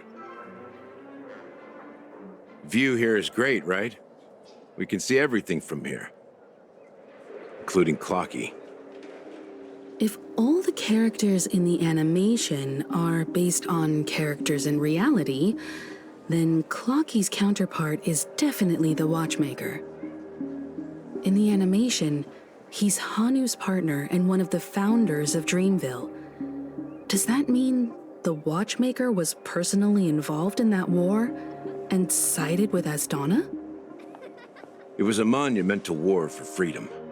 Hanunu fought alongside a motley crew of masked fools, nameless, history fictionologists, mourning actors, omen vanguards, even visitors from beyond the sky. In the end, they emerged victorious. Among them was the person who would eventually be known as the Watchmaker. But if you do the math, doesn't that mean the Watchmaker was around for several centuries? I'm not sure, but Mikhail was already the Watchmaker when I met him, so maybe he inherited the title. How old are you now, Mr. Officer? I'm 13. No way. Not even close. Hanunu freed the frontier prison, but peace still eluded him. With limited resources, threats from the outside world, and internal conflicts between major prison districts, the future of Asdana was uncertain. It wasn't until the Watchmaker approached the family with the idea of turning the prison into the planet of festivities that Penacony finally gained its name and glory. Thus, he became known as the father of Penacony. But didn't you say the Watchmaker betrayed the family? And you said you were his companion, so that means you... No, I'm not his companion, but rather one of his many children. But I am indeed a traitor. Not to the family, but to Mikhail. What did you do? I did nothing. And that's the worst betrayal of all. Just like you, I had close companions. We dedicated ourselves to Penacony. But the Oak family, they set us up. Mikhail was too old to protect his children anymore. So we left the family to find our own path. We were branded traitors of the Harmony, even though the true traitors were someone else. While they continue to praise the Watchmaker's name in the world, behind closed doors, they condemn him on a pillar of shame. Nevertheless, we wanted to clear his name. We intended to find the real traitor, the one responsible for all this, and restore harmony to Penacony. But we failed. Too much time had passed, and the land of the dreams had become deeply corrupted. After countless fruitless pursuits, I gave up. Like a lost dog. The family accepted me and made me an officer, supposedly as a form of forgiveness. But it was actually a punishment. Since then, I've been completely cut off from my partners and my past. As for Mikhail, I heard he died in obscurity, in a place where no one could find him. That's when I realized that the Penacony I once knew would never return. We're truly sorry for what happened. But this is not the end of the story, right? Apparently, someone has inherited the title of the Watchmaker and has been secretly working against the family all this time.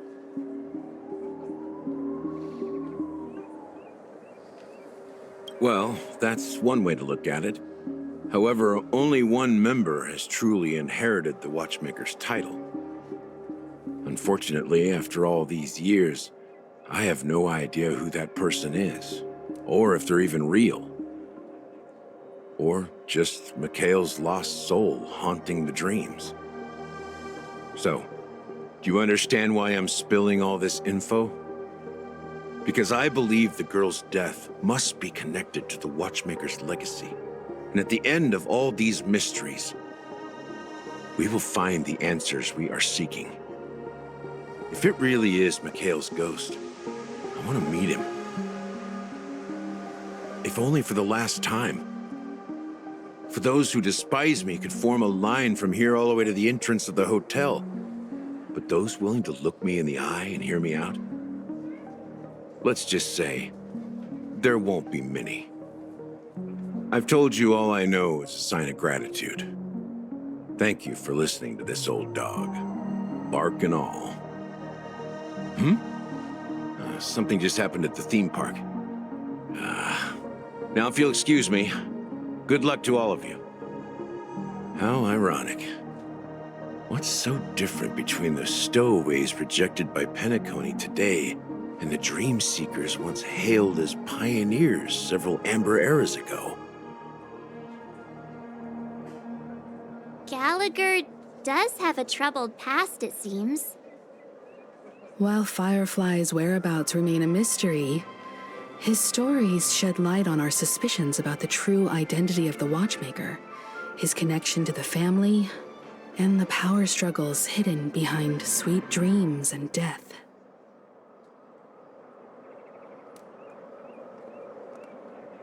Exactly. Gallagher suggests that the real traitor is someone else, probably within the Oak family. That lines up with what we've gathered so far.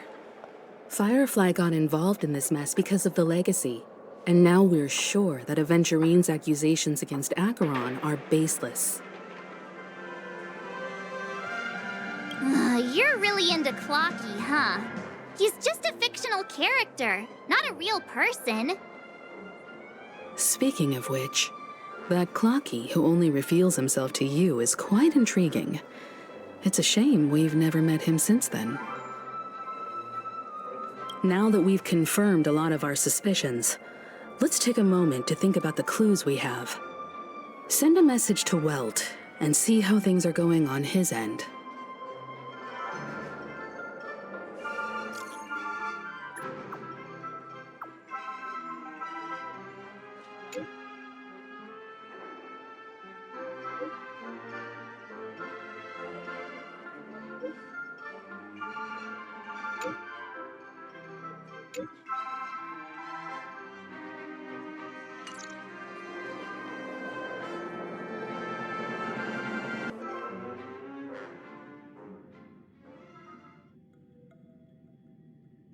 Are your companions worried about you?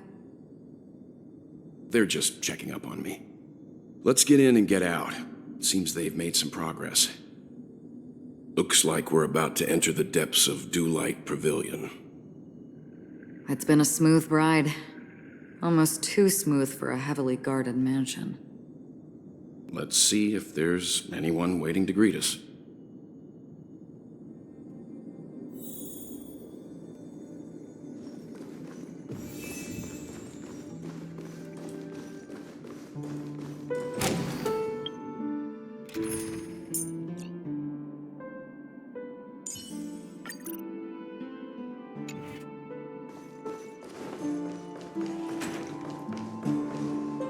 Something feels off.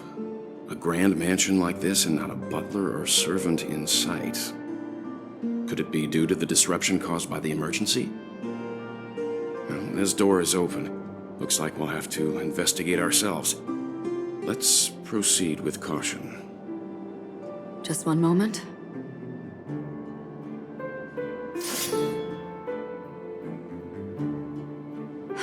Light. I've made myself less noticeable. The crew can explain their presence as authorized by the family, but I can't come up with any excuses for being here. I see. What an interesting technique.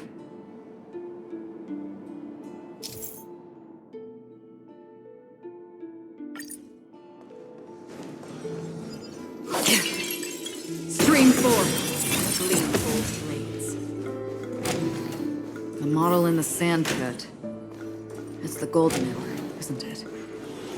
Maybe the footprints here are different from the rest. There are 2 sets of them. Looks like outsiders might have passed through here not long ago. Can you identify the people who left these footprints? Well, there's a unique pattern here.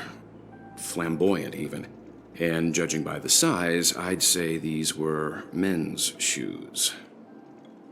If I'm right, it could be the IPC ambassador, Aventurine. Aventurine. What about the other set?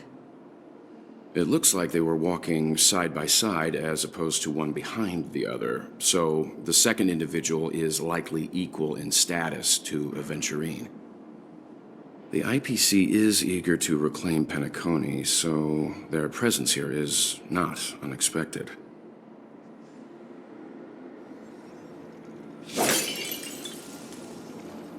Stream 4.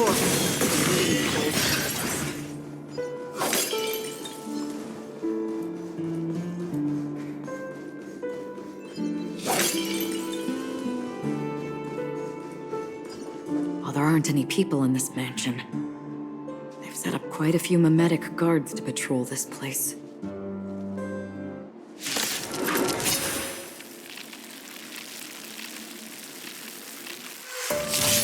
This is where it ends. Destined for oblivion. I weep for the departed.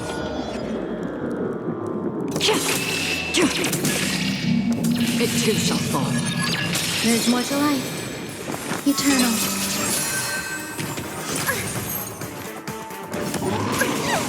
Commencing support. Enemy data secure. Net markers activated. Time for a good old counterattack. I'm scared. Free will, or was it still waters of oblivion? We have the upper hand. Samba. Every petal, all will be swept away by the wind. I'm gonna hold everyone back again. Another journey begins, destined for oblivion.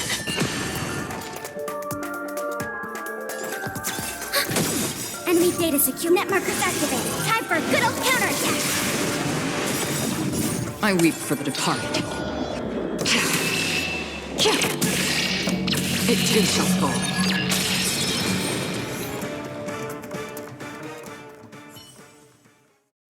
Look, it dropped something. A note. Looks like instructions from the butler for the other servants. Seems like the mansion's entire workforce were assigned other tasks before Robin's death. It must have been a big project to require that much manpower. The Charmony Festival, perhaps. But no matter what their main priorities are, there should always be someone left at the mansion, right? So you're saying Someone deliberately cleared the place out? Yeah, but I don't know why.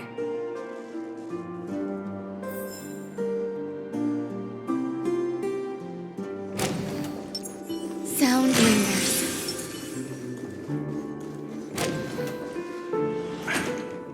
No one here either. Since no one's around to entertain us, let's make ourselves at home. Stay close to me so that my white can cover you too.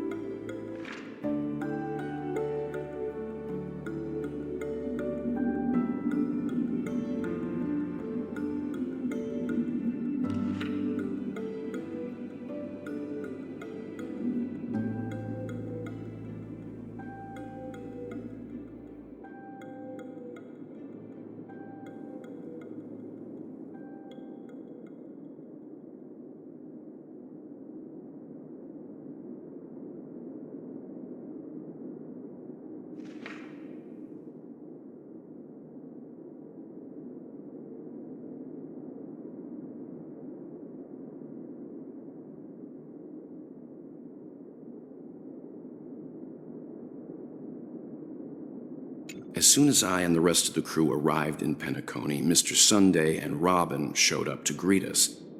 I remember hearing something unusual in her voice, and now it seems I was right. Robin believed it was because the harmony had been tampered with somehow. But as far as I know, there aren't many entities capable of interfering with the power of paths. Meaning? If there really is a traitor within the family, that person must hold a high position or possess unimaginable strength. That would explain why Mr. Sunday has been having such difficulty in catching the traitor.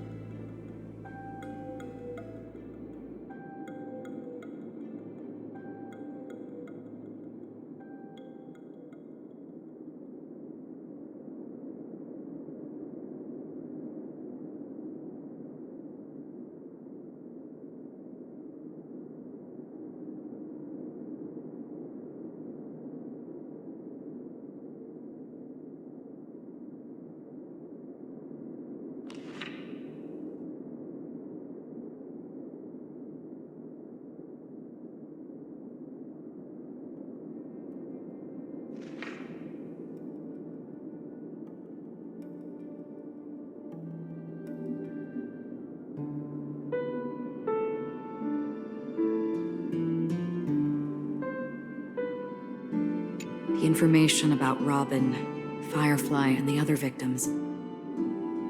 I don't see any commonalities among them. Looks like the rumors were right. Death does seem to be targeting random victims. And based on Sunday's notes, he's no stranger to death. He's just surprised that it has resurfaced. This light cone is securely guarded. It must hold some important memories. According to Robin's interview, despite having performed on so many grand stages, her favorite performance was a pretend show she put on with her brother when they were just kids. I wonder how their relationship is now.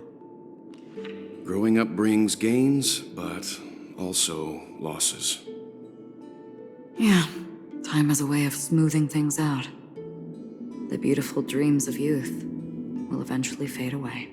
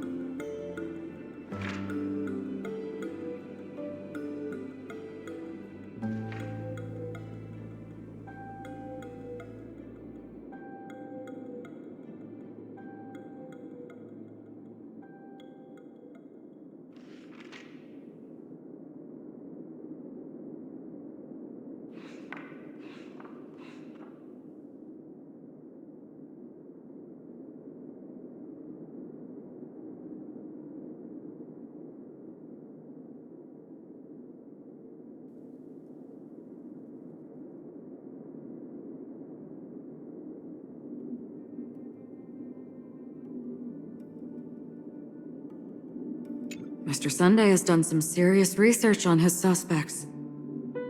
This traitor must have been causing trouble for the family for a long time. They all seem to be insiders, but I haven't met any of them. Huh? Wait, these characteristics. What is it?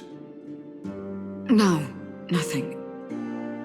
Maybe I'm just overthinking things.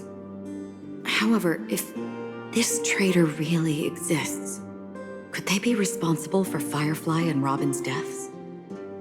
Perhaps that's why Sunday is taking this matter so seriously.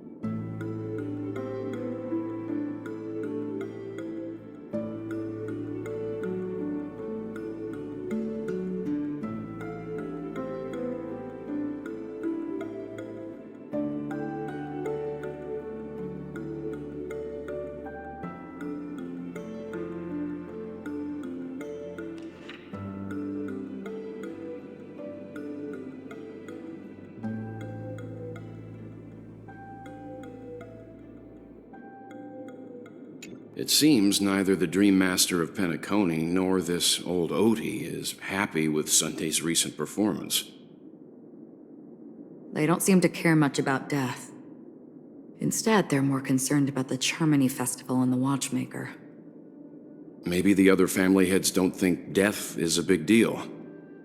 One thing's for sure. There's a lot of internal conflict within the family, and everybody has their own agenda. That's all for now. Nothing more noteworthy. Before coming here, I had all sorts of scenarios in my head about dealing with the family. I did not expect an empty mansion. Watch out. Someone's approaching. I don't think trespassing on forbidden areas is the way to be a guest, Mr. Yang. And... Acheron? The Galaxy Ranger? Our apologies, Mr. Sunday. Nobody came to greet us, so we entered without permission. I hope you can forgive us. But even if there's no one to greet you, you should wait for the host. Don't you agree? Even without the famous Galaxy Ranger, As far as I know, the crew has officially accepted the family's commission, so coming here will be unnecessary for you.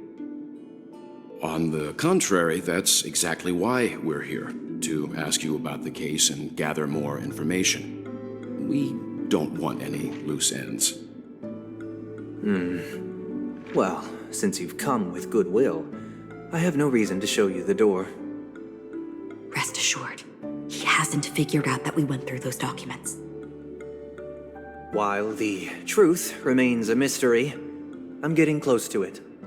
I assure you that the traitor will soon pay the price. Let's hope justice will prevail soon. I have a question for you, if you don't mind. How did the family come to the conclusion that the murderer was within the family?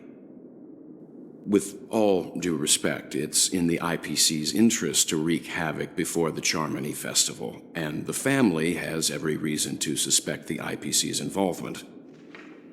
Well, other family heads share the same suspicions as you, but in my opinion, the true murderer would never have drawn as much attention as that ambassador did. Not to mention, I personally shackled him a while ago. However, I'll give you a suggestion regarding your suspicions, Mr. Yang. You should be more cautious of Aventurine. While the wicked can't break through high walls, they can plunge their evil dagger into the heart of the righteous. He's a businessman, not some philanthropist. But right now, he's out there handing out his wealth on the streets. And he went to the Clock Studios theme park all by himself. Who knows what kind of scheme he's cooking up? While the family is dedicated to keeping our guests safe, it might be wise for you to stay alert. You never know what unexpected troubles could arise.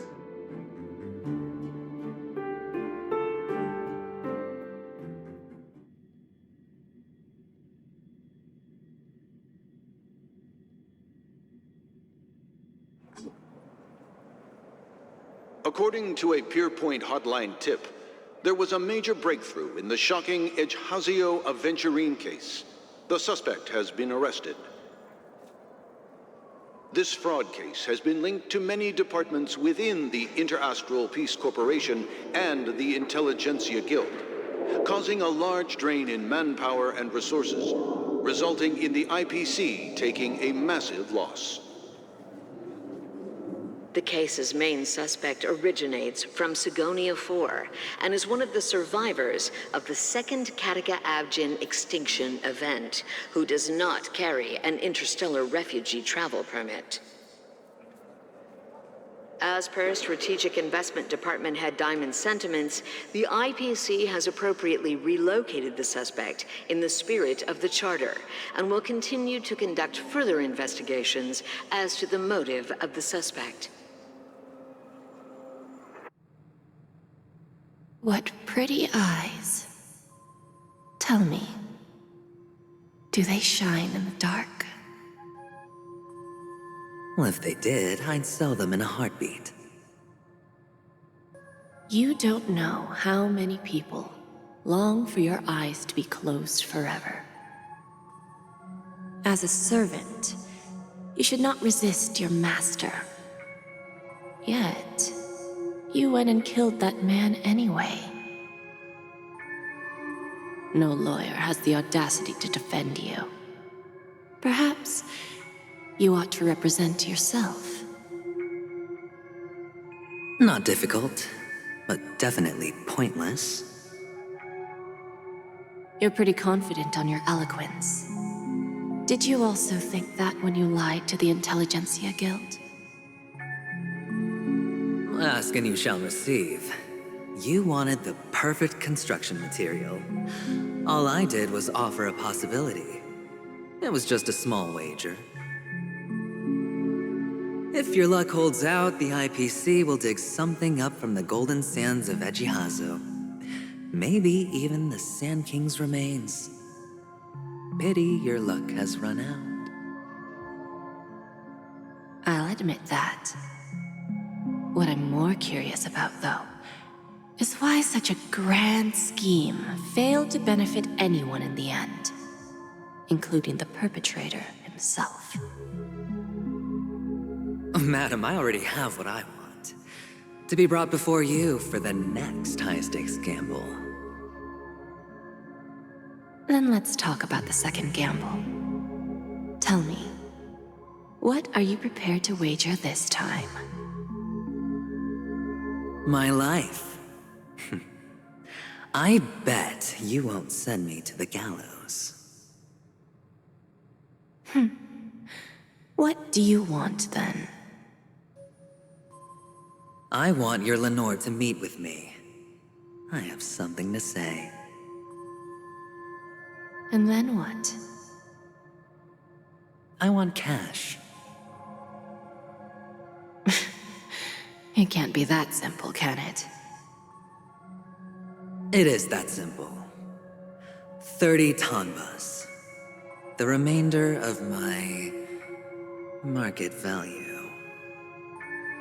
30 tanbas. No more, no less. With this money, I'll climb to even greater heights than you. Grasp even more riches than you. I wager you won't give me this chance. Which is why you should call him here. Interesting. A pity Diamond won't see you. No one gets to see him. From here on out, I am Diamond's representative, and I will decide on his behalf. You're wrong. 30 tanbas. I'll give you that. And much more than that. Wealth, status, power. The IPC will give you whatever you want, even what you don't want. Kakavasha. A good name, but unfortunately destined to be buried in the dirt. You, though, you deserve to live, to create even more wealth for us. Go, pick the clothes you like, then choose your desired identity. And then, use them well, child.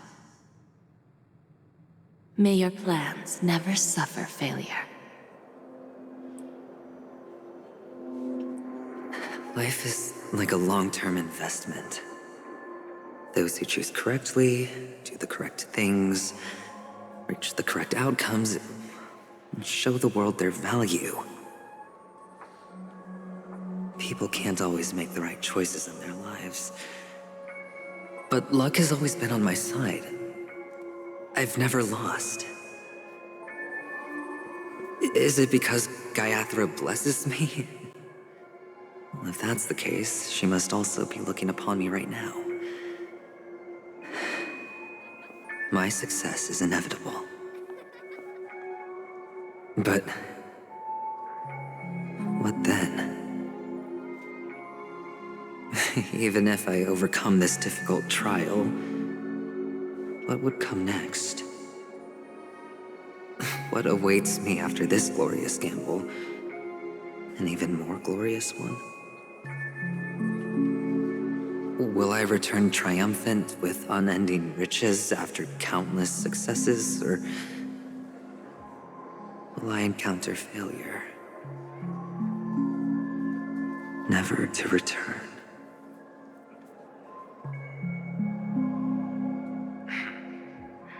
I'm pretty sure you already have some ideas. Lowly gambler.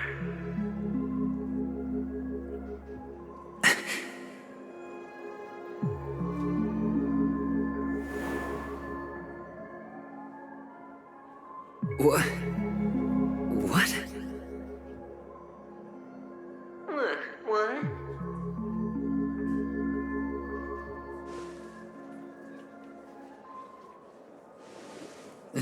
Am I dreaming, or have I gone completely insane? Perhaps both. For me already? When you were strapped to that electric chair by a mannequin warlords, who was it that gave you the idea? Fine. I may be crazy, but I'm not stupid. Get out of my head, newborn of the Harmony. The Harmony? Oh, don't play the fool. It's not the first time we've met. No need to be so polite. I'm you, and perhaps even more aware of yourself than you. Of what exactly you want. You're dying. And you still want to drag a bunch of unfortunate fools with you through death's door. That's why you're here, isn't it? A grand unveiling. You really think you can pull it off? Why not? Well, you may have fooled everyone, but you can't fool yourself. I can show you. Before you're entirely gone, I'll be with you for the last stretch of your road. Let's have a heart-to-heart while we walk.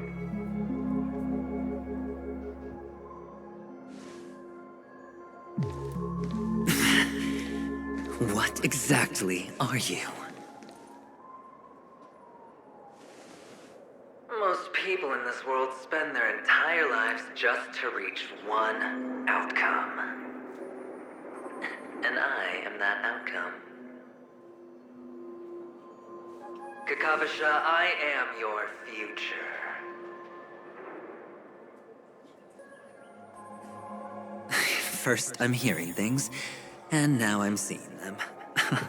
Great. Am I going to be elevated into the Harmony's Emanator next?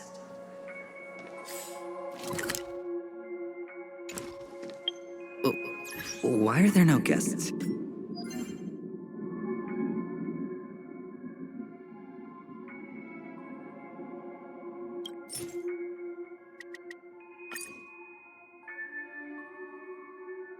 Here. What's that featherhead doing?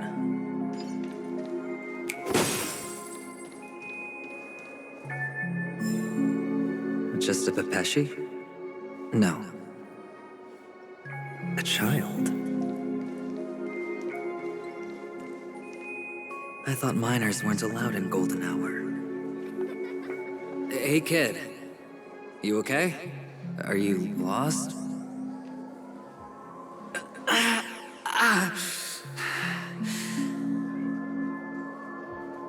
What's wrong, mister? You don't look well.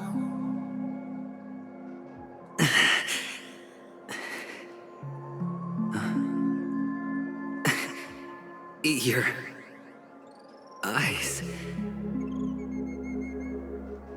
Impossible. Who are you? They're pretty, aren't they? Sis said they're a gift from Mama Funga. Colorful eyes are said to bring good luck. Mister, you have pretty eyes too. Beautiful. Are you alone? Where are your parents? They're in that amusement park. Papa and Mama went in first. I'm just about to go look for them. I have to go. Goodbye, mister. Hope you have a good time, too. Those eyes. And Mama Funga. No, it can't. There aren't any Avgens left.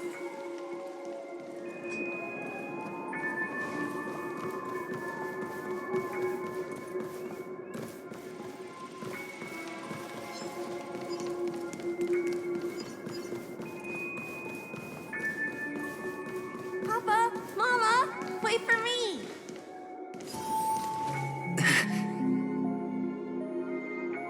on Penacony, am I right? What are you still doing here? Well, you've known all along. The family truly showed leniency to everyone who came seeking help. Why would there be a need for such high walls and deep moats?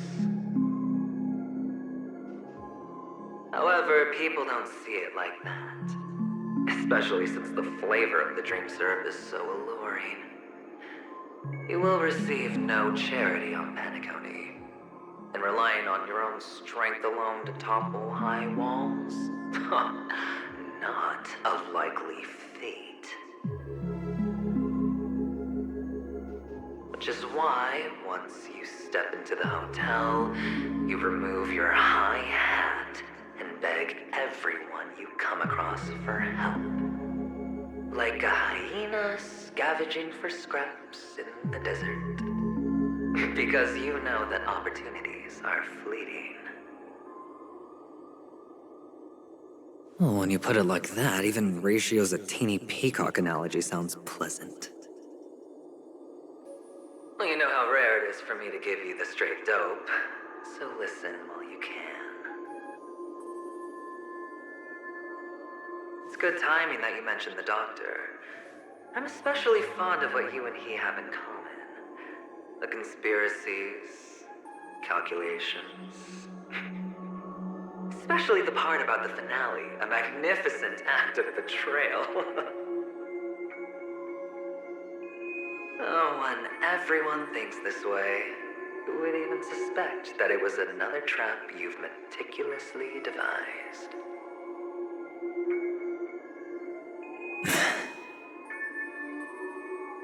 Go on. Tell me I'm right. You know who you really are, Mr. Cavalier Gambler.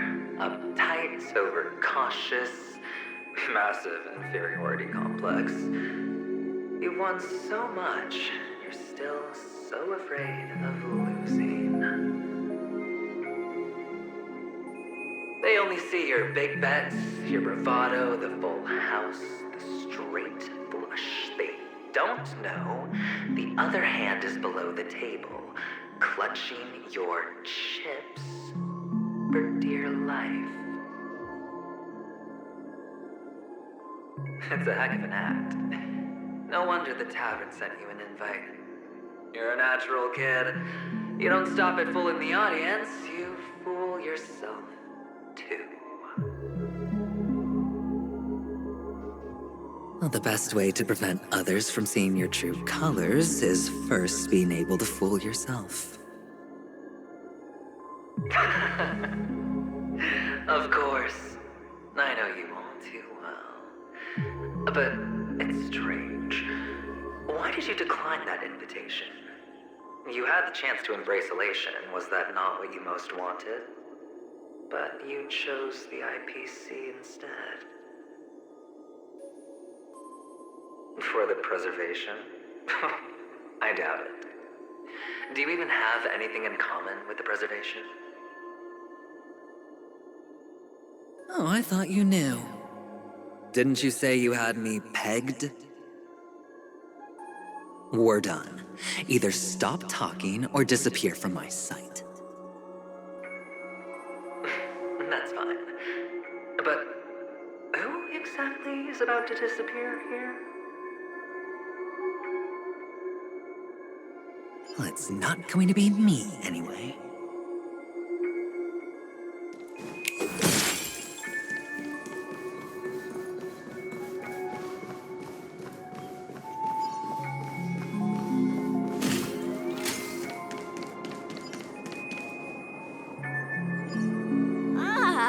Playing hide and seek.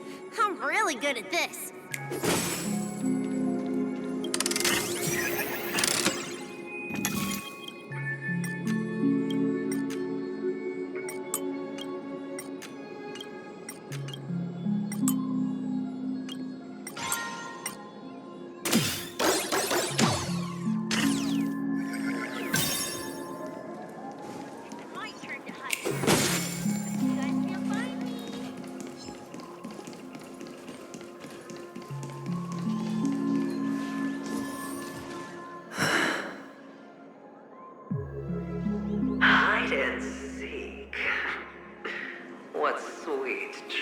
vivid memories. When Mama said goodbye that day, how many catechins were like jackals hot on your heels? I know you won't forget that sound anytime soon. Those shrill cackles. You had to hide right under the noses of those savages. You and Big Sis, playing dead, drifting in all that bloody water. Completely ruined that shirt. Shame. Wasn't that the last one Dad left behind? It wasn't ruined. I've always kept it. Come on. It's a rag. It's not like you can ever wear it.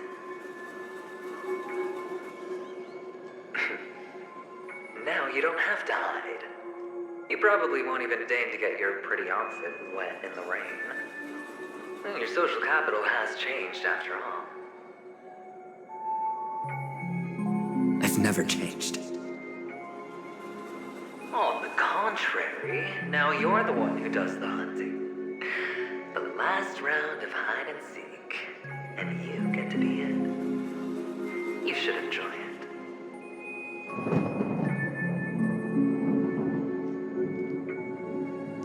That child.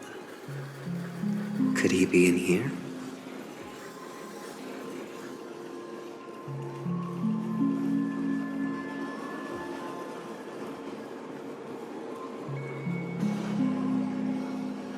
Is this a topaz? What is this doing here?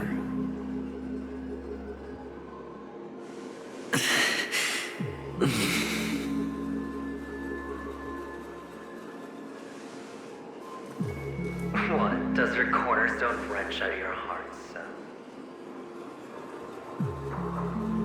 I was merely curious at why it was here.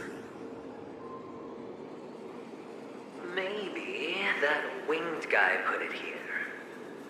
To taunt you.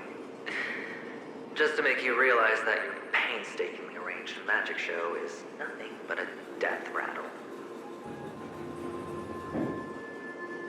The cornerstone's hue is the same as the radiance of Clipant's body. I've got to give it to you. I've heard a lot of baloney, but that lie deserves a prize for sheer nerve. If he were just a little bit smarter, the jig would have been up right there. This is just bait. Of course. That's why Ratio's betrayal was one of the keys to your plan. I have to say, that doctor's acting was superb. Or maybe he wasn't acting at all. All the better for you. Sunday didn't become head of the Oak family by acting sloppy. He's obsessed with control. You have to give him enough detail to satisfy his meticulous nature, but not so much that he gets suspicious. Which is why you had Ratio seek him out and leak the plan on purpose. To prevent the other party from suspecting anything. The intel you gave to Ratio was all true. You spoke the same to Sunday. Finally, Sunday took the bait, found the other cornerstone, and before you know it,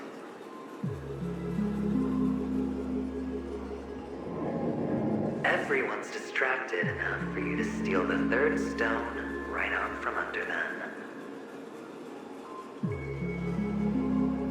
Why don't you stop rummaging through my mind? Your mind. It's our mind. You're me, and I'm you. We're the same.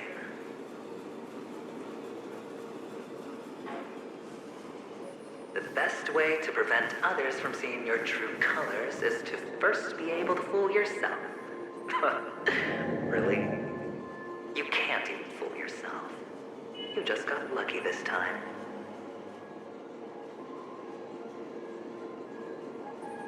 this is the other cornerstone in Sunday's hands. Rather beautiful green. Just like you. Smooth. Cunning. Tell me, what's its name?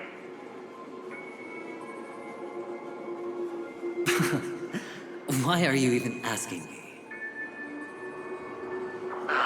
Must I do all the work? Aventurine is the stone of luck and trickery. That's what she said when you received the stone, wasn't it? This type of stone isn't rare, but its hue is very similar to a certain gem. In fact, it's often used as a substitute. And that more precious gem is...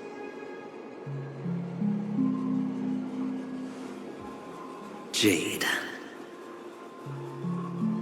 Even Sunday can't tell the difference. Well, looks like jade can be substituted for aventurine, too. Sauce for the goose. Aventurine, topaz, jade. 3 elites, 3 cornerstones who, for a measly Penacony, offered their everything. Oh, you're even more united than the family. As I've said before, 3 chips are sufficient. All or nothing. But will it be the former or the latter? We'll find out soon enough.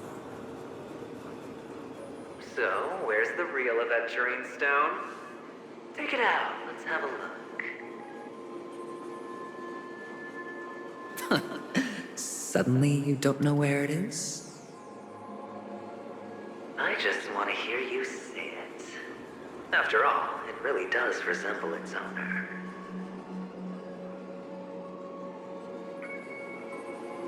As you wish, then. They never went anywhere. They're right where they belong.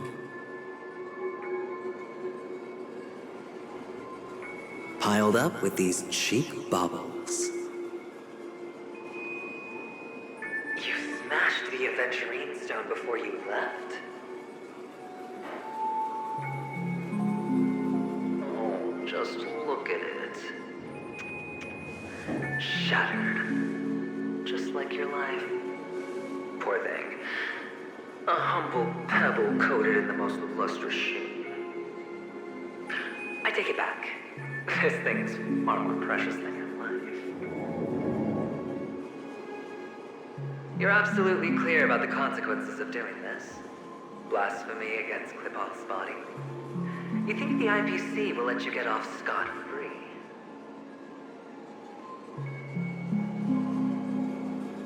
Well, Diamond has always been all about results. As long as I could create value far beyond the cost, the ends justify the means. How else would the family be fooled if there was no price to pay? It doesn't matter. Even smashed to smithereens, the preservation's cornerstone can still be used. Its effect may be greatly diminished, but it's enough for me. Now I'm really curious. Why does every step you take involve reckless risks, and the choices you prepare for yourself always come with a strong impulse for self-destruction? Do you truly believe that the greater the risk, the greater the rewards? I wouldn't have guessed you'd be so loyal to the IPC. There is so much you don't see. Which is also why you'll never see how I'll win it all. That is, if you can do what it takes. We'll just have to wait and see then. The cornerstone is gone. Another illusion of the harmony. Huh?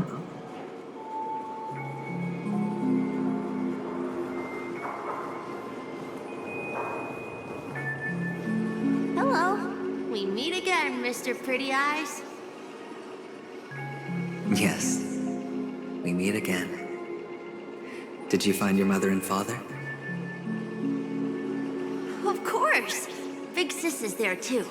The four of us were just playing hide and seek. I'm so happy. On our way here, Papa even brought me to see a blimp. I think you mean film. Yes, that's it. Putting many drawings together and turning them into a moving wall painting. They put me, Papa, Mama, and Big Sis together, turning us into one big family. You should give it a try too, mister. You look sad. The amusement park will cheer you up. Sure.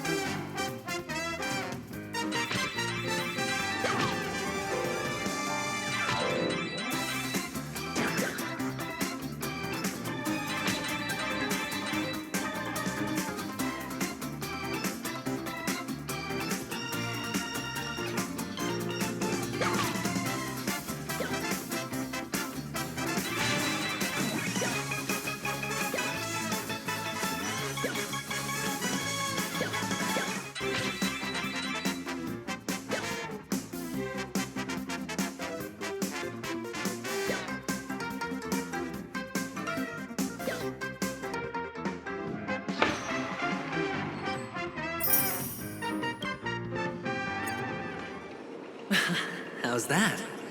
Not a bad score, eh?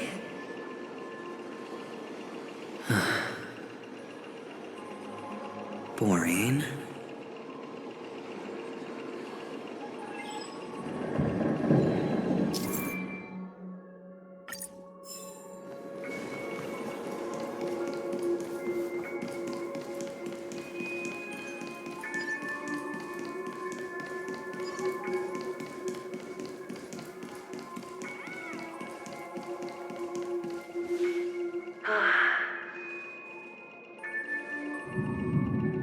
Why aren't you talking? You've piqued my interest. I'll admit that there are still aspects of you that I don't completely understand. Well, you sound sincere this time, at least. Well, sincerity is one of my traits that everybody likes. And I have precious few of those. Moving on. See that maze over there? I'll know everything about you before you reach the exit. Our quaint journey through this amusement park still isn't over, and I wouldn't mind stretching this out at all.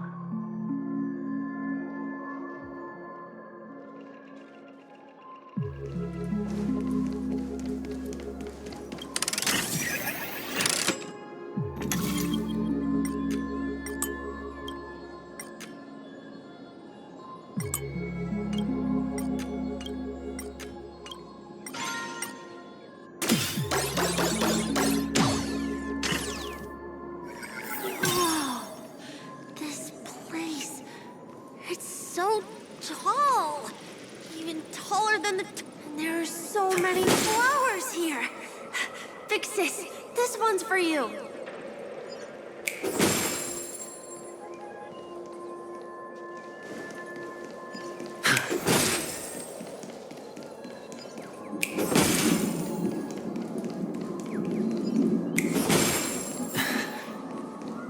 A dead end? Oh, is this the wrong way?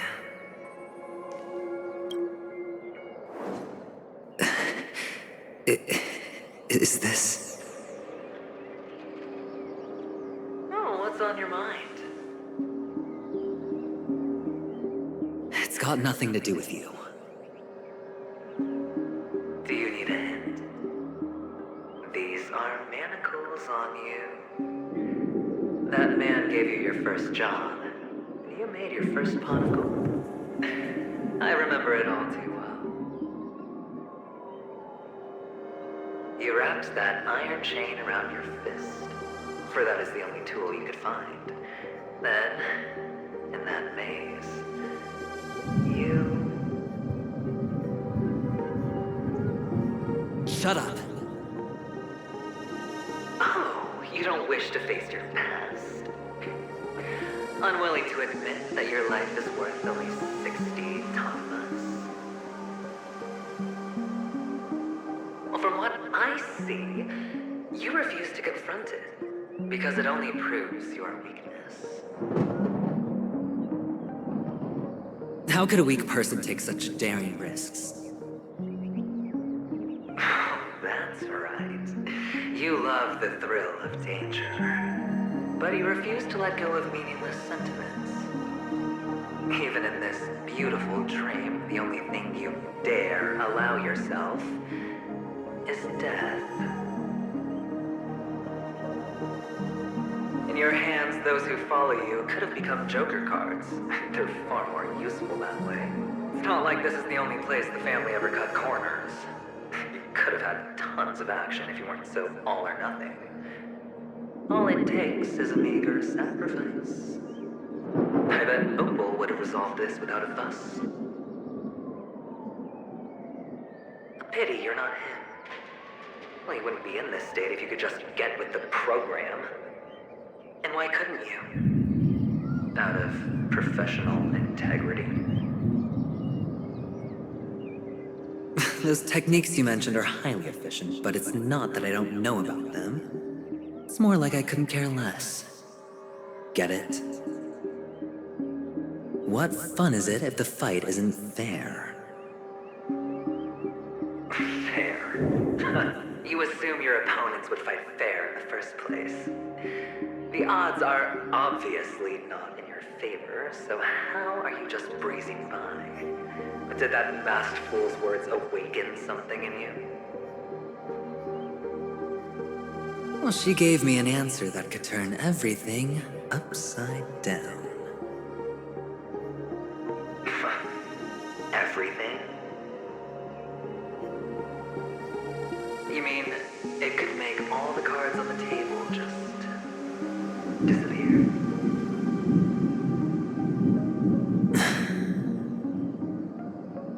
That's cheating. If these leaves could be brought back, would they bloom into new flowers?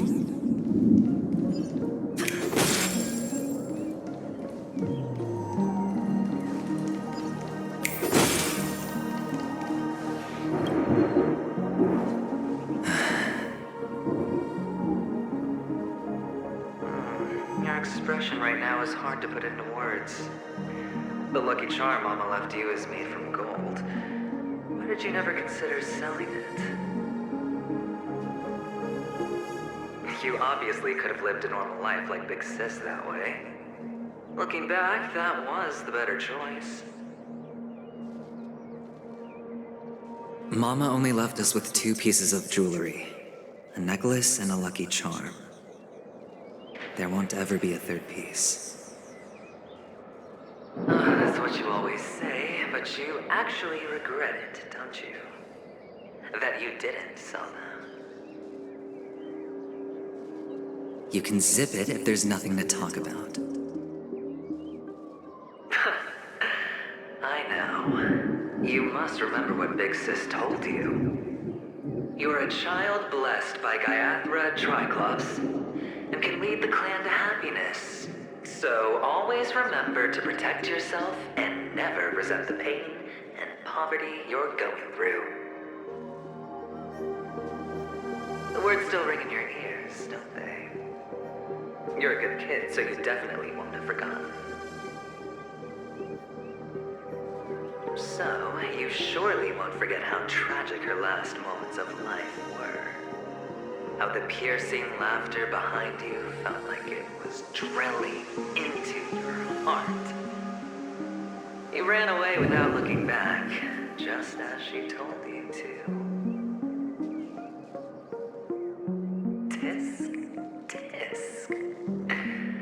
A lifelong regret indeed. Enough! Do you not have anything better to talk about? Oh, shut me down like a champ! Well, I guess when it comes to mind games, this isn't exactly your first rodeo. I think I finally get you. Woo! You are nuts! In the end, I'll ruin this beautiful dream and create the grandest death. Well, you stuck to that start to finish. Think about it. There's a Stellaron in play, the fabulous Robin loses her voice, 2 unsolved murders, cryptic messages from a masked fool, and a chance to go head-to-head with Sunday himself. And the only thing to pique your interest is one word. The last word. A word that's right there at your fingertips. Death. But whose exactly? We'll know when the dice falls. All right then. Reserve a seat for me in the audience. I'm curious to see just how capable you are. Still, you never answered my question. If you could start over, would you still want to be the child who received Gaia's blessing?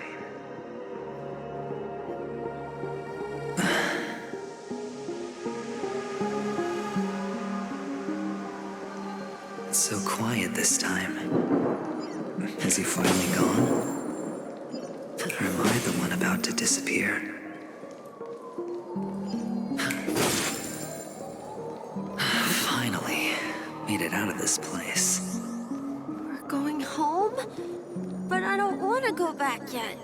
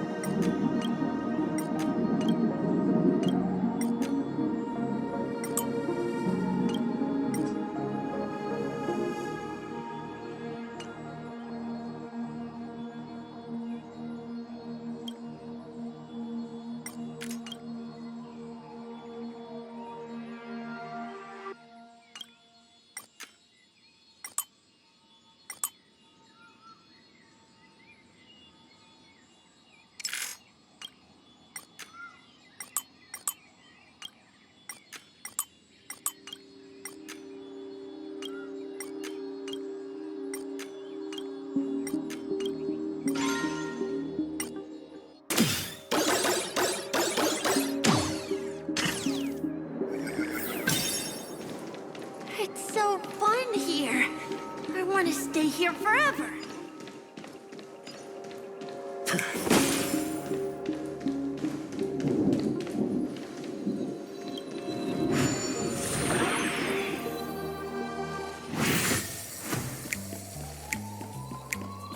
Brother Hanu, where are you going? There's only one place he can be.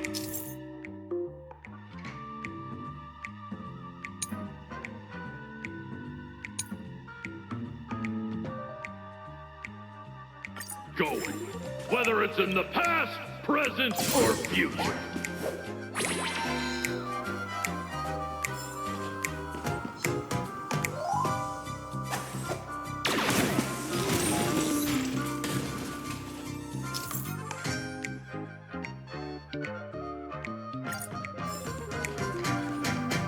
Beautiful dream is about to end. The beautiful dream will never end.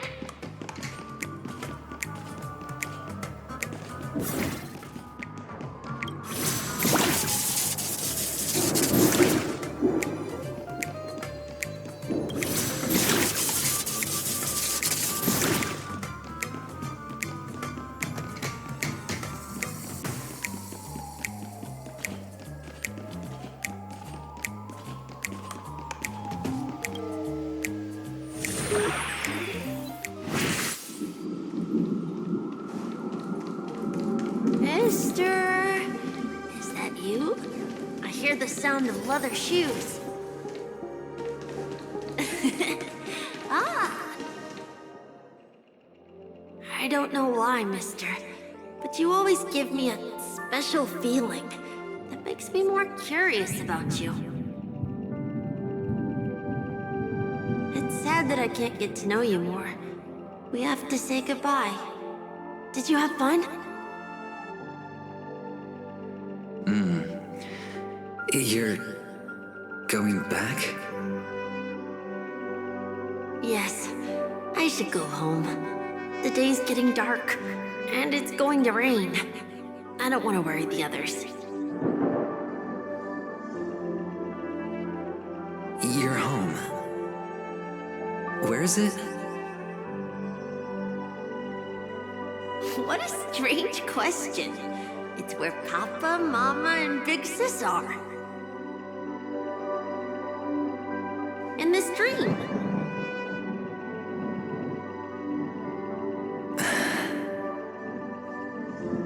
This amusement park. This beautiful dream. They really are peaceful. Everyone loves it. But, mister, why don't you like it? Because they're not here. Where are they then?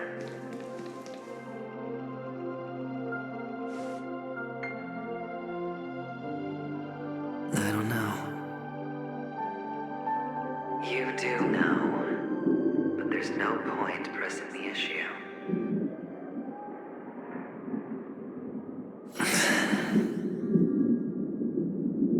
Admit it. You're tired.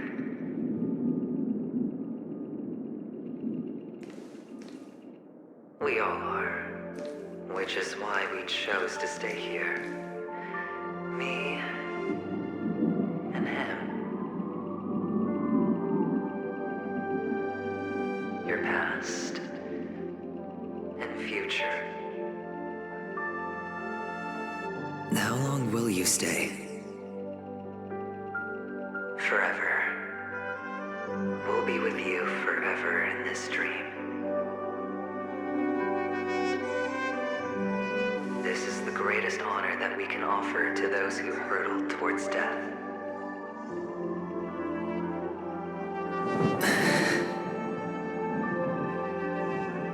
The road less traveled is less traveled for a reason. But you've never gone in any other direction. Your own life is the chip you're most eager to lay down. Always has been. You don't care who the real murderer is, and the Watchmaker's so-called legacy couldn't be more boring. What you want, what you need, is to be the smooth operator, the solid gold deal maker who doesn't waste a drop of sweat, even when he's up to his neck in danger, deep inside family territory. You want to be polished up, cuffed with red-hot chains, and spotlit center stage.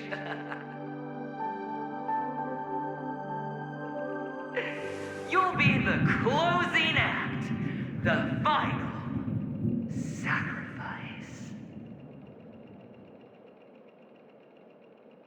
I can do it. And it will be flawless. Of course you can. Your luck will help you at the right time. A Stellaron and an Emanator. It's that simple now.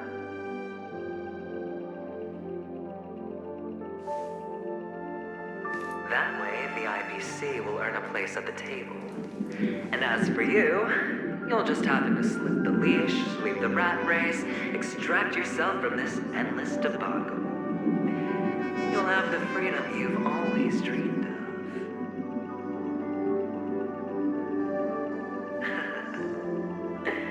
This isn't the first time. You've been an escape artist from day one. This fiasco started with a death, and its curtains will fall on another death.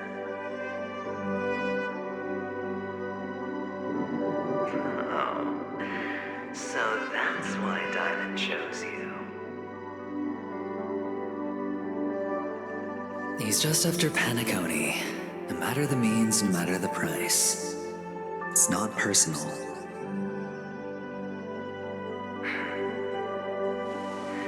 It's hard, isn't it? Well, don't get soft on me now. What, did you suddenly grow a conscience? Hey, I was born from yourself. I'm well aware that climbing out of the hole you've dug is basically impossible. I can't stop you from doing what you want. We can't change where you want to go. Well, what's done can't be undone. All we can do is play the cards we're dealt and rake in as much time as possible. Yes. Alas, people won't make all the right choices in their lifetime. Though luck always seems like it's on your side. You will keep winning, having never lost before, but why you? Why must it be you? If all your luck is built on the pain of someone you love, on the loss of dozens more, if these windfalls, these jackpots, aren't a gift from Gaiathra, if all they are is a long string of meaningless deaths, then what did we do to deserve living in a world like that?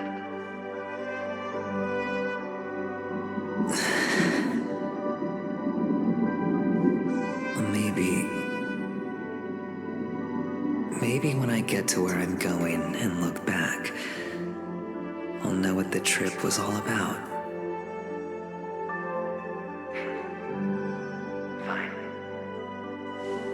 Time to make a move, my friend. I'll be waiting up ahead. Say goodbye to the kid before you shuffle off. It's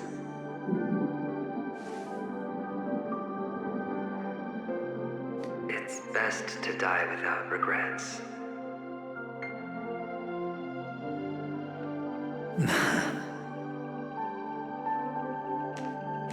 And now, only we are left.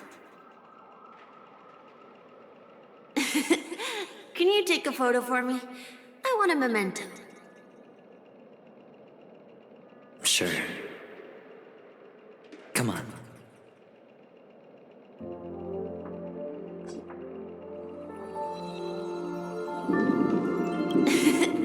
Can you take a photo?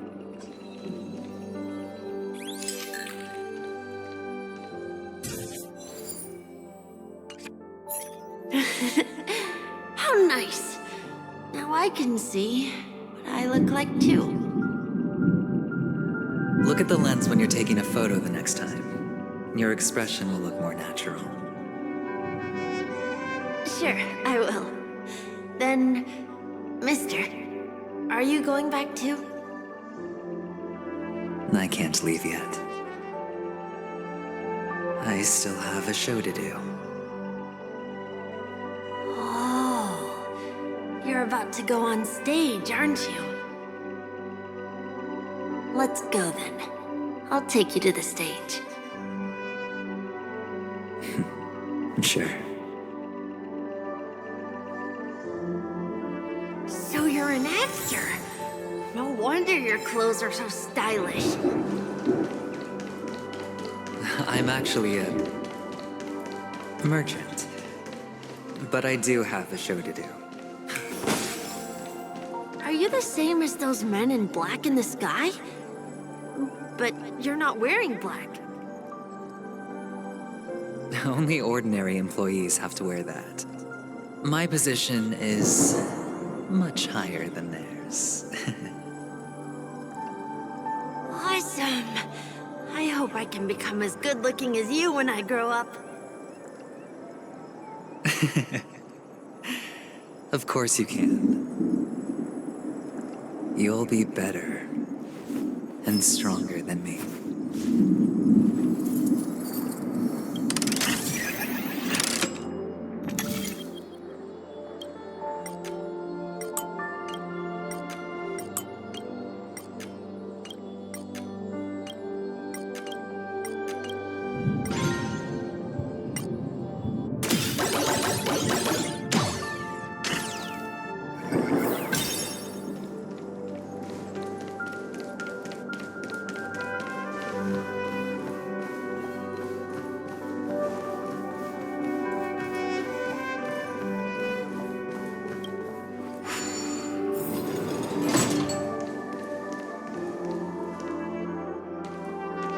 Behind this curtain is the grand stage. It's almost time to go on stage. Are you ready? Good luck with your show. Thank you.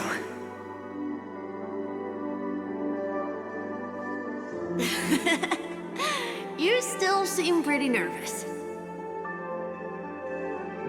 Let's put our palms together.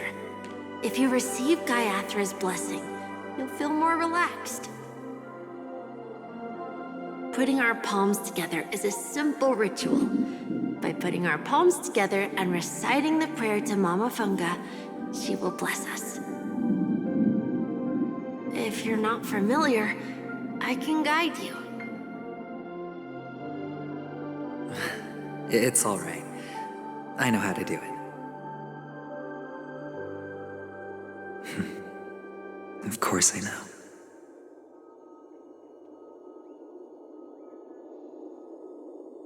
This is where we go our own way, Kakavasha. The catechins are coming. Why? The catechins have already taken all our money, food, and they killed our parents. What more do they want? Catechins are bloodthirsty, cruel, and insatiably greedy. They want everything only to end up with nothing. This is a trick, an act of revenge. Remember? Today is the day of the Kakava, and also your birthday. They know the Avgin will surely hold a festival today. With the aid of this rain, they will come to destroy our wagons and take everything they want. Little did Catechins know, this time we will fight back. The men in black that descend from the skies are on our side. The Catechins stand no chance against them and will surely pay for their arrogance. Without this rain, the Catechins would never take action, and we would not have the chance to turn the tide. This is a gift from Gaiathra, and you are Kakavasha, whose good fortune will bless your sister with success. But people will die, and you will be in danger. How is that good fortune? Why are you all doing this? The Avgin always return their blood debts. Gaiathra calls for me, while Papa and Mama are waiting for me. I must answer the call. But she will bless you with good fortune and help you survive.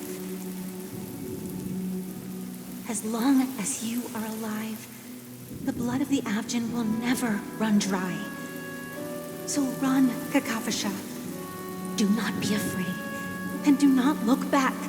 Go to the other side of the mountain.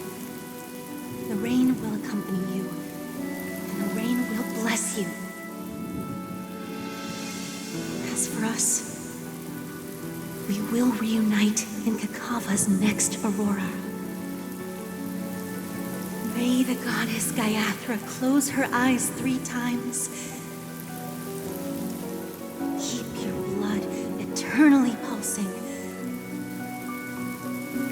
Let your journey be forever peaceful, and your schemes forever concealed. Kakavasha.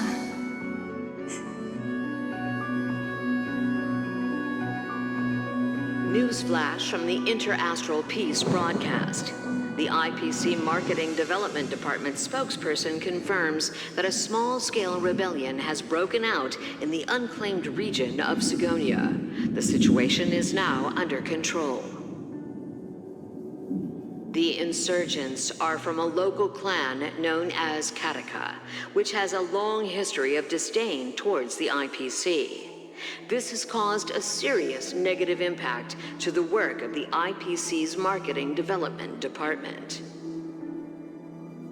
The clan launched a massive attack on the Abjin, who were under the protection of the IPC, resulting in 6,728 deaths and 3,452 missing.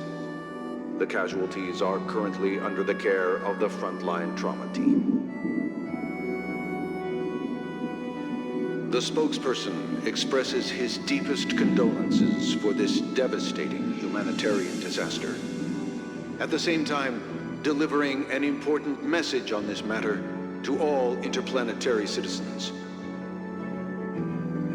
Finally, he proclaims, the hammer of preservation will fall on all beings, regardless of life or death, regardless of race, regardless of ideology, to uphold the basic rights we inherently possess.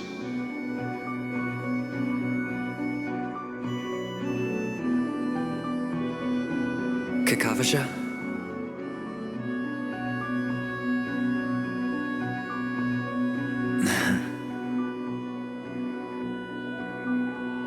Bye.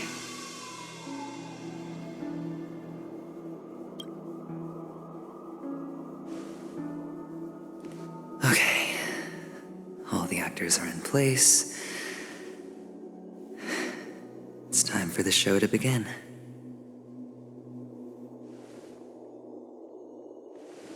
This act is dedicated to you.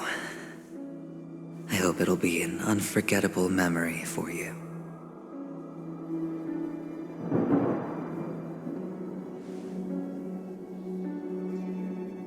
Kakavasha. By the way, before you go, I have a personal question. Do you truly want to destroy the world with your own hands? Let's assume, just assuming now, that every time I roll the dice, there's a possibility of achieving this particular outcome. Then I would be quite happy to make that wager.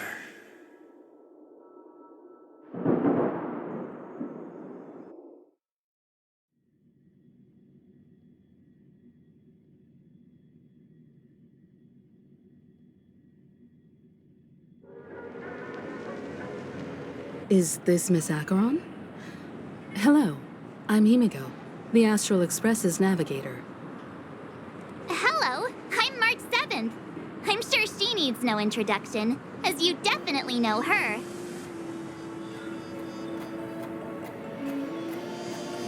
Hello?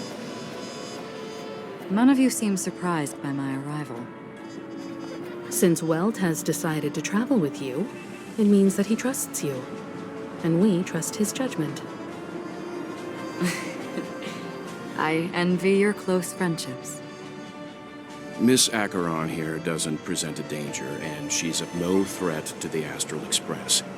Aventurine's prior accusation was based on nothing more than his own subjectivity.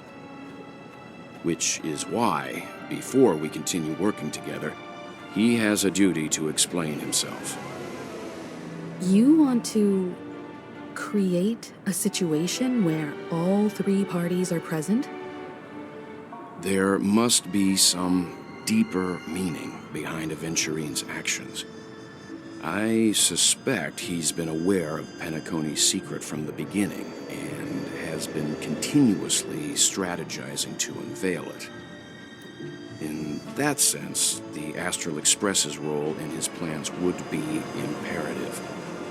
In the worst-case scenario, he may use us to do something unexpected. Assuming things do escalate to that stage, having an extra ally is a good insurance policy.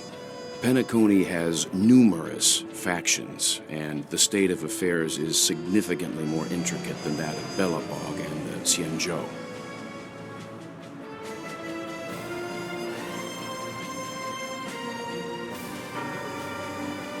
You're talking weird again.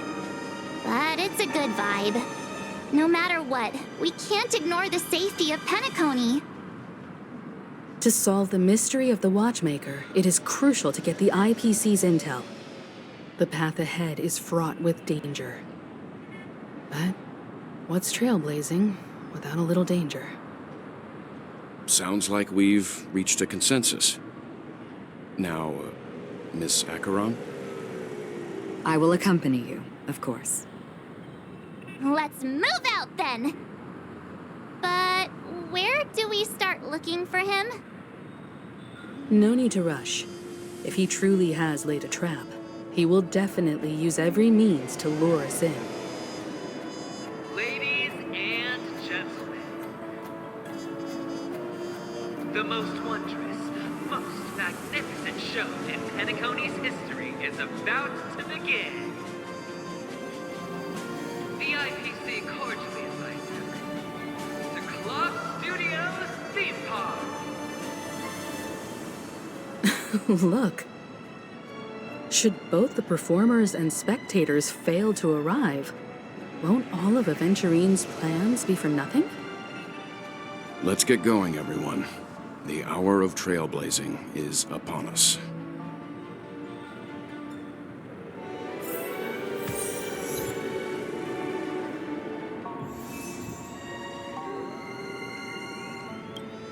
I have a bad feeling that something big's gonna go down. Are you ready? Let's waste no time and head to the theme park then. Mr. Yang.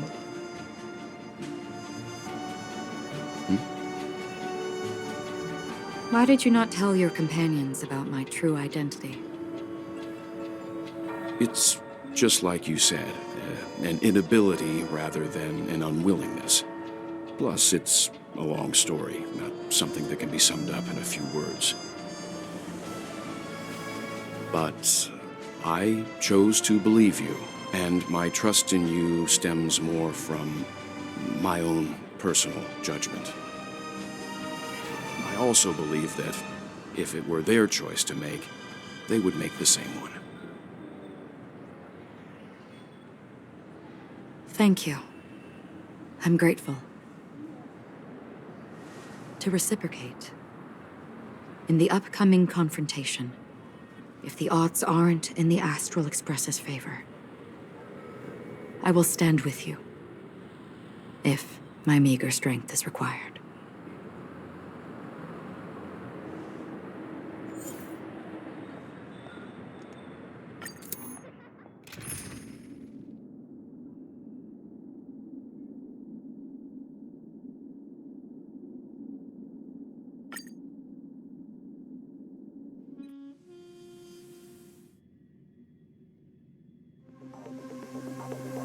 We're back here again. Aventurine actually chose a really conspicuous location. That guy's really taking it to a whole new level. Does he really think he's a superstar or something? Not a soul in sight. The hounds drove out the visitors, and now their whereabouts are unknown too.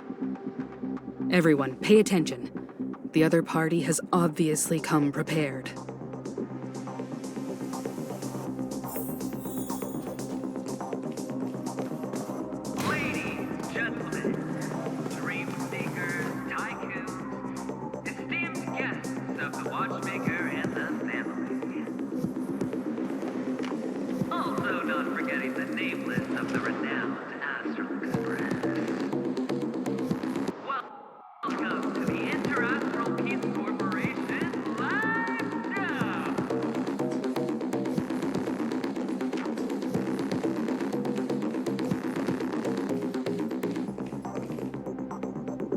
Astral Express, you're late.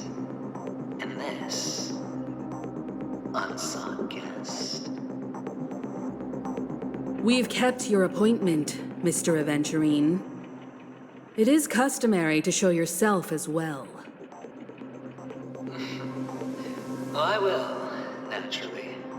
But before that, I've got to introduce our guest of honor.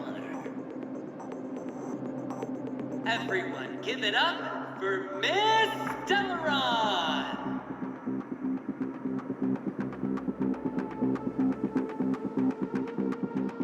Let me remind you that in all likelihood, this stage and her identity have nothing to do with the wanted murderer.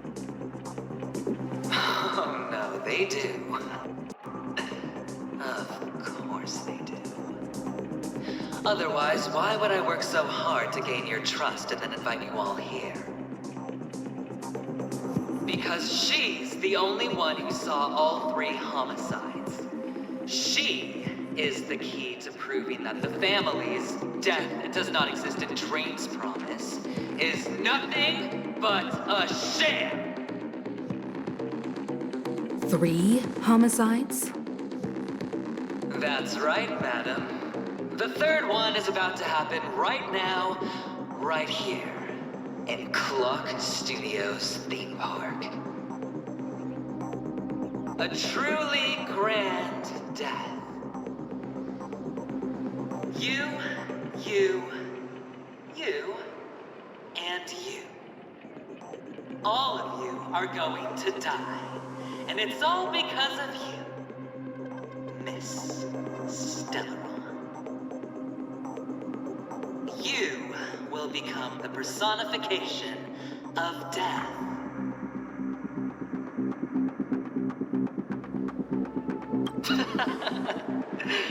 Oh, don't underestimate the preservation.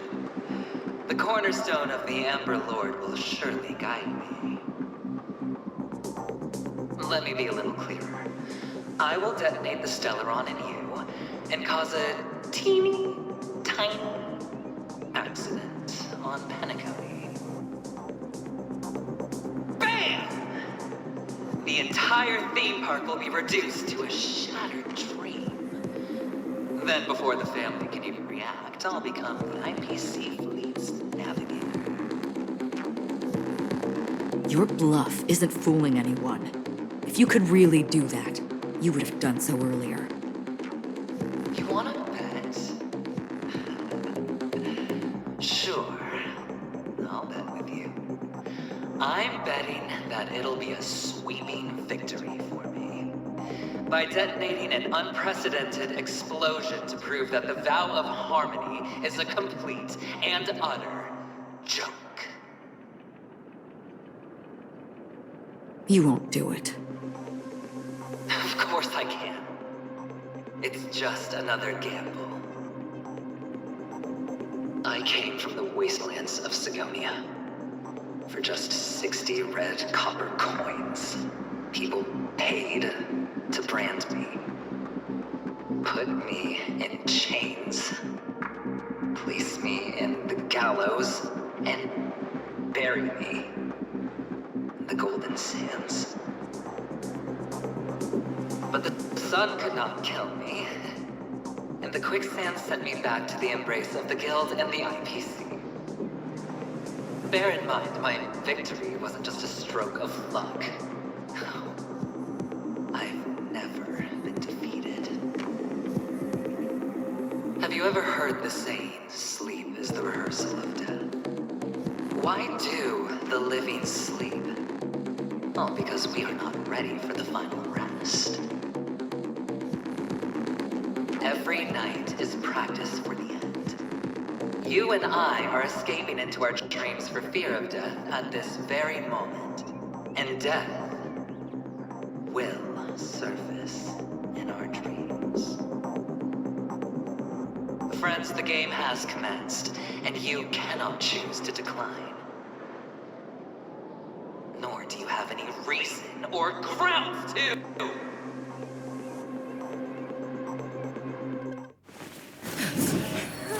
The dice are cast. Ladies and gentlemen, ready to unveil your cards. The Architect's flawed stone. Of no value at all. I'm putting down the bet. I'm taking the gamble. I'm claiming the win. I'll invade spin the wheel, a daring gamble. Walking the brink of death for rebirth. Oh, for the Emperor Lord!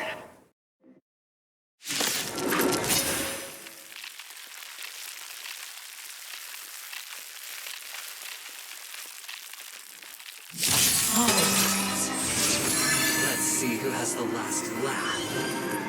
Let the games begin! Prepare for some hard work. You hold some academic value. You'll do.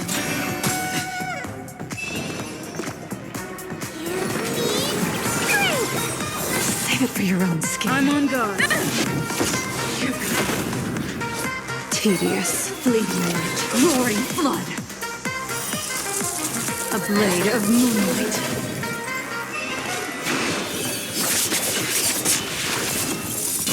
All will be revealed.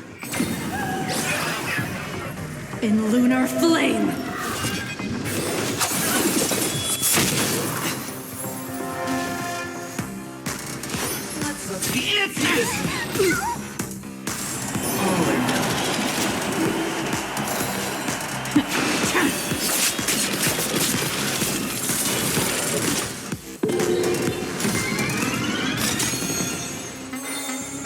There's more to life than drawing breath. Pay attention. Maybe somebody help me! Ready. All will be revealed. In lunar flame.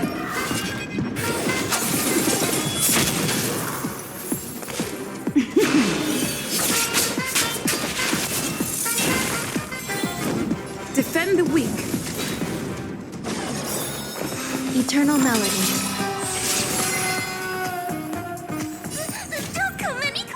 Move aside, amateurs. Fiends or devils, I'll crush them all!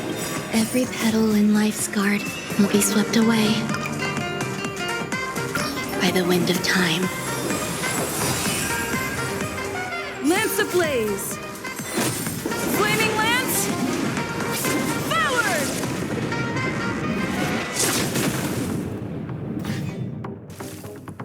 You're riding a lucky streak.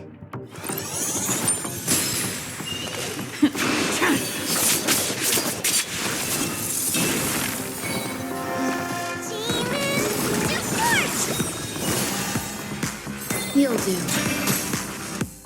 Lance up!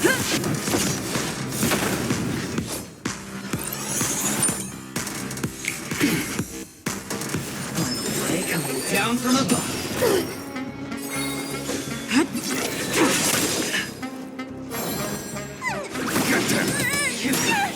You won't pay attention. You've got it, Hina. Going all in. Take everything I got.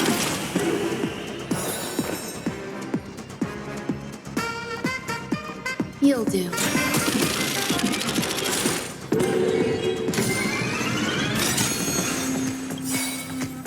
Every petal in life's garden will be swept away by the wind of time. I'm on guard. Stand down. Fleeting light, roaring flood. A blade of moonlight.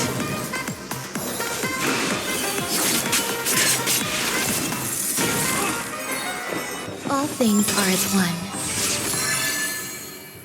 All will be revealed. In lunar flame.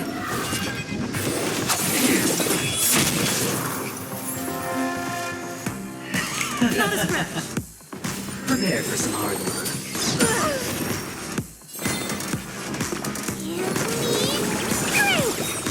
Save it for your own skin.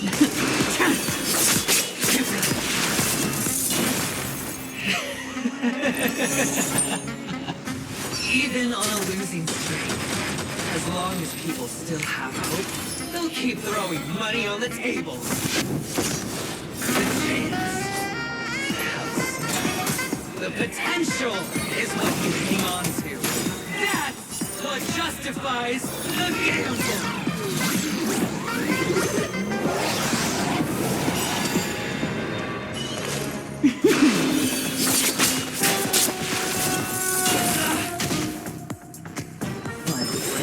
Down from above. You dare attack me? Serendipity! You hold some academic value, I suppose. Eternal melody. Lance at the ready. Defend the weak. Lance ablaze. Flaming lance. Forward!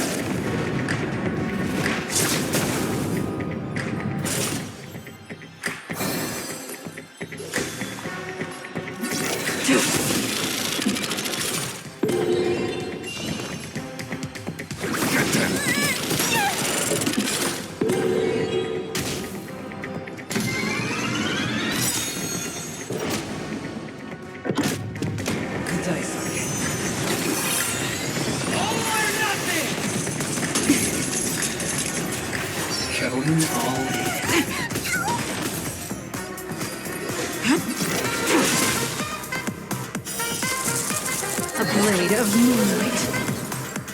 All will be revealed. In lunar flame.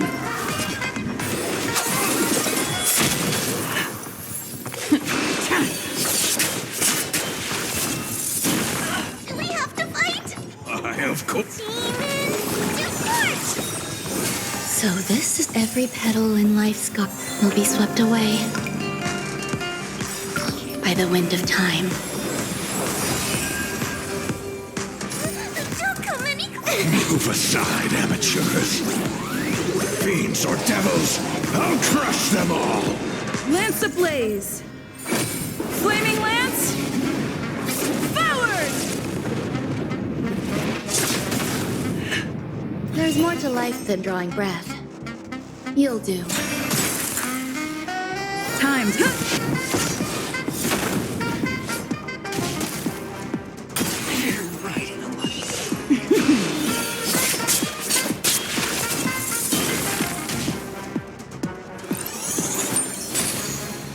Pay attention.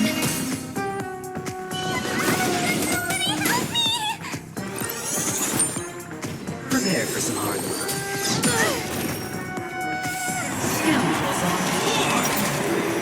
I'm on guard. Fracture!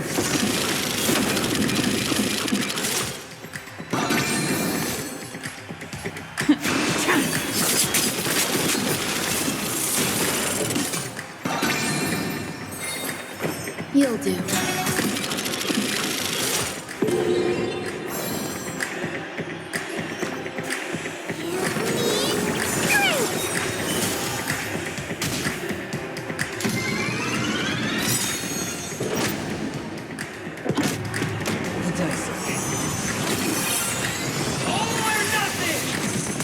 Enjoying yourself?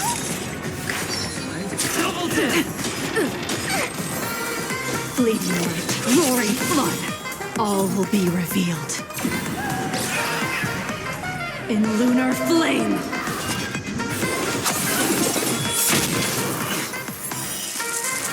A blade of moonlight.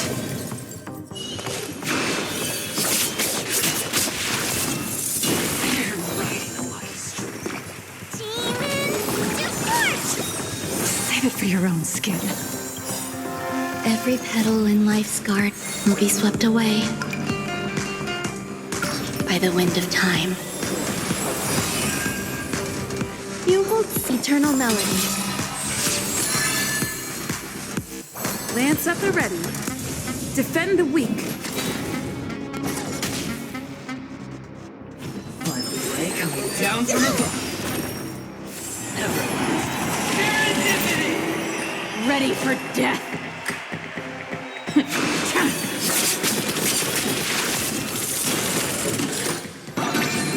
There's more to life than drama. Pay attention.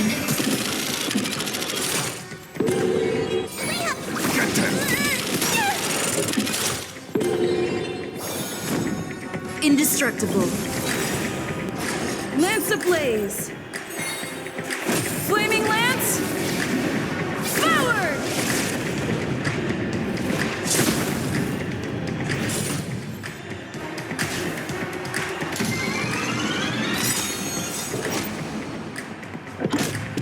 The dice are hit. All or nothing! All will be revealed. In lunar flame.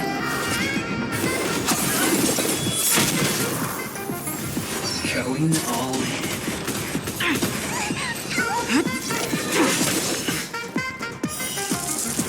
A blade of moonlight.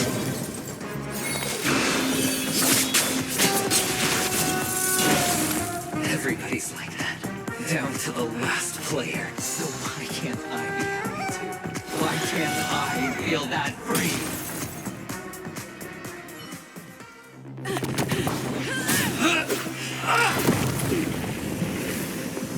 Always hide your ace with a straight face.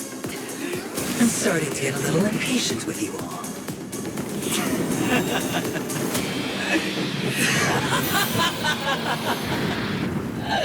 Friends, to fully relish this, I'm betting every last chip.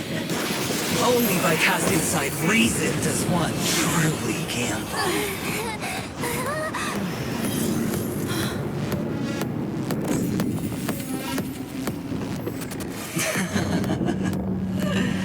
Emanator, I know you'll match my wager, right? You're leaving?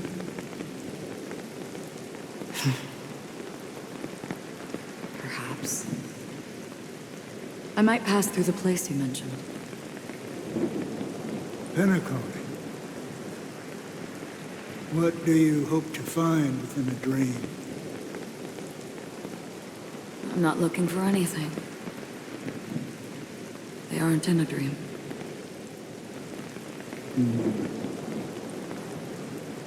I'm afraid the family will not open the doors for you. Why? Because the path you walk is not accepted by the Harmony. Even if that's not what I want. Precisely because it's not what you want. Because they are not like other eons. They have never glanced at anyone, and they never need to. They leave woven strands of fate for humans to walk, and together, they weave a great shadow. And this shadow silently envelops them. There are always those who rise from the shadows.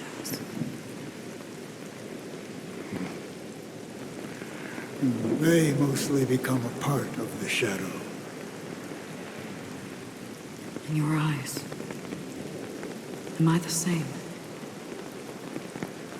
You still have a strand of color, but not much.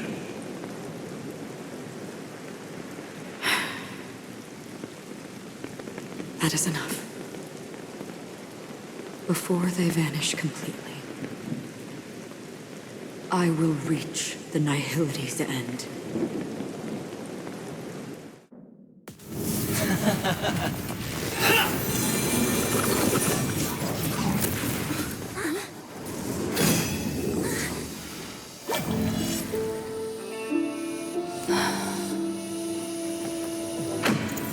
I wish to mourn the departed, weeping like rain, to swell the crossing stream.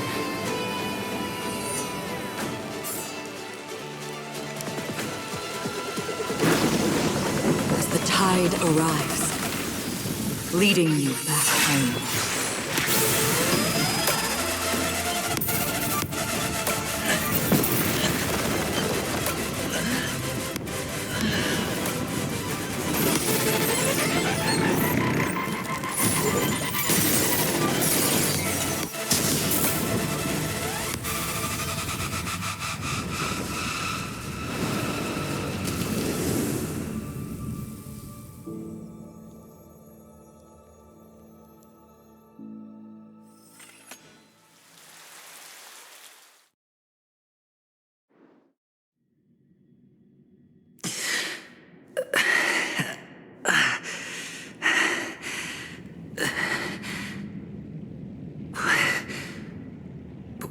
is this place?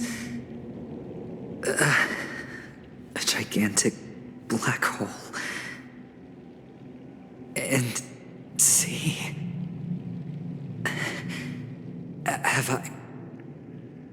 Have I succeeded?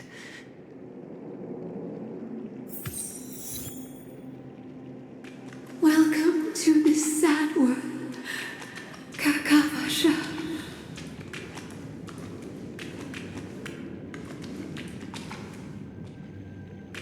Your good luck is the most precious wealth we, all Avgin, have. You came out alive after 2 days. It proves that you are the real deal.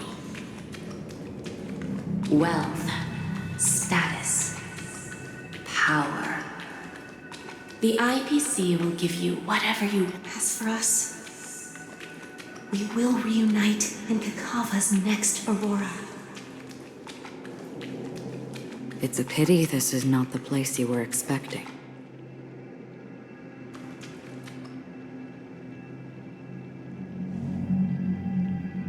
Melody. Is it? Perhaps to you, I am just an emanator who's hiding her identity. But the sleeping and shapeless never glance at anyone. They have no face, no form, and even less of a will to speak. The nihility envelops everyone equally. Only some who have gone under their shadow can go farther, tainting themselves with more nihility. That's all. That's all. My friend, you really leave me at a loss for words. So... is this my final destination? The land of the dead? This is all but a fleeting dream. One of the thousands of manifestations of IX. Under the watchful eye of nihility, we momentarily linger here before moving on to our own paths. It seems that my death has already been determined. Even if you wish for it, I can't promise you anything. Now that you've accomplished your goal, I think you can be a little more forthcoming. What do you mean? Your performance at the theme park was wonderful and grandiose. A simple yet practical technique that fooled almost everyone. No one would have ever thought that you would have gone to such lengths, even staking your life just to prove a fact that had seemingly been disproved long ago. Real death does not exist in Penacony's dreamscape. Why would I do this? Because this is the only way you can uncover a secret that is even more unspeakable than the serial murders. To use this dream death to get there. To that promised land people constantly seek in this grand gathering. Penacony. The legacy of the Watchmaker. The true land of exile. How did you find out? I never imagined that something I learned about unexpectedly would become the key to connecting everything. It's our Stellaron friend's identity, isn't it? I see you're in the know. Let's just say I'd put money on the possibility. The murder isn't nearly enough to disrupt business as usual. Even if there were 1 or 2 murders on Penacony, most people wouldn't be personally affected. And that won't create any waves. This dream of theirs isn't a boundless sea. It's a lonely island. The family used the Harmony to build a high wall and isolate them from the vast and treacherous ocean of the outside world. That barrier they built keeps death out. But it also keeps the secrets that are lost in that watery abyss from floating to the surface. In a beautiful dream, free of suffering, who would want to go fishing for those secrets? no one. Unless someone goes to the other side of the barrier and lives to tell the tale. Someone already has. I got the idea early on, chewing on that masked fool's little hint. If a mute isn't someone who cannot make a sound, then it has to be someone who cannot speak. Someone who survived the treacherous depths, but is unable to take the stage and speak the truth. Well, I'm happy to know she's safe and sound, and still on Penacony. Hint? Is that not proof? Well, proof is the one thing I don't have. The only thing that can prove these conjectures is for the family to come clean.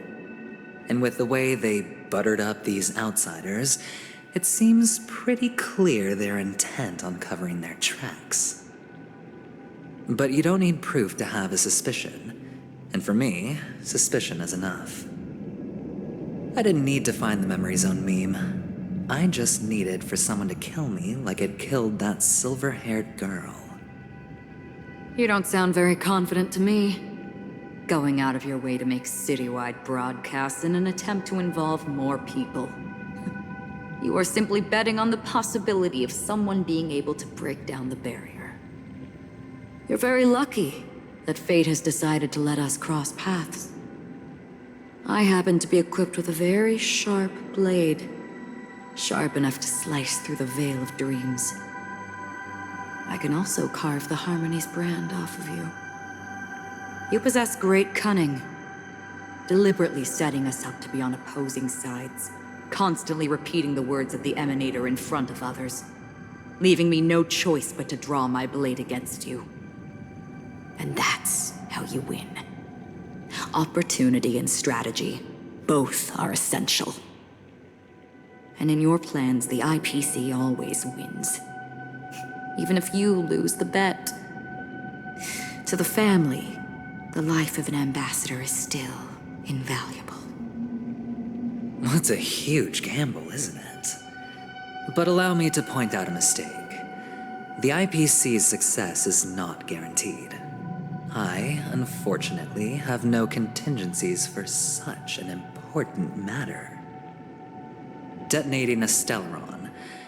I can't do it. The Aventurine Stone is too broken to even safeguard my escape from the stage. If, at the end of the day, you did not unsheath your blade, I would have lost the bet. It is pointless to discuss what-ifs. You have won. Your prize is an entry ticket into that deep sea. And after this, whether you can return from the abyss is another gamble of yours. Have you never wavered? Wavered? Of course I have. But I can only bank on my own good fortune. Because other than that, I have nothing.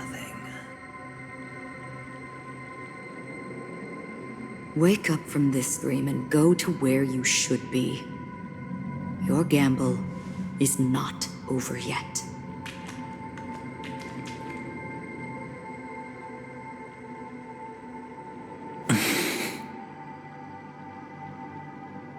Before we part, can you answer one more question? As someone who has traveled on that road, can you tell me, why are we born into this world?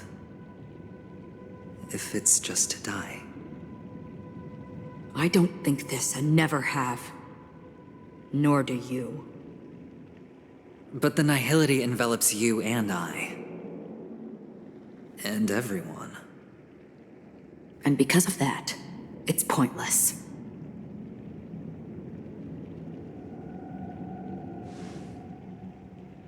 But it is still there. If the dice of fate are always weighted, then that is our destiny. Why, then, do we struggle against it? My answer might not be able to resolve your confusion, because it has been with you throughout your journey and is already a part of your life. But you said, sleep is the rehearsal of death. So why does life sleep? Because we are not ready to welcome death. So you can definitely understand why we want to be prepared. Even if the ending has been predetermined, that's fine. There are countless things that humans cannot change. But before the end, there are many things that humans can do while on their journey. And because of this, the end will thus reveal a completely different meaning. Take a good look at your pocket. Your friend has already given you the answer. Good luck.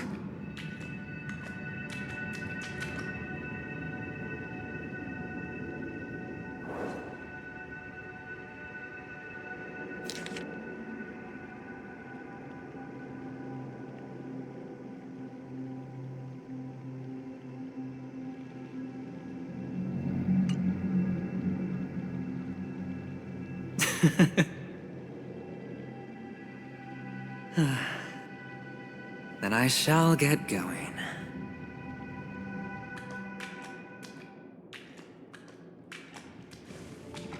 Mister? You're leaving? You ultimately chose to leave this dreamscape? Yes.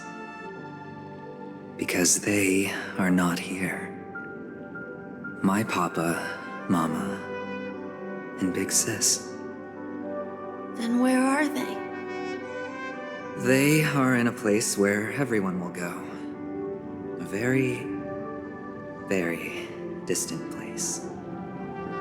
Then are you going too? I'll get there one day. But not now. There will come a day when the sky will drizzle, and I will hear the call of Gaiathra Triclops, and know that it is time for me to go, and be reunited with my family. So, until that time comes, I should be preparing. Preparing for what? Well, preparing to face them, Kakavasha, and to make them proud. I know you'll be able to do it. Good luck. Well, of course. For I am a child who received the blessing of Gaiathra Triclops.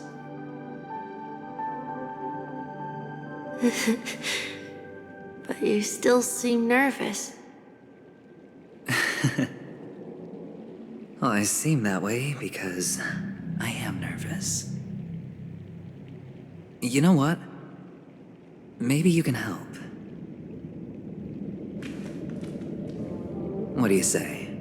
One last time? Put our palms together?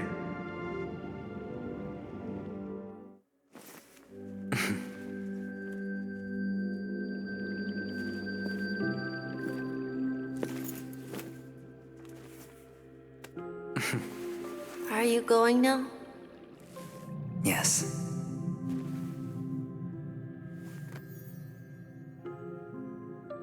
May the Mother Goddess thrice close her eyes for you, keeping your blood eternally pulsing. May your journey be forever peaceful, and your schemes forever concealed. Our paths will cross again beneath Kakava's shimmering auroras. Farewell, Kakavasha.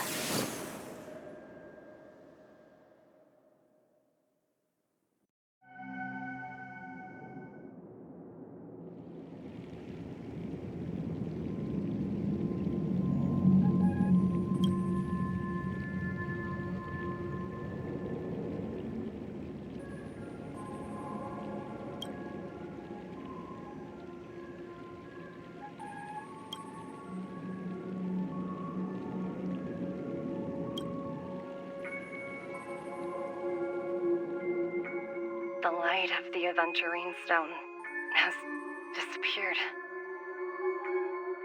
This only represents one outcome. He kept his promise. And got what he wanted. As planned, your cornerstone has been successfully sent to the family's territory. Then... Let's fulfill our duty and start harvesting.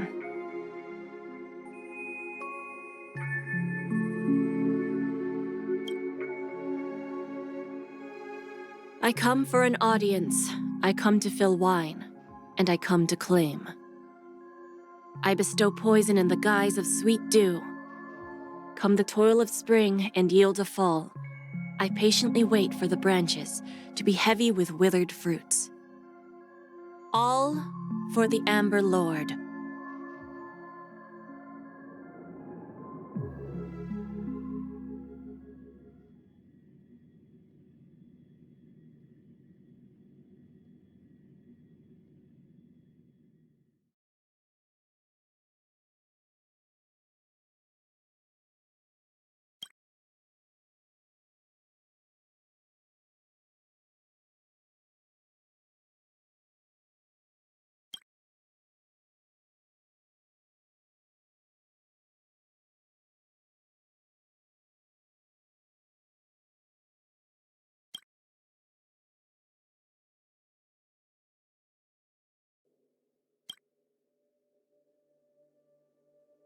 You're awake.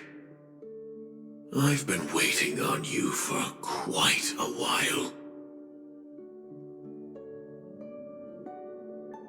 I didn't do anything but wait for you to wake up. You've met me before. I'm Sam, a Stellaron hunter. I originally planned on showing up earlier to reveal some truths to you. But I encountered more roadblocks than expected. 11 times I've tried, but ended in failure. Before I knew it, this world and I became too intertwined, and it became too difficult to escape the constraints of the script. Elio is right. In this land of the dreams, you and I will reap unforgettable gains. I don't know people's hearts as well as he and Kafka do. Nor do I have a specialty like Silverwolf and Blade. Most of the things that I'm good at only apply to villains who need no mercy. So, there is only one method that I use. This is to show you.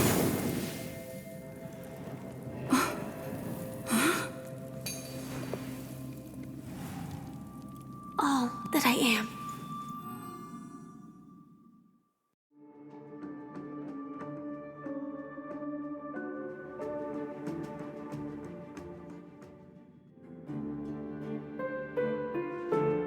Labyrinth-like corridors and halls, traps everywhere.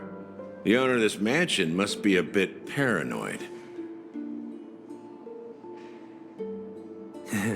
You are so funny, Mr. Security Officer. I hope that sense of humor of yours has helped you find the serial killer. Just expressing a personal opinion. Why? Did I hit a nerve? Mr. Gallagher, my patience is wearing thin. Neglecting duties will only make me more suspicious that you and the real serial killer are connected.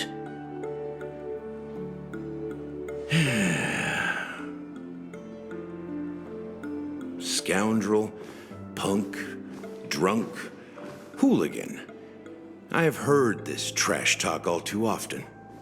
But I have never once thought that I'd be treated as an accomplice to a murderer. I take back what I said. Your problem isn't paranoia. You're just crazy, you know? Lunatic.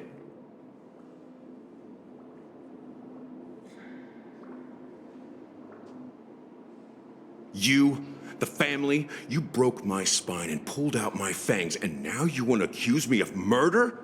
Ridiculous. Only idiots who've drunk too much Soul Glad will berate a stray dog in the streets.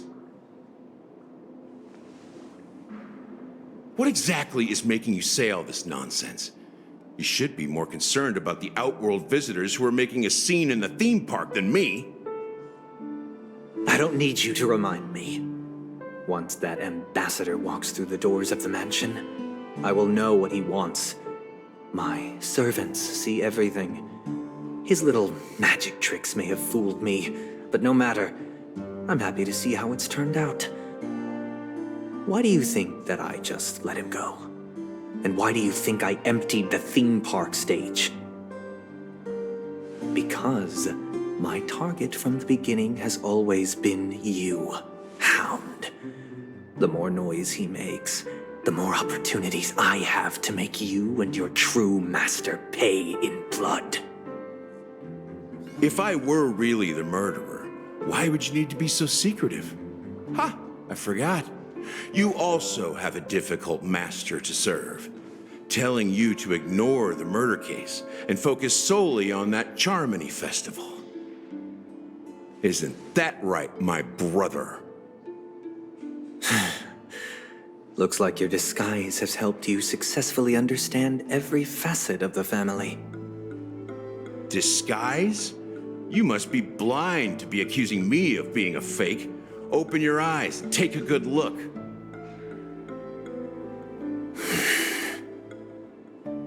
Indeed, every part of you is real. The brown hair, soft and curly like Benny's. The orange eyes, which make me miss the gaze of Sir Whitaker. That odd scar, the mark of Wolsey. And the gray vest, tie, hound emblem, bottle, the bartending, and your role as a security officer. These are all true traits. From all 52 loyal family members. When they are gathered, countless tiny truths are woven together into a lie. You collected a small piece of each of them and claimed them for yourself. Then you invented this facade, a complete Gallagher. Tell me I'm wrong.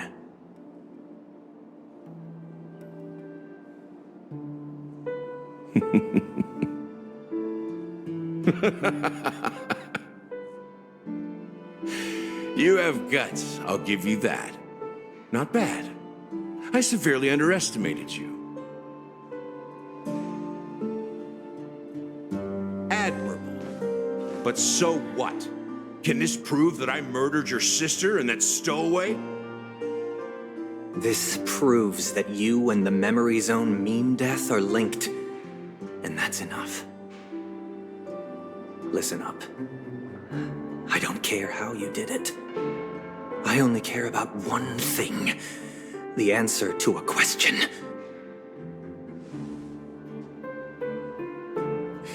You devil. You wretched, despicable dog. Why did you kill her?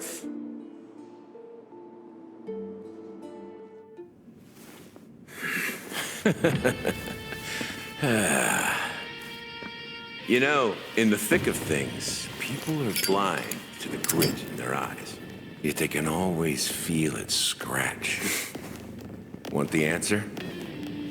I'll give it to you. The whole thing is just fate playing a cruel joke on us.